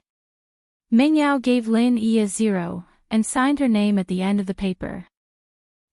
Even if Lin Yi saw it, he wouldn't dare cause trouble for her. When the marks were being recorded, Yushu looked at Lin Yi's paper and smiled. She then said to the teacher, Lin Yi, 0. Ha! Teacher Lu froze. Not only was Teacher Lu stunned, but the other students who were paying attention to the results were also stunned. It had been a few years, and they had never heard of anyone giving a 0. Other than cheating, there was no way someone could give a 0 even if they were blind, right? Who marked the paper? Teacher Lu frowned. Meng Yao. Yushu said with a grin. Teacher Lu nodded. She vaguely knew that Ping Zhan, the director of the school, was behind Lin Yi, and Meng Yao was Ping Zhan's daughter. These two didn't have much interaction in the school, but who knew where Lin Yi came from? And when he came, he got into a huge conflict with Meng Yao's pursuer, Zhong Pingliang. It was complicated, and Teacher Lu didn't want to interfere. These young masters and princesses were the hardest to manage. So when she heard that it was Meng Yao who marked the paper, Teacher Lu didn't say anything. Yushu's voice wasn't loud, but the class was quiet, so everyone heard her. They couldn't help but look at Lin Yi sympathetically. The boys were thinking that Lin Yi had somehow pissed off Miss Chu, and that she gave him a 0. How unlucky. The girls, on the other hand, were a little disdainful. Lin Yi looked like a gentleman, like a pretty boy in an idol drama. They weren't happy that Meng Yao gave Lin Yi a 0, but no one dared to say anything to Meng Yao's face. Lin Yi was the most surprised. When he heard that he got a 0, his expression was indescribably weird. But he could guess that it was Meng Yao who marked his paper, so it wasn't a surprise to have such a miraculous result. Otherwise, he wouldn't have gotten a 0 even if he purposely wrote a few wrong questions. Looking at Yushu's evil smile, Lin Yi was speechless. A 0 was a 0, what was there to be happy about? Kong Xiaobo knew that Lin Yi marked Meng Yao's paper, so when he heard Yushu say that Lin Yi's paper was marked by Meng Yao, he couldn't help but widen his mouth into a 0 shape, just like Lin Yi's score. There was something going on. There must be something going on. How could it be so coincidental? Kong Xiaobo turned his head and looked at Lin Yi with an inquisitive expression. Although Meng Yao gave Lin Yi a 0, it was still more obvious. If there was nothing going on between the two, why would Meng Yao purposely make things difficult for Lin Yi? Looking at Kong Xiaobo's inquisitive gaze, Lin Yi smiled bitterly and spread his hands, indicating that he was innocent. However, Kong Xiaobo was a little puzzled. Lin Yi's expression showed that he was innocent. Besides, although Kong Xiaobo thought that there was something going on between Lin Yi and Meng Yao, now that he thought about it, it wasn't possible. Lin Yi just transferred here a few days ago, and he didn't even talk to Meng Yao. How could there be something going on between the two? Could it be a coincidence? Chapter 92. Chapter 92, Did she cross the line? Meng Yao looked at the nonchalant Lin Yi in the front passenger seat, a little confused. She'd thought that she'd get a scolding from Lin Yi after school, since she'd caused Lin Yi to lose a lot of face in front of the whole class. Meng Yao had vented her anger at Yushu on Lin Yi's test paper, but regretted it when Yushu announced the results. She felt that she'd gone overboard, and was prepared for Lin Yi's scolding on the way home from school. She'd prepared for the worst-case scenario. She'd just apologize to Lin Yi if the worst came to worst. She'd just apologize to him. But Lin Yi hadn't mentioned the results ever since he'd gotten in the car. He didn't even say a word, just sitting there quietly like he always did. Meng Yao couldn't sit still when Lin Yi didn't say anything. Why wasn't he reacting? Was he really angry? Meng Yao felt a little resentful at the thought. She'd even prepared herself to apologize to him, and he was still putting on airs. Hey! How can a man be so stingy? Meng Yao humphed, unable to hold it in any longer. Lin Yi was thinking about when he'd give the medicine to Huaijuan when Meng Yao's words startled him. He turned around, confused. You? Are you talking to me? Of course. Is there anyone else in the car other than you? Meng Yao said, a little displeased. Ugh. Lin Yi looked at Faubert, sweating profusely. Oh, Faubert, you're really pitiful, getting castrated by the miss for the second time.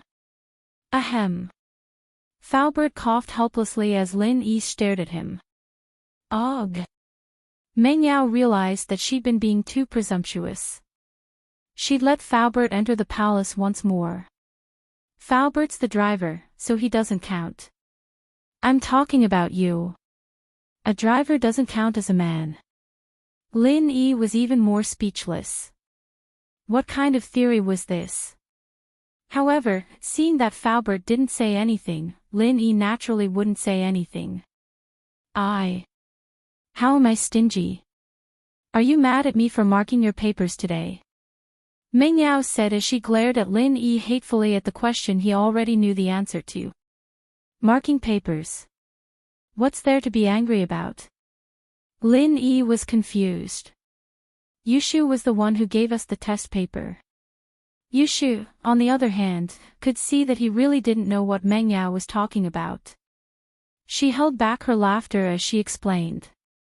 Shield bro, Yao Yao's trying to say that she gave you a 0. Do you hate her for that? Oh. Lin Yi finally understood what Meng Yao was talking about. It's fine, I've already thrown it away. Looking at Lin Yi's nonchalant attitude, Meng Yao was pissed off. She apologized to him out of goodwill, and what kind of attitude was this? She wouldn't have bothered with him if she knew he didn't care. Humph. Even if she gave him a 0, at least it had her signature on it. The other boys in the class were dying to have it, but he threw it away. The atmosphere in the car was a little awkward. Lin Yi didn't usually talk much, but Meng Yao was always chatting away with Yushu the moment they got into the car. Today, however, her face was dark and sullen, as if she wasn't happy at all.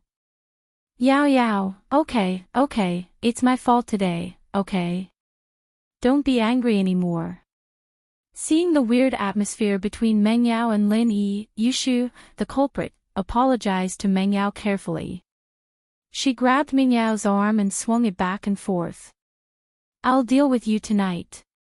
Meng Yao naturally couldn't get angry at Yushu, but she still glared at her. You just want to see the world in chaos. In fact, Lin Yi didn't care about what happened earlier at all. He came to school with the idea of enjoying the high school life. It was all part of his mission, so why would Lin Yi take it seriously? Maybe he would run into the forest again one day, and everything here would just be an interlude in his memory.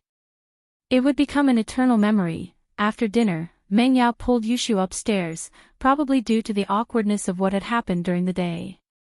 Lin Yi didn't hold back either, and started wolfing down the food in the dining room. General Wei Wu, on the other hand, saw Lin Yi gnawing on the ribs and got jealous. It stuck its tongue out and walked around the dining room. Perhaps its instincts told it that Lin Yi was a dangerous person, so General Wei Wu didn't dare to go near him. However, it was greedy for the ribs in Lin Yi's hands. Before Lin Yi was here, Meng Yao and Yushu's leftover ribs would all go into General Wei Wu's stomach. But since Lin Yi came, it could only eat his high-grade dog food. Although the dog food was high-grade and expensive, it couldn't compare to the delicious ribs. But it wasn't stupid. Dogs like Rottweilers had high IQ, and they were more sensitive to the outside world than humans. This was why many places trained large numbers of police and military dogs. Humans couldn't sense it, but dogs could. So General Wei Wu was quite afraid of Lin Yi's murderous aura on the day he came. From its perspective, Lin Yi was a dangerous person. So no matter how jealous it was, General Wei Wu didn't dare to snatch it. Humans were afraid of death, and so were dogs. Lin Yi looked at General Wei Wu, who was walking in circles in front of the dining room. He could guess what General Wei Wu was thinking. He threw a few ribs that he couldn't chew very well to General Wei Wu. General Wei Wu wanted to cry. Since when did he get treated like this? He could only eat the leftovers of others. How humiliating. But it was better than nothing, right? Plus, Lin Yi was looking at him. If he didn't eat it, he might get beaten up. With that thought, General Wei Wu happily ate the ribs Lin Yi threw to him. It didn't feel so wrong after tasting the aroma of meat that it hadn't tasted for a long time. It was good enough that it was able to eat it. Meng Yao and Yushu went upstairs and took out the test paper they did today. They were ready to reread their mistakes so that they wouldn't make the same mistake in the future. She regretted it when she was in school, so she didn't look at the test paper that Lin Yi marked for her carefully. She only looked at the marks left by Lin Yi when she got home. Mingyao's heart ached as she looked at the pretty handwriting, listing all of her mistakes on the back of the test paper, along with the solutions. She regretted what she'd done today. She'd messed around with Lin Yi's answers and gave him a 0, but Lin Yi had gone to the trouble of listing all of her mistakes out, even listing out the solutions. She really went overboard. Chapter 93. Chapter 93, Strange Dreams. Yao Yao, what's wrong? Yushu asked, startled as she looked at Mengyao, who looked like she was about to cry. It's nothing. Mengyao sighed softly. Shu, do you think I went overboard today? Not at all. Yushu could tell from Mingyao's voice. Could it be that she was still thinking about what happened today? Yao Yao didn't seem like a sentimental person, did she? Maybe. He doesn't really care. Mengyao shook her head. Yao Yao. Your test paper. Yushu asked, surprised as she realized that Mingyao's test paper was filled with the steps to solve the problem. Shield Bro wrote this for you. He's pretty nice to you. It wasn't his duty to help people write out the solutions to the wrong questions when he was marking other people's test papers.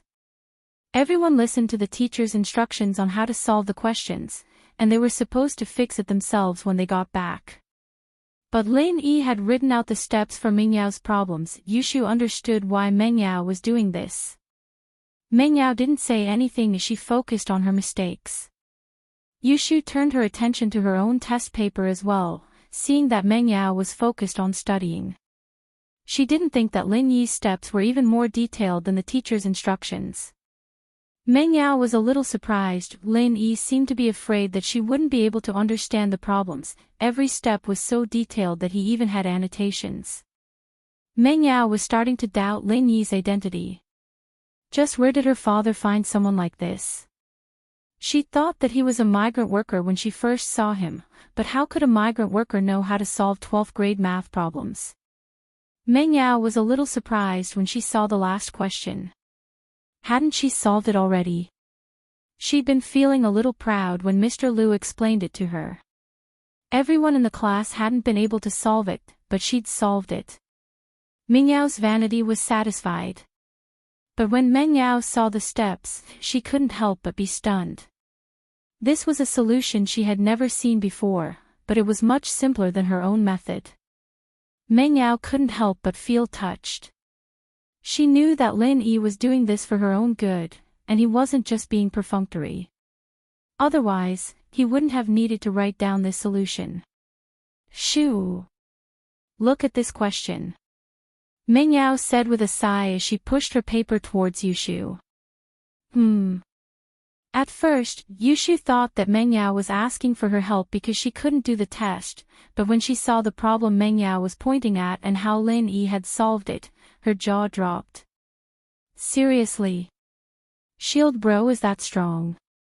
Not only was he good at fighting, but he was also good at studying. Yao Yao sis, you've earned big.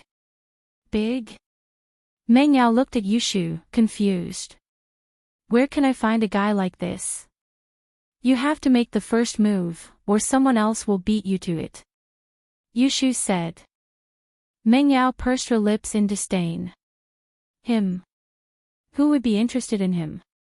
Hee hee. Yushu smiled mischievously. Many, wait and see if you don't believe me.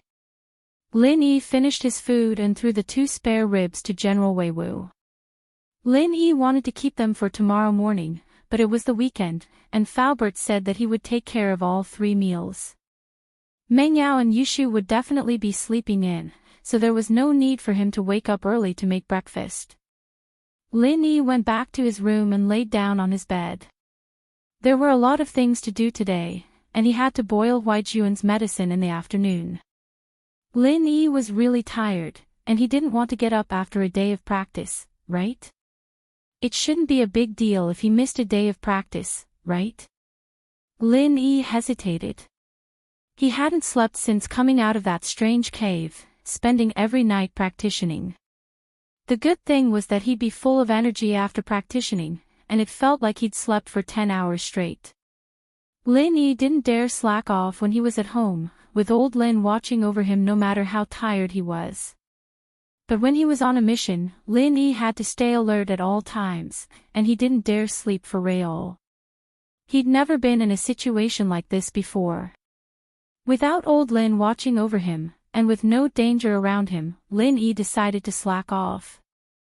As expected, people became lazy when they were at ease. Lin Yi sighed. He was really tired today, and Lin Yi didn't want to practice. All he wanted was a good night's sleep. Lin Yi felt like he'd entered a space of nothingness, a field of darkness. Lin Yi became alert immediately. What was this place? Was it a dream? Suddenly, following Lin Yi's thought, the space of nothingness suddenly became as bright as day. And a figure gradually condensed in front of him. Who are you? Lin Yi asked subconsciously. He hadn't had a dream for many years, and Lin Yi had gradually forgotten the feeling of a dream. But today, was he dreaming? My surname is Jiao. The figure slowly condensed into the appearance of an old man. He had a sage-like appearance, and he spoke calmly in front of Lin Yi. What? Sexual intercourse. Lin Yi looked at the old man in front of him in shock. How could this person be more vulgar than me? Why did he use this word the moment he opened his mouth? Could it be that he'd watched too many pornographic movies, and his mind had been corrupted? Even in his dreams, he was talking about these filthy things. Ah! The old man suddenly felt awkward. My surname is Jiao, and I'm called Jiao Yazi. What? Foot. Lin Yi was even more shocked. What kind of dream was this? Was it a joke?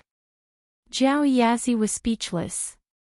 This nickname hadn't been used for many years, and he didn't expect this kid to use it. He was a little displeased. It's Jiao Yazi, not Foot. You little kid, don't be rude to this old man. Sorry, Jiao Lao. I heard wrongly. Lin Yi was a little embarrassed, but he thought, it's just a character in a dream, I don't have to care so much about it, right? Do you think you're dreaming?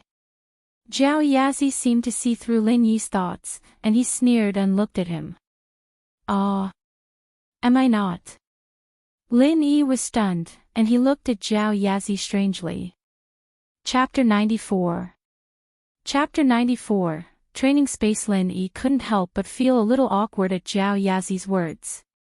If Jiao Yazi said so, then he wasn't dreaming. Besides, a dreamer wouldn't think about whether or not he was dreaming. Then where am I right now? Lin Yi eliminated the possibility that he was dreaming. Where was he now? Just a second ago, he was in Mingyao's bed, and the next second, he was in this strange place. This is the fourth dimension of the Jade. Jiao Yazi humphed coldly. I really didn't think that there'd be someone as stupid as you in this world. You've made me wait in the Jade for so many years, and now you're finally here. What? I'm in the Jade. Lin Yi wasn't a coward, but after hearing Elder Jiao's words, he couldn't help but reveal a shocked expression on his face. Yes. Jiao Yazi frowned. Was this the fated one? This fated one was a little too weak, then how did I get in? Lin Yi asked. Jiao Yazi had said that he'd been waiting for Lin Yi in the Jade for so many years, and Lin Yi had only just come in. I came in as soon as you went to sleep. Jiao Yazi said faintly. Wah. Lin Yi was stunned. It's that simple. How hard did you think it would be? Jiao Yazi rolled his eyes. But I have nothing to say to you, it's been so many years, and you haven't slept at all. You. Using my senior's words, you're too amazing, too amazing. Lin Yi was speechless. He'd gotten the jade pendant along with a copy of The Art of Dragon Slaying. He'd been training according to the method in the manual ever since, replacing sleep with training, and it had been a few years in the blink of an eye. I've been training with the art of dragon slaying. Lin Yi scratched his head, embarrassed. Of course I know you're training with the art of dragon slaying, I can see it in the jade. Zhao Yazi humphed coldly. But I really admire you, after all these years of useless training, you're still able to keep going. You're even better than Yu Gong. Ugh. It's not really useless, is it? I've already reached the late stage of the first stage. Lin Yi smiled bitterly.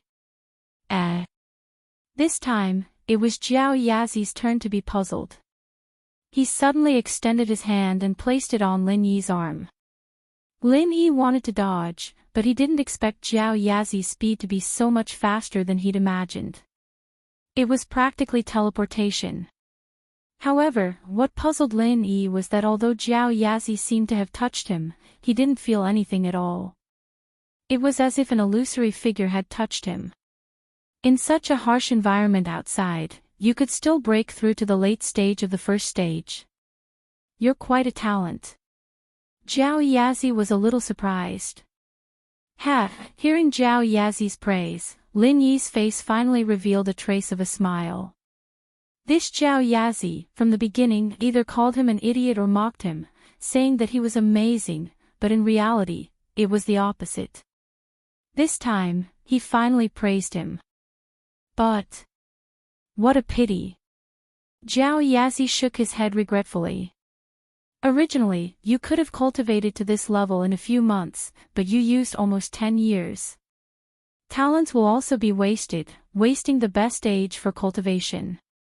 Ugh. Lin Yi didn't expect Zhao Yazi's final words to hit him. He was speechless. However, Zhao Yazi's words made Lin Yi a little disappointed. Could it be that I'm destined not to break through? He couldn't help but feel a little sad. You mean, I can't break through the first stage and advance to the second stage? Break through the first stage. Your goal is only to break through the first stage. Zhao Yazi was startled. He didn't expect this guy to have such a low requirement. Could it be that I can continue to break through? Lin Yi was also startled. If you entered here 10 years ago and didn't say those big words, I'm guessing that you would have broken through the third stage by now.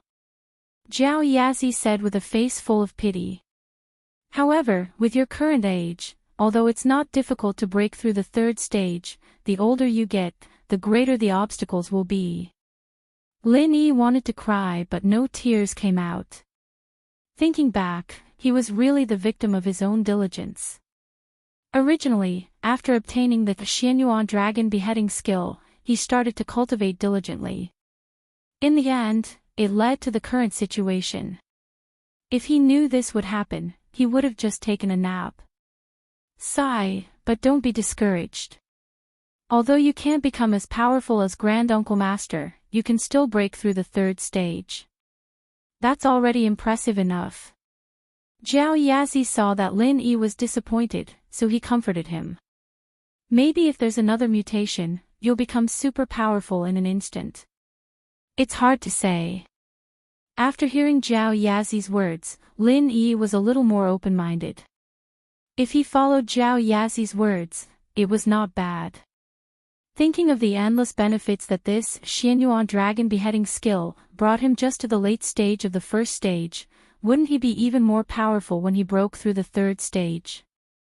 Thinking of this, Lin Yi felt that he did not need to be so greedy. You're saying that I have a chance to break through the first stage now? Lin Yi was naturally pleasantly surprised when he thought about it. Of course. Zhao Yazi nodded. The energy contained in this space is a few times or even tens of times that of the outside world.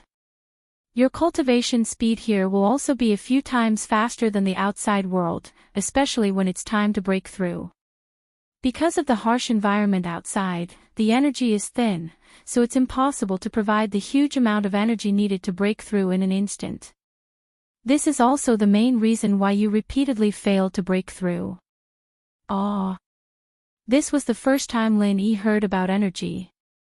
Originally, when he cultivated, he did absorb something similar to vital qi from the natural world, but he did not know what it was. Perhaps it was called vital qi in some martial arts novels, but it was what Zhao Yazi referred to as energy. However, I advise you to stop talking about me and you. Hurry up and cultivate. The mechanism of the stone door was personally set up by Martial Granduncle. Not to mention that I'm just an illusion, even if I were here in person, I wouldn't be able to force it open. Zhao Yazi glanced at Lin Yi and said faintly, if you don't want to miss this 5-year period, then stop talking nonsense. Lin Yi was shocked. That's right, the 5-year period was about to end, but he did not expect to unintentionally discover a shocking secret of this jade pendant. Originally, he thought that this jade pendant was just a mysterious item that could predict misfortune. He did not expect that this jade pendant was actually a cultivation space. Moreover, there was a person named Zhao Yazi waiting for him inside. Chapter 95. Just like that. Hold on, one last question.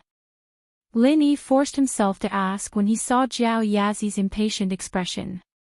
Speak. Zhao Yazi replied indifferently. Who are you? Who is that senior uncle of yours? Lin Yi couldn't hold back his curiosity. I'm Zhao Yazi, I've already told you. Elder Zhao said faintly, my Grand Master is naturally a very powerful person, but you don't need to know, because it has nothing to do with you. You don't need to think about becoming his disciple just because you got lucky and picked up the jade pendant and practice scroll he left behind, that's not going to happen. Ugh. Lin Yi paused as he looked at Elder Zhao's don't even think about it expression. Elder Zhao had a neutral expression on his face, but it wasn't like this, was it? Did I offend him? However, Lin Yi understood why Zhao Yazi was so upset. Since the person who left the manual was his martial uncle, then if he were to take that person as his master, he would naturally become Elder Zhao Yazi Sr. He would definitely be unhappy. Lin Yi smiled. Of course not. Even if I were to become his disciple, it would be you, Zhao Lao. At least you know what's good for you. Zhao Yazi forced a smile on his face when he heard Lin Yi's words. Since you're so sincere, I'll reluctantly observe you for a while. Ha. Lin Yi smiled. He didn't want to expose Elder Zhao's thoughts, so he didn't say anything else. He sat cross-legged on the ground and entered a meditative state. Since Zhao Yazi didn't want to talk about his senior uncle, there was no need for him to ask. He would say what he needed to say, and there was no point in asking what he shouldn't say. A huge amount of energy rushed into Lin Yi's body from all directions. This sudden phenomenon shocked Lin Yi. Although the absorption of energy in the forest was faster than in the city, it wasn't this fast. It was endless. Lin Yi felt like his body was about to explode, so he slowed down his cultivation. Phew. Lin Yi looked at Elder Zhao, who had a mocking expression on his face, a little helpless. This old man is definitely messing with me on purpose. He didn't even warn me before cultivating. Does he want me to die? Even though Lin Yi slowed down his cultivation, the surrounding energy was still rushing into Lin Yi's body. It was just that the speed was slower. Not long after, Lin Yi felt that the energy in his body had reached its limit. However, the surrounding energy was still rushing into his body at the same speed as before.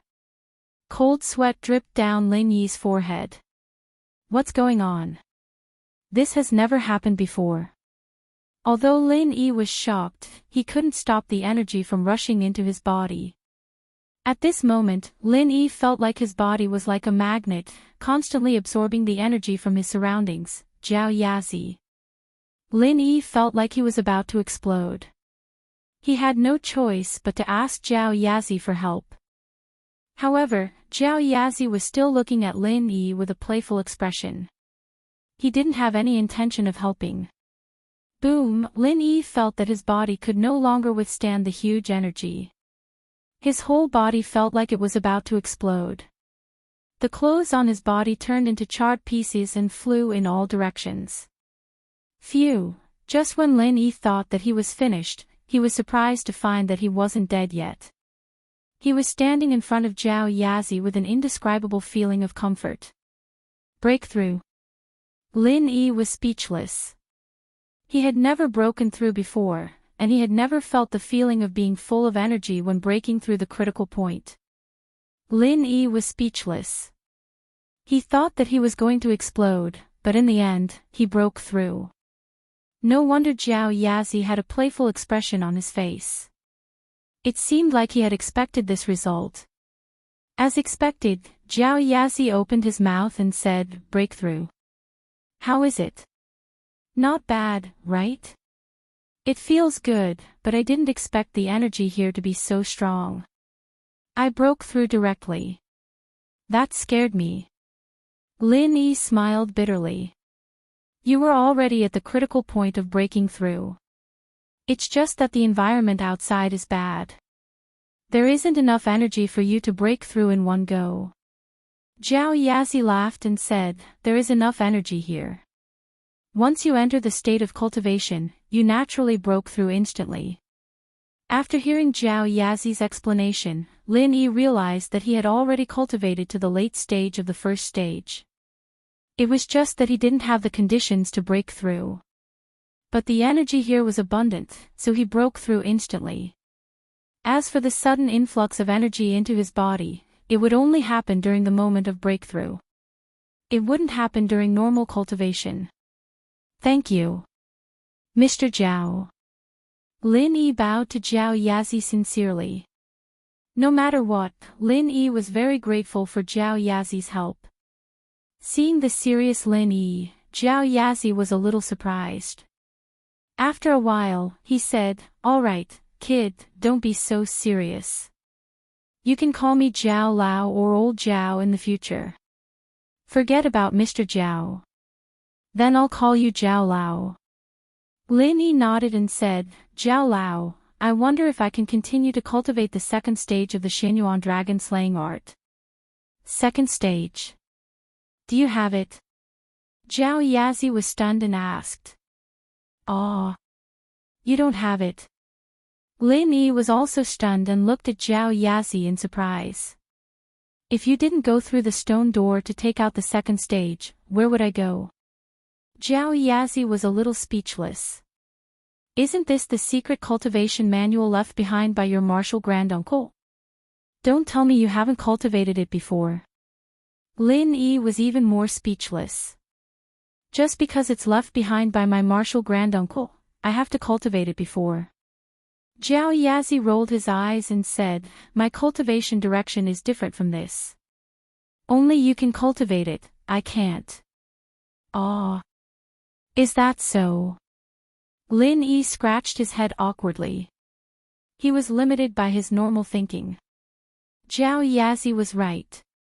He didn't have to cultivate what his martial granduncle left behind. "If I knew how to, why would I ask you to hurry through the stone door?" Zhao Yazi was a little helpless. "Don't think that I can help you. I'm just an illusion. My function is similar to that of a commentator. I can only explain the use of this cultivation space and entertain you when you're bored. As for the rest, you'll have to rely on yourself." Chapter 96. Accompany us shopping, Elder Zhao. Apart from being a cultivation space, does this jade pendant have any other uses? Lin Yi was thinking about the jade's predictive abilities. Since Zhao Yazi was the owner of the jade, he should know about it. "Yes." Zhao Yazi nodded. "What other uses?" Lin Yi was delighted. So Zhao Yazi knew about it. "But I don't know the specifics." Zhao Yazi shook his head. Senior granduncle modified it himself. "I've never worn it before, so how would I know?" "Once you open the stone door, there should be an explanation inside, right?" "Should?" Lin Yi asked, uncertain. "I've never been inside the stone door, how would I know?" Zhao Yazi said, as if to say, "Don't ask me, I don't know." "All right." Lin Yi was a little disappointed, but it was only for a moment. It was already good enough that he'd gotten what he'd gotten today. He just hoped that it wasn't a dream. The sky was already bright by the time Lin Yi woke up. It looked like it was 9 in the morning. He'd slept for a really long time. Lin Yi couldn't help but stretch as he sat up on the bed. Wait. Lin Yi suddenly remembered the dream he'd had last night. It was Jiao Yazi and the training space. Lin Yi touched his body subconsciously. In the dream, his clothes had exploded into pieces when he broke through the first stage of the art of dragon slaying. But when Lin Yi touched his undamaged pajamas, Lin Yi's heart sank. Was it just a dream? Lin Yi couldn't help but feel a little disappointed at the thought. He'd finally broken through, and he'd be able to open the stone door after 5 years. But was it all just a dream? Kid, you're in the Jade, and only your mind is in the virtual training space. Your clothes won't be torn. A voice rang in Lin Yi's mind, startling Lin Yi. But Lin Yi was overjoyed. Jiao Yazi, it was Jiao Yazi's voice. Jiao Lao, is that you? Lin Yi asked. Of course it's me. Jiao Yazi said. You can communicate with me telepathically, no need to speak. Is that okay? Elder Jiao, can you hear me? Lin Yi asked Elder Jiao in his mind. Yes. Jiao Yazi answered. Jiao Lao, since you can communicate with me telepathically, why didn't you remind me to enter the training space in the Jade earlier? Lin Yi asked curiously. Before you entered the training space in the Jade, I couldn't establish a mental connection with you. Jiao Lao snorted. Only after you entered the training space did you establish a mental connection with the training space. Did you think the Jade was still hanging on your body? Isn't it? Lin Yi was shocked. His hand reached for the Jade on his chest, but there was nothing there. The Jade that was hanging on his chest had disappeared. Where's the Jade? Jiao Lao. Elder Jiao couldn't help but feel a little smug at the nervousness in Lin Yi's voice. The Jade has already established a connection with you, and it's already fused into your body. The Jade has completed the process of recognizing its owner, so it won't be taken away easily. Normally, it'll be hidden in your body, but you can summon it with your consciousness. Oh. Lin Yi was stunned. He didn't expect the Jade to recognize its owner. Following Jiao Lao's words, Lin Yi summoned the Jade with his thoughts and made it appear on his chest again. Soon, Lin Yi touched the Jade that he had worn for nearly 10 years. Lin Yi let out a sigh of relief and let the Jade return to his body. This was good. He didn't have to worry about losing the Jade. Previously, when Lin Yi got the Jade, although he didn't flaunt it and the Jade didn't look eye-catching, he was still afraid that it would be stolen. This time, Lin Yi could finally let go of this worry. Thinking that everything last night wasn't a dream, Lin Yi's mood was unusually good, especially when he successfully broke through the first stage of the art of dragon slaying. This made Lin Yi even happier. After getting out of bed, Lin Yi quickly washed up and left the room. He saw that Meng Yao and Yushu were already awake, leaning on the sofa and watching cartoons on TV. Seeing Lin Yi coming out of the room, Meng Yao only glanced at him. Thinking about yesterday's incident, she wanted to say something, but she didn't know what to say. She could only move her eyes to the cartoon. On the other hand, Yushu rolled her eyes when she saw Lin Yi coming out. She waved at Lin Yi. Shield bro, come shopping with me and Yao Yao later, what do you think? Me? Lin Yi blinked and pointed at himself. Yeah, help us carry our bags. Yushu nodded. Can I not go?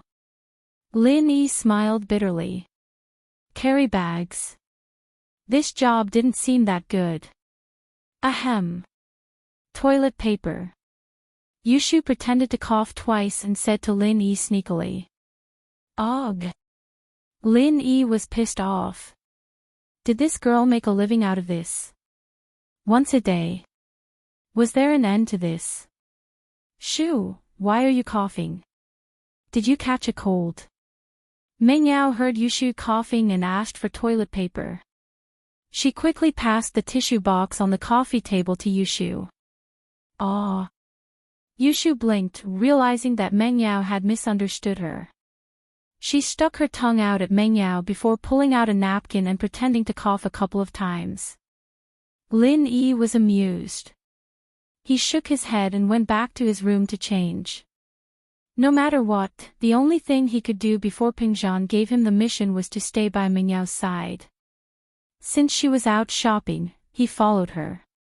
When Lin Yi came out of his room, Faubert came with breakfast.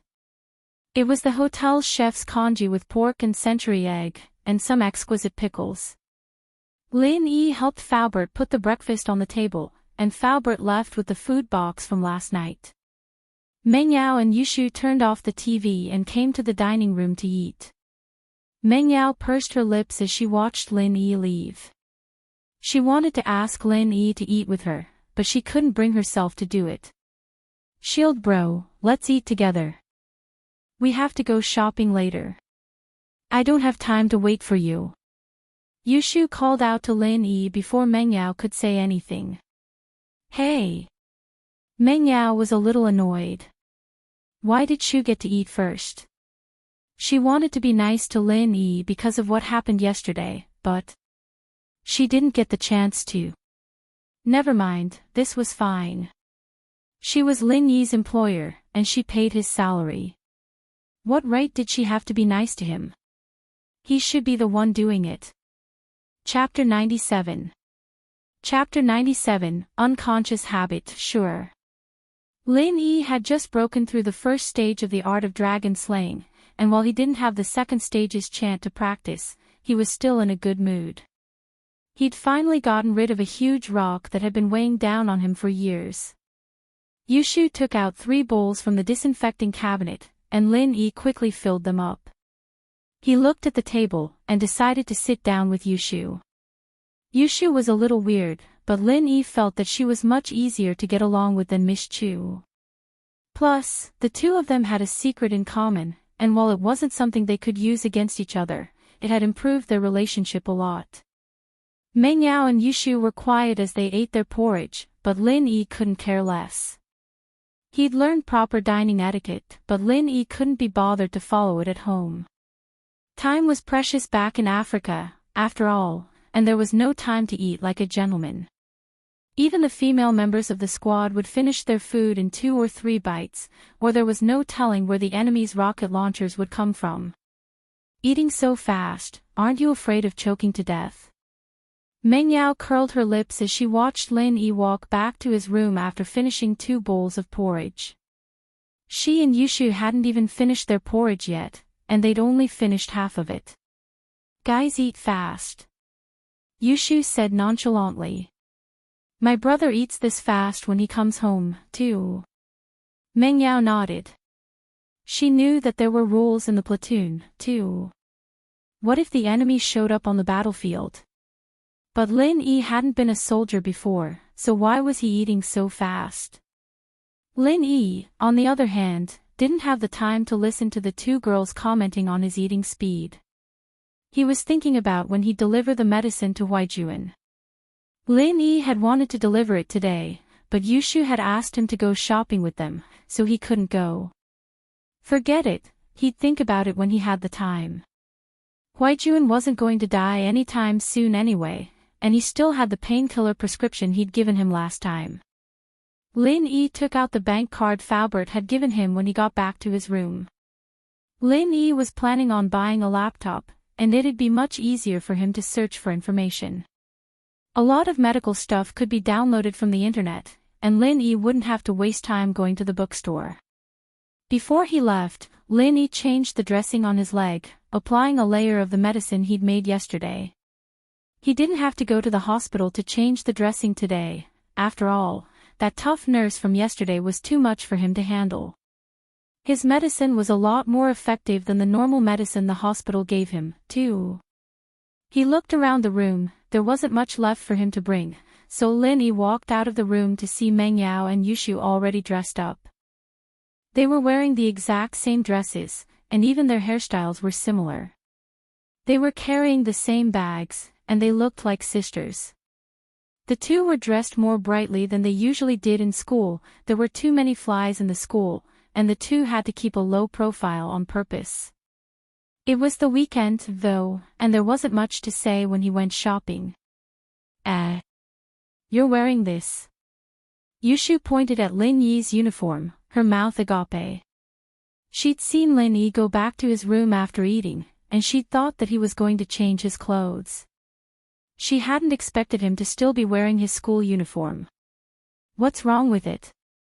Lin Yi thought that the uniform was pretty good, and the quality was impeccable. As expected of the best school in the city, even the high-end brands couldn't compare. Do you think what you're wearing suits us? Yushu giggled at Lin Yi's matter-of-fact look. Meng Yao, however, thought of something else. Lin Yi, didn't Faubert give you anything else other than your school uniform? Nope. Lin Yi shook his head. And the clothes I wore when I came. When you came. Meng Yao remembered Lin Yi's look at that time, the white singlet that was starting to turn yellow, and the yellow tattered pants. It was enough to make her faint. Forget it, you can wear this. Get me 2 more decent outfits later. Even if you're my follower, you still need to look presentable. Meng Yao would just buy him 2 outfits later.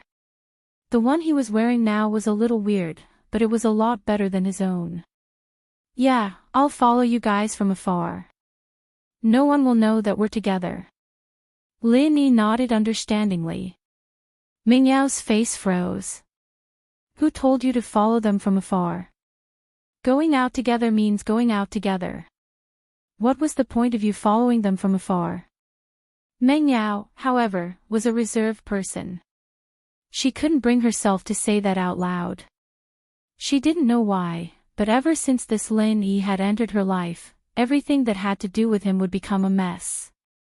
Meng Yao couldn't help but feel annoyed. Leaving the villa, Lin Yi didn't see Faubert's Bentley. He was confused when he saw Meng Yao open the garage door with a remote control. There was an Audi S5 parked in the garage. The domestic model was A5, a bit lower profile than the R8. Lin Yi didn't expect Meng Yao to have a car of her own. Lin Yi couldn't tell that Meng Yao knew how to drive, considering how Faubert usually drove. You drive. Meng Yao threw a bunch of keys in Lin Yi's hand. Me? I don't have a license yet. Lin Yi had never driven without a license before, but that was when he was on a mission or when he was killing people. Driving without a license was a small matter. Meng Yao frowned at Lin Yi's words. Get Faubert to get one for you. Wouldn't it be inconvenient to go shopping with us? Faubert's already doing it. He hasn't gotten it back yet. Lin Yi smiled faintly. Meng Yao had unknowingly accepted the fact that he was by her side, and she wasn't as intense as she was a few days ago when she was trying to chase him away. Now that they were talking about the future, it meant that Meng Yao wasn't as resistant as before. Then you sit in the back seat. I'll drive. Meng Yao pointed at the back seat. Lin Yi said to Lin Yi. The S5 was a sports car with a single row of doors. The back seat could only be accessed from the front. It was a little inconvenient, but with Lin Yi's skills, it wasn't a problem at all. With a light push, Lin Yi jumped in. Chapter 98. Let me do it, what's going on? Meng Yao looked up at the long line of cars in front of her, trying to see what was going on. Shield bro, go take a look and see what's going on. Yushu said casually to Lin Yi. Ugh. I'd rather you go down, or you'd have to go down first. Lin Yi said with a bitter smile. Yushu remembered that Lin Yi didn't have a door at the back, so she got off the car by herself. There were a lot of people watching, but a pretty girl like Yushu made way for them. It didn't take long for Yushu to run back to Meng Yao. Yao Yao, there's a car accident up ahead. I don't think we'll be able to get there for a while, right? It can't be, right? Let's find a place to park the car and take a walk. Meng Yao said helplessly after hearing Yushu's words. There's a public parking lot over there. Yushu said as she pointed at a parking lot not too far away. Ugh. Shu, you're a little naughty, you think I can park there? Meng Yao said as she looked at the parking space above the car park. There was a Toyota coaster in front, and a Jinbei van in the back. The two cars were huge, and the parking space in the middle was very small. Normal people wouldn't be able to park there at all. Meng Yao's Audi S5 was a little smaller, but parking there was still a lot of trouble. Parking spaces were scarce in the business district, and it was a weekend, too. How could there be a parking space so easily? It would have been taken a long time ago. Then what do we do? Yushu didn't think too much about it since she wasn't driving. She looked at the parking space, it really wasn't easy to park there. Is that so? Let's park the car on the side of the road then. Meng Yao said as she started the car and parked it on the side of the road. Lin Yi looked at the big no parking sign beside the car before looking at Meng Yao, stunned. It's not like I'll lose points if I get a ticket, Faubert take care of it. Meng Yao said with a shrug, seeing through Lin Yi's thoughts. Lin Yi sighed to himself. The miss was the miss after all.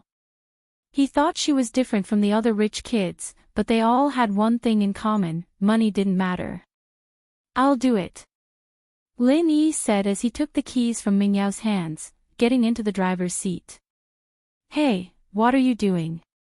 You don't have a driver's license, do you? Meng Yao was caught off guard, and Lin Yi grabbed the keys from her. Cars parked illegally will be towed. Lin Yi pointed at the fine print at the bottom. Don't you see what it says? I'm afraid if you stop here, we won't be able to go back. With that, Lin Yi didn't wait for Meng Yao to reply. He started the car and stepped on the gas, speeding towards the public parking lot on the left side of the road. Lin Yi abruptly turned the steering wheel back just as the car was about to reach the parking lot, pulling the handbrake and turning the steering 5 meters and 180 degrees. The car drifted beautifully, neatly into the parking lot. Lin Yi had seen a video on the internet about snatching parking spaces. He thought it was interesting, so he found a broken car to practice it twice. Oh. Meng Yao thought that her car was done for as she watched the car spin on the ground. She was just regretting letting Lin Yi take the keys when she realized that the car was parked properly in the parking spot she'd been waiting for. Drifting. Yao Yao sis, did you see that? It's really drifting. Shield bro knows how to drift. Yushu exclaimed excitedly. Didn't he say he doesn't have a driver's license? He's lying. Meng Yao was a little envious of Lin Yi's drifting skills, but the fact that he didn't have a driver's license pissed her off. What a liar. She'd been his driver for half a day for nothing. He was so good, and he said he didn't know how to drive. Ha! Meng Yao remembered that Lin Yi didn't say he didn't know how to drive, only that he didn't have a license. Lin Yi got out of the car under the shocked gaze of the toll collector. He gave him 5 kuai before locking the car and running over to Meng Yao and Yushu. Done. Lin Yi handed the keys back to Meng Yao. Hey, you didn't damage my tires, did you? Meng Yao mumbled. Ha. Lin Yi smiled. Shield bro, you know how to drift. When are you going to teach me? Yushu was very curious about how Lin Yi had parked the car. We'll talk about it when you get a car. Lin Yi said perfunctorily. Drifting wasn't something that could be taught. He'd learned it after watching the video twice, but that was based on his agility, coordination with his body. One wrong move, and the car would be in trouble. Oh, I have a car, it's in my garage. You can teach me when we get back. Yushu said excitedly. Wow. Lin Yi blinked. He didn't expect Yushu to have a car as well. Alright, I'll teach you when I'm free. Lin Yi said. Meng Yao found Yushu's begging to be a little shameless. What right did she have to do that? He was just a shield her dad had hired. Did she really have to do this to get him to teach her something? Hey, you have to teach me. My daddy's paying you. Meng Yao said. Alright, I'll ask Mr. Chu if I can teach you guys drifting. Lin Yi nodded with a smile. You dash, Meng Yao was pissed. Why did it seem like this guy treated Shu better than him? Meng Yao's heart ached at the thought. She was the miss here, alright. Let's go, Yao Yao. Let's go shopping first. Yushu wasn't in the mood to watch Lin Yi and Meng Yao fight. It wasn't easy for them to go shopping today. Of course, they had to buy more stuff. 12th graders didn't have much time to waste. Even girls with high IQ like Meng Yao and Yushu couldn't be careless. After all, there were quite a lot of people with high IQ. Meng Yao thought about it and agreed. It was rare for them to go out. She was a little bored, but she didn't bother with Lin Yi. She held Yushu's hand and walked forward. Lin Yi chuckled and followed the two. When they reached the scene of the car accident, Lin Yi glanced at it casually and paused. He furrowed his brows, lifted his leg, and walked quickly towards the crowd. Lin Yi wasn't a nosy person, but he couldn't just ignore what happened today. There was a familiar face at the scene of the car accident. It was Wang Xinyan, who he met on the train.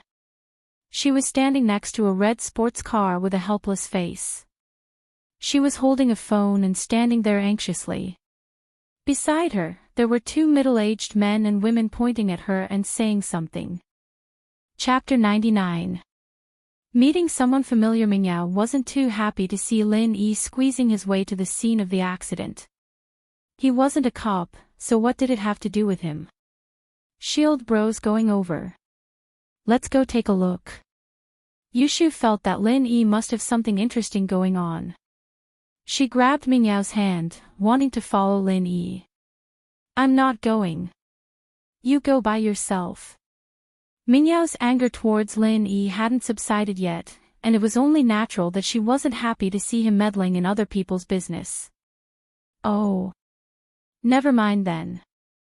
We'll go buy some clothes. Yushu looked at Lin Yi longingly as Meng Yao dragged her towards the mall. Shield bro won't be able to find us later, right? Don't we have a car? Just wait for us by the car if you can't find us.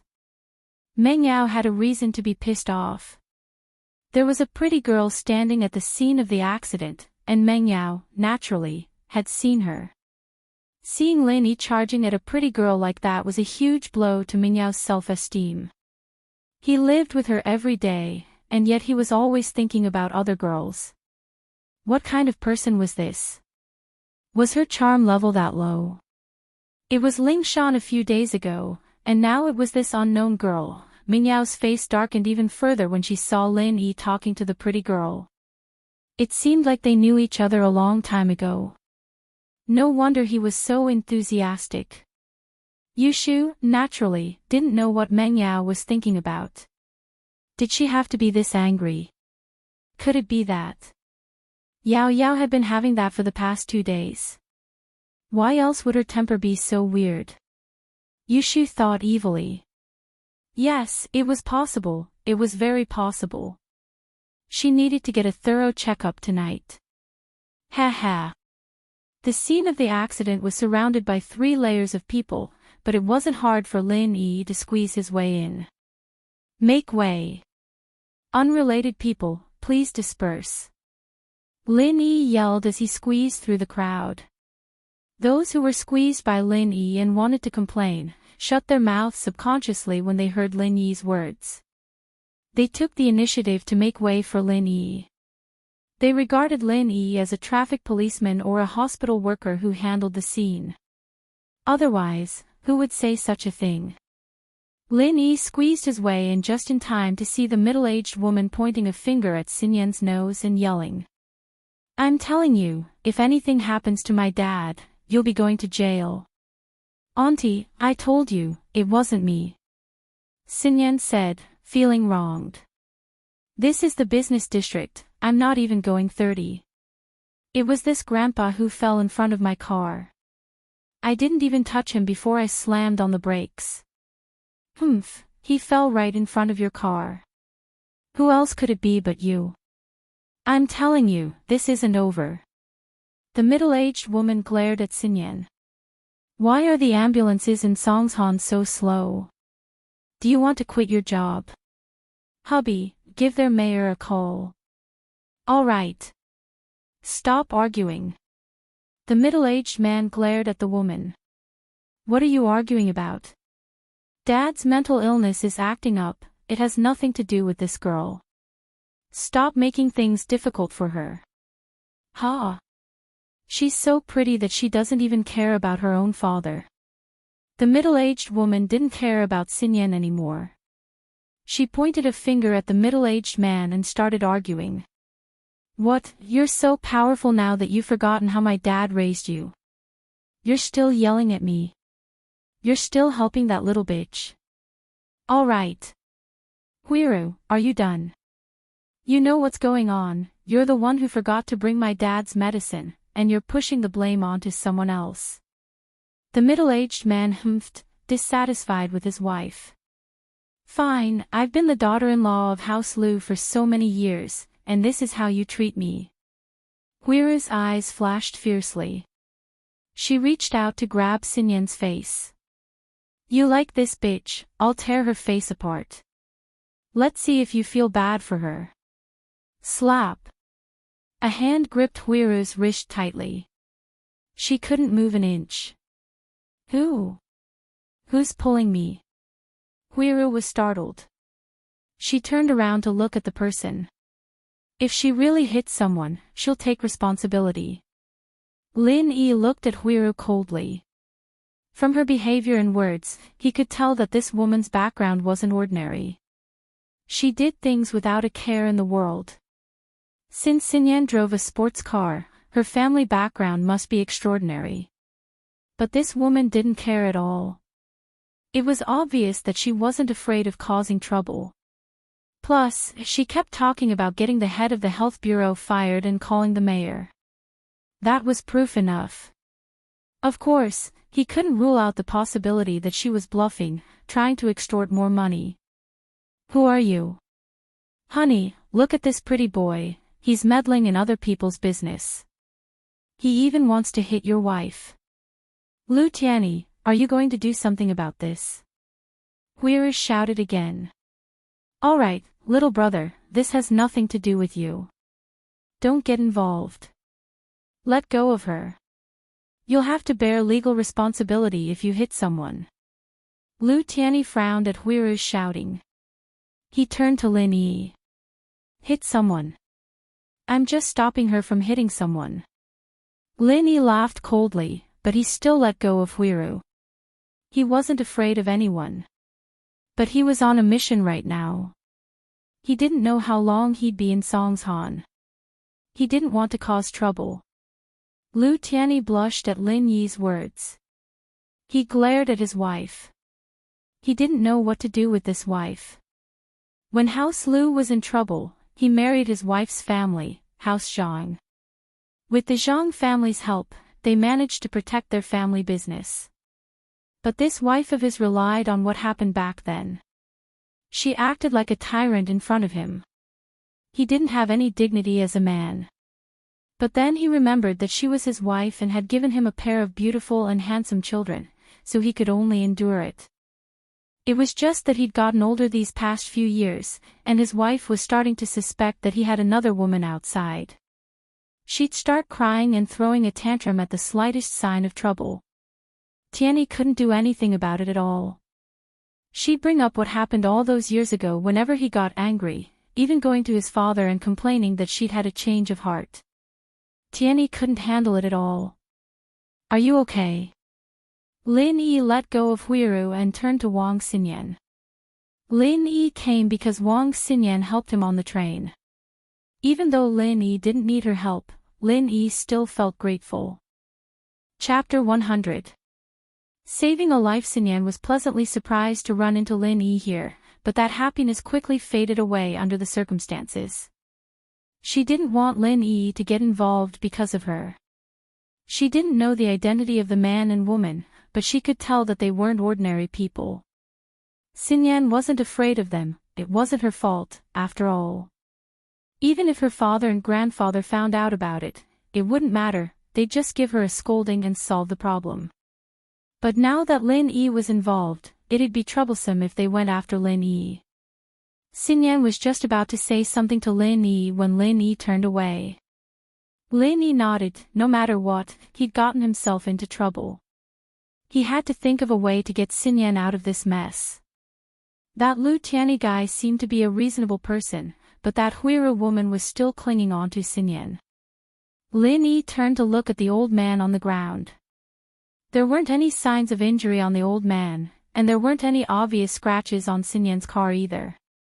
Xinyan was right, she hadn't run into the old man, but the old man had fallen to the ground on his own. The old man's right hand was clutching his chest, and he was lying on the ground in a weird position. But Lin Yi could tell the cause of the old man's condition after a couple of looks. It was probably due to a heart condition or something, and it wasn't because of a car crash. It was just a coincidence that Xinyan's car was passing by. Lin Yi crouched down and put a hand on the old man's wrist. "What are you doing? Don't move. Are you trying to kill my dad?" Huiru had just calmed down for a moment when she saw Lin Yi touch the old man on the ground. She flared up again, baring her fangs and claws as she charged at Lin Yi. "Myocardial ischemia. Angina." Lin Yi raised his head with a frown. "Huiru, stop fooling around." Lu Tianyi's eyes lit up when he heard Lin Yi's words. He pulled his wife aside and his face was filled with anticipation. He was not stupid. Lin Yi had only taken his pulse and told him the cause of his father's illness. Lu Tianyi naturally regarded Lin Yi as a doctor. "Little brother, are you a doctor?" Lin Yi didn't answer Lu Tianyi's question directly. "Your father fell to the ground because of angina caused by myocardial ischemia. It wasn't her car that hit him." "Nonsense." Huiru's expression changed as she pointed at Lin Yi and scolded him. "Fine, I'll take it as ting. With the speed of the ambulance, your father can only wait for death." Lin Yi pursed his lips and stood up. "Anyway, he's dead. There's a forensic doctor, so it has nothing to do with my friend." Slap. Lu Tianyi slapped Huiru's face. "Shut up, you bitch. If it wasn't for the fact that you were so focused on putting on makeup and forgot to bring Dad's medicine, would Dad have ended up like this? You dare to hit me." Huiru's eyes were filled with disbelief. Her husband had been a coward in front of her for most of his life. She didn't expect him to slap her in public today. Lu Tianyi ignored his wife and turned to look at Lin Yi sincerely. "Little brother, do you have a way to save my father?" "Yes, you must have a way. My lover is like this. Please don't take it to heart. I hope you can help." Lu Tianyi wasn't a reckless man. Lin Yi was young, but being able to pinpoint the cause of his father's illness with a single sentence was no simple feat. His father didn't have any medicine at the moment, and whether or not he could make it to the ambulance was another matter altogether. Lu Tianyi had no choice but to try his luck. He wouldn't let that sliver of hope go. Lin Yi looked at Lu Tianyi, thinking that the guy was quite sincere. The slap he'd just given his wife was quite manly as well. "I'll try." Lin Yi nodded slowly. The old man's death wouldn't have anything to do with Wang Xinyan, but judging from the shrew's attitude, there'd be a lot of trouble in the future. The only way to get Wang Xinyan out of this trouble was to keep the old man alive. Lin Yi crouched down and rubbed a few spots on the old man's body in a seemingly random manner. He then started massaging the area around the old man's heart. This acupuncture and massage technique was something he'd inherited from his shifu, and it was good for blood circulation.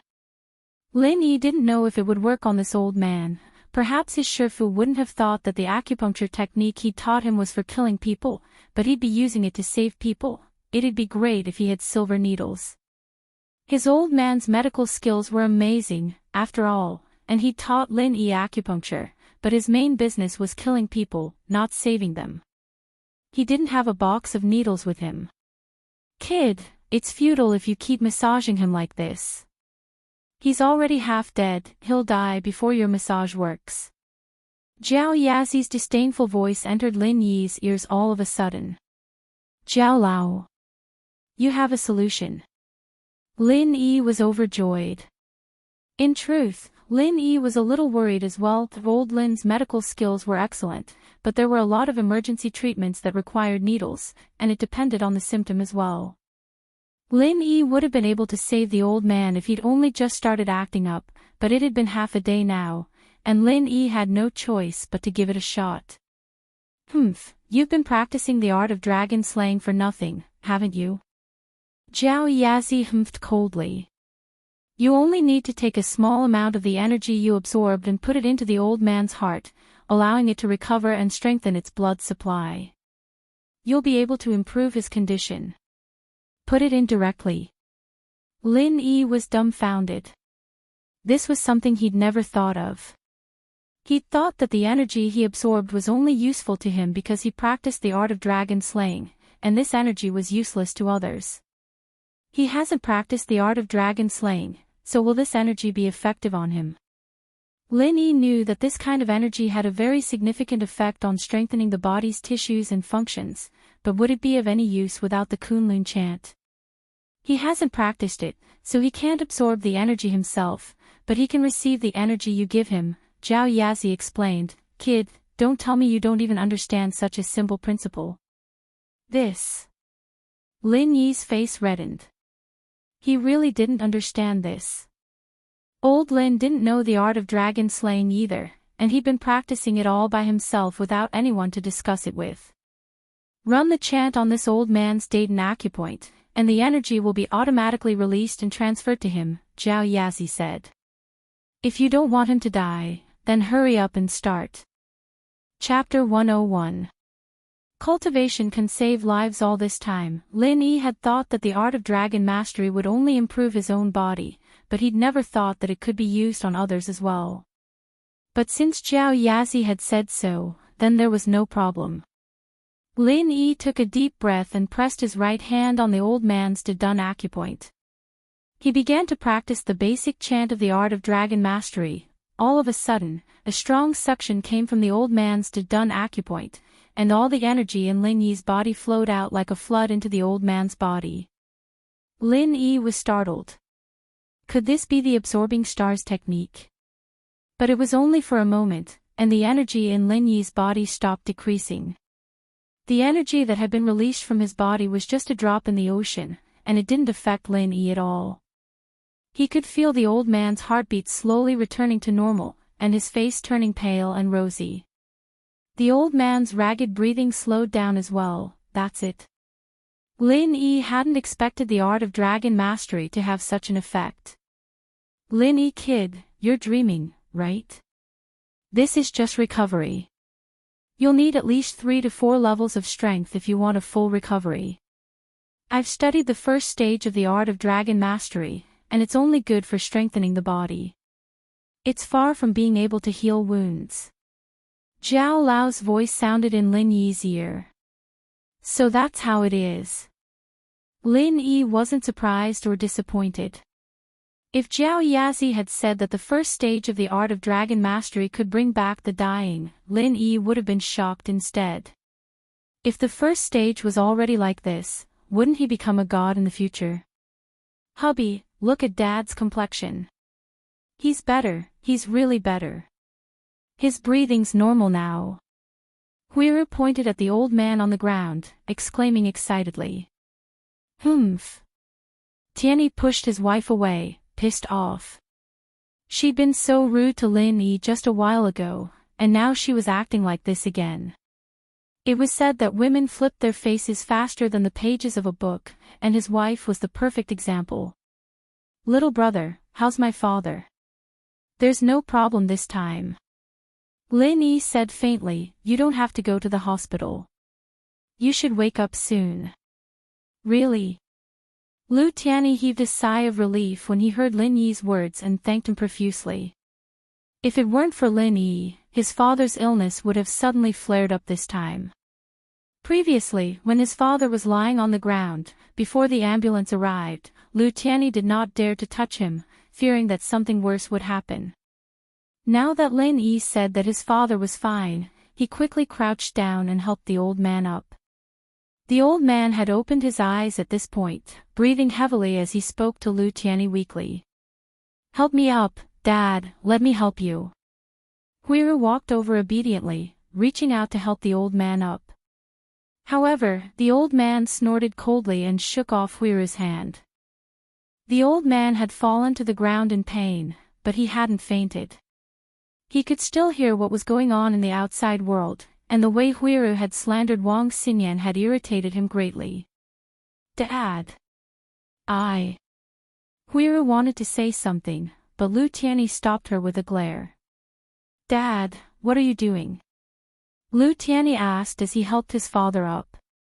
His father was walking towards Lin Yi. "Help me to thank this little friend." The old man knew very well who had saved him. Lin Yi had a good impression of the old man after seeing how sincere he was. As for the old man calling him a little friend, Lin Yi, naturally, didn't mind. The old man was about the same age as Lin Yi, after all. It was normal for him to call him a little friend. "No need to be so courteous, old man. I was just passing by." Lin Yi smiled. Good. The old man's complexion had recovered quite a bit. The pain was only temporary, and he'd be back to normal once he recovered. "You saved this old man's life, but you're not arrogant or rash." "Good, Tianyi, remember this little friend's phone number. You must thank him for today." "Yes, Dad." Lu Tianyi turned to look at Lin Yi. Lin Yi had heard his father's words as well, so Lu Tianyi didn't have to repeat them. "There's no need to thank me. I just want my friend to leave," Lin Yi said faintly. Lin Yi didn't really care about that. Lin Yi was a young man with a high salary now, and he didn't lack money. The main reason he'd helped was to get Xinyan out of trouble. Lu Tianyi's face reddened at Lin Yi's words. He glared at Huiru again before turning to Lin Yi. "Little brother, I'm really sorry, but don't lower yourself to a woman's level. This has nothing to do with your friend, she can leave any time she wants." "Ha!" Lin Yi smiled. "Old man, there's no need for that. I'll be leaving if there's nothing else. Take care of yourself." "Good job, young man." The old man, on the other hand, looked at Lin Yi with admiration. "Just looking at your little girlfriend's car, this old man knows that you're not someone who needs money. How about this, I'll cut to the chase. Tianyi, give this kid my private number. Young man, give me a call when you get the chance to visit Yanjing. I'll take care of you myself." "All right." Lin Yi nodded and didn't decline anymore. Since it was the old man's sincerity, Lin Yi naturally wouldn't reject it. As for going to Yanjing, he'd been there before, but would he have the time to play? But the old man's words shocked Lu Tianyi. When had his father ever been so approachable? Especially to an unfamiliar junior. Even if he'd saved his father's life, there was no need for him to do this, was there? However, since his father had asked him to do this, he didn't raise any objections. He took out his business card and quickly wrote his father's number in the blank space behind it before handing it to Lin Yi. Lin Yi took the business card and stuffed it into his pocket without looking at it. The old man wasn't dissatisfied, but Lu Tianyi secretly shook his head. How many people wanted his father's number but couldn't get it? At this time, the sound of an ambulance finally came from afar. Actually, it had only been 20 minutes since the incident had happened. The ambulance had driven from the hospital to the downtown area, which was considered fast. Dad, the ambulance is here. Let's go to the hospital for a checkup? Lu Tianyi had also heard the sound of the ambulance and carefully said to the old man. Chapter 102. Lu Tianyi had no choice but to give up after hearing his father's words. The crowd, on the other hand, saw that there was nothing left to see, and began to disperse as they talked about Lin Yi's miracle. Lin Yi, on the other hand, quickly left the place with the crowd. Wait. Xinyan's voice came from behind him before he could take more than a few steps. Ah. What's wrong? Lin Yi looked at Xinyan before pointing at the car not far behind her. You're not allowed to park here, aren't you afraid of getting a ticket? Ah. Xinyan blinked, not expecting Lin Yi to say something like that. She chuckled. Thanks for today. I didn't expect you to know medicine. It's just a normal Eastern massage. You can do it too if you buy a book from Xinhua bookstore. Lin Yi, naturally, wasn't going to expose himself. Ugh. Xinyan wasn't expecting it to be that easy, but thinking back to what Lin Yi had done, it really did look like an Eastern massage. She nodded. Still, thank you for today, though. It would have been really hard to get away otherwise. That woman was being unreasonable, that's all. Lin Yi smiled. I didn't think I'd run into you here. I haven't thanked you for last time, so let's call it even now. Call it even. Xinyan frowned. She'd finally mustered up the courage to invite Lin Yi for a meal to thank him, but Lin Yi had already put it that way. She wasn't going to bring it up as a girl. Be careful next time, and try not to go to crowded places. Lin Yi nodded. I came with a friend today, I'll head over first. Ah. All right. Xinyan nodded, a little disappointed. She didn't have her family with her today, so she didn't have to worry about anything. Lin Yi just had to have something to do. It was a little disappointing. Xinyan was very curious about Lin Yi. She couldn't figure out what had happened on the train. She'd been thinking about it for a few days, but she still couldn't figure out when Lin Yi had gotten the money back. He'd been sitting beside her the whole time, and she should have been able to sense anything if he'd made a move, but she hadn't been able to sense anything. What happened today made Lin Yi even more of a miracle. He was a young man who knew Eastern massage, and seemed to be quite good at it, too. That grandpa wouldn't have recovered otherwise. What a strange person. Xinyan sighed as she watched Lin Yi leave. She turned around and walked back to her car. If he hadn't come out with Meng Yao and Yushu, he really would have wanted to spend more time with Xinyan, but the situation was different. Wouldn't the Chu girl explode if she saw him shopping with another pretty girl? He was here to carry her bags, after all. Lin Yi knew his place. Where are you guys? Lin Yi took out his phone and sent Yushu a text. It wasn't long before a reply came. Pingzhan Department Store, 3rd floor, *** area. Ugh. Lin Yi sweated as he looked at the text. *** *** But wasn't this Pingzhan Department Store part of Pingzhan's business? The miss was visiting incognito. Lin Yi shook his head as he looked left and right. It wasn't long before he found the Pingzhan Department Store sign. He walked over quickly. The department store was quite sizable, and there were quite a number of brands inside. Some were international, some were domestic, but they were all high-end brands. There weren't even many mid-range brands. Lin Yi took the elevator up to the 3rd floor. It was a good thing that the 3rd floor wasn't just selling sex toys, there were also bedding and the like. Lin Yi sent Yushu a text telling her that he'd arrived. He waited for a while, but Yushu didn't reply. Lin Yi didn't think much of it. He thought that she was trying out her *** when someone called out. Shield bro. Over here. Lin Yi raised his head subconsciously to see Yushu waving at him from afar. But what was that in her hand? It looked like a *** black ***. Lin Yi sweated. Only a weirdo like Yushu could do something like that, right? Lin Yi walked towards Yushu under everyone's shocked gazes. Lin Yi was too shameless to care about stuff like that. He'd even put on a trap for his mission back in the day. Lin Yi wasn't afraid of anything. Yushu was a little embarrassed to see Lin Yi walk over like that, but she quickly put away the **** she'd just bought when she saw the weird looks everyone was giving her. Even Meng Yao moved to the side as if she didn't know Lin Yi. Yushu was embarrassed. She didn't think too much about it. It was just a joke with Lin Yi, but she didn't think it'd cause such a huge reaction. Shu, you're so embarrassing. Meng Yao's face darkened as she glared at Yushu. How could you do that, Yao Yao? I didn't know everyone would be looking at us. Yushu said, feeling wronged as well. Fortunately, the people here weren't just there to watch the commotion.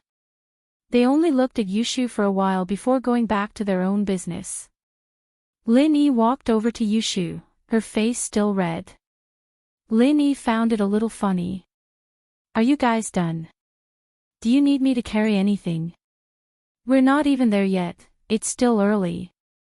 Meng Yao thought back to how Lin Yi had gone to help a pretty girl deal with a car accident for no reason. She got a little pissed. Hold these **** for me. Wah. Lin Yi froze. Holding the ****. Lin Yi was a thick-skinned guy, but holding a **** behind two pretty girls like that wasn't a pretty sight, was it? However, Lin Yi let out a sigh of relief when Meng Yao handed the bag over. Other than the **** brand, there wasn't anything special about it. Where's yours? Lin Yi turned to Yushu after taking Meng Yao's bag. Here. Yushu had already put the **** into the bag and passed it to Lin Yi. And so, Shield Bro followed the two girls from afar. When the two returned, Lin Yi had more than 10 bags in his hands. Meng Yao suddenly remembered something. Lin Yi, you haven't bought any clothes yet. Me? Isn't this good? Lin Yi didn't really care. It's fine if you don't buy it. I have to. People will think that Shu and I are students if you wear a school uniform. Meng Yao said firmly. Chapter 103. Fried mushrooms and gutter oil. Meng Yao's eyes lit up at the sight of Lin Yi walking out of the fitting room. Her impression of Lin Yi had changed quite a while ago, and Lin Yi looked a lot more handsome in his school uniform than when he was a laborer. However, Lin Yi looked even more handsome in his casual clothes. She hadn't expected this guy to be this handsome. No wonder he was so popular with girls, even Ling Shan was trying to get close to him. She shouldn't have asked him to buy it if she'd known. Meng Yao thought, a little conflicted. Wow! Yao Yao, look at how handsome Shield Bro is. He's more than enough to be your Shield Bro. I guarantee it. Yushu was quite surprised at Lin Yi's change as well. It seemed that clothes made the man, and bark made the tree. How about it? Lin Yi picked out 2 casual outfits. He didn't think it'd look right for him to follow the 2 misses in a suit. He'd look like a hired thug if he were to wear one. So ugly. Meng Yao said with a yawn as she looked at Lin Yi with sleepy eyes. Ha! Lin Yi smiled as he looked at Yushu. What do you think? Yushu looked at Meng Yao, a little troubled. She felt a little guilty all of a sudden. I guess. All right then. Lin Yi said as he took out the card Faubert gave him. I'll do it, I told you I'd buy it for you. Meng Yao said, getting up from her chair and going to the counter. Lin Yi shrugged. There was no need to fight Meng Yao if she insisted. This wasn't the time to be a gentleman, after all. The money in his card was from Pingzhan, and the money in Meng Yao's card was from Pingzhan. The two were essentially the same, and it didn't matter whose card he swiped. We're done. Is there anything else you want? Meng Yao asked Lin Yi after swiping her card. I'd like to get a laptop. Lin Yi said after some thought. Oh, a laptop. Shoo, I thought you didn't have a laptop in your house anymore. Why don't you get Lin Yi to use it? Meng Yao was a little tired, there weren't any laptops in the mall, and they'd have to walk quite a distance to get one. Sure. Yushu didn't really care, computers were the type of thing that got replaced pretty quickly anyway. She was staying at Meng Yao's house for the time being, and she'd probably get a new one when she moved back home. She might as well give the computer to Lin Yi for now. Lin Yi didn't have any objection since both Meng Yao and Yushu said so. The three left the mall together, and Lin Yi looked at the long line of cars in front of the parking lot. Meng Yao wasn't a bad person. She wasn't afraid of getting a ticket, but with her status, all she had to do was call Faubert in advance. Even if the manager of the mall didn't want to park, he'd have to give her a parking spot. Meng Yao looked at the parking lot and gave the keys to Lin Yi. You're in charge of getting the car here. Lin Yi smiled bitterly as he took the keys. Neither of the cars had left, and Meng Yao wouldn't be able to move the car out of the parking lot. But it wasn't a problem for Lin Yi. He got in the car with the keys, and after a couple of shifts, the car was out.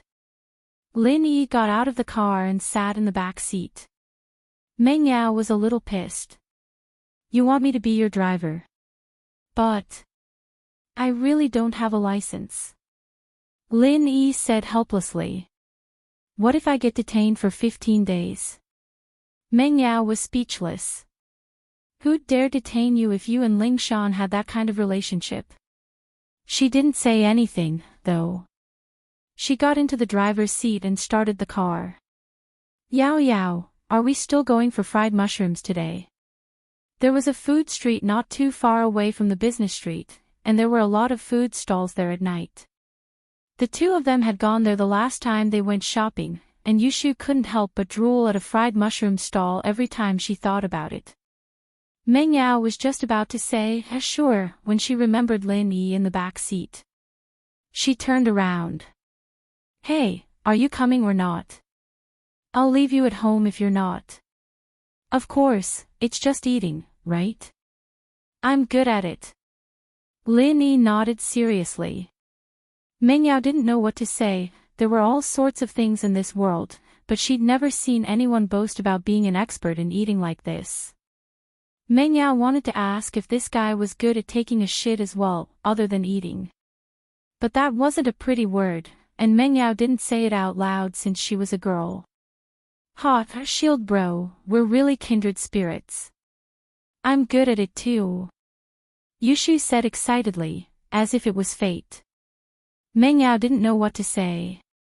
How embarrassing. It was too embarrassing. I like fried mushrooms, what about you? Yushu didn't see the look on Meng Yao's face as she chatted excitedly with Lin Yi. I like fried chicken. Lin Yi said. Ahem. Meng Yao couldn't take it anymore. Haven't you guys heard of gutter oil? Yeah, Yao Yao, but what does gutter oil have to do with fried mushrooms? Yushu asked, dumbfounded. Ugh. Meng Yao floored the gas pedal, and the S5 shot out.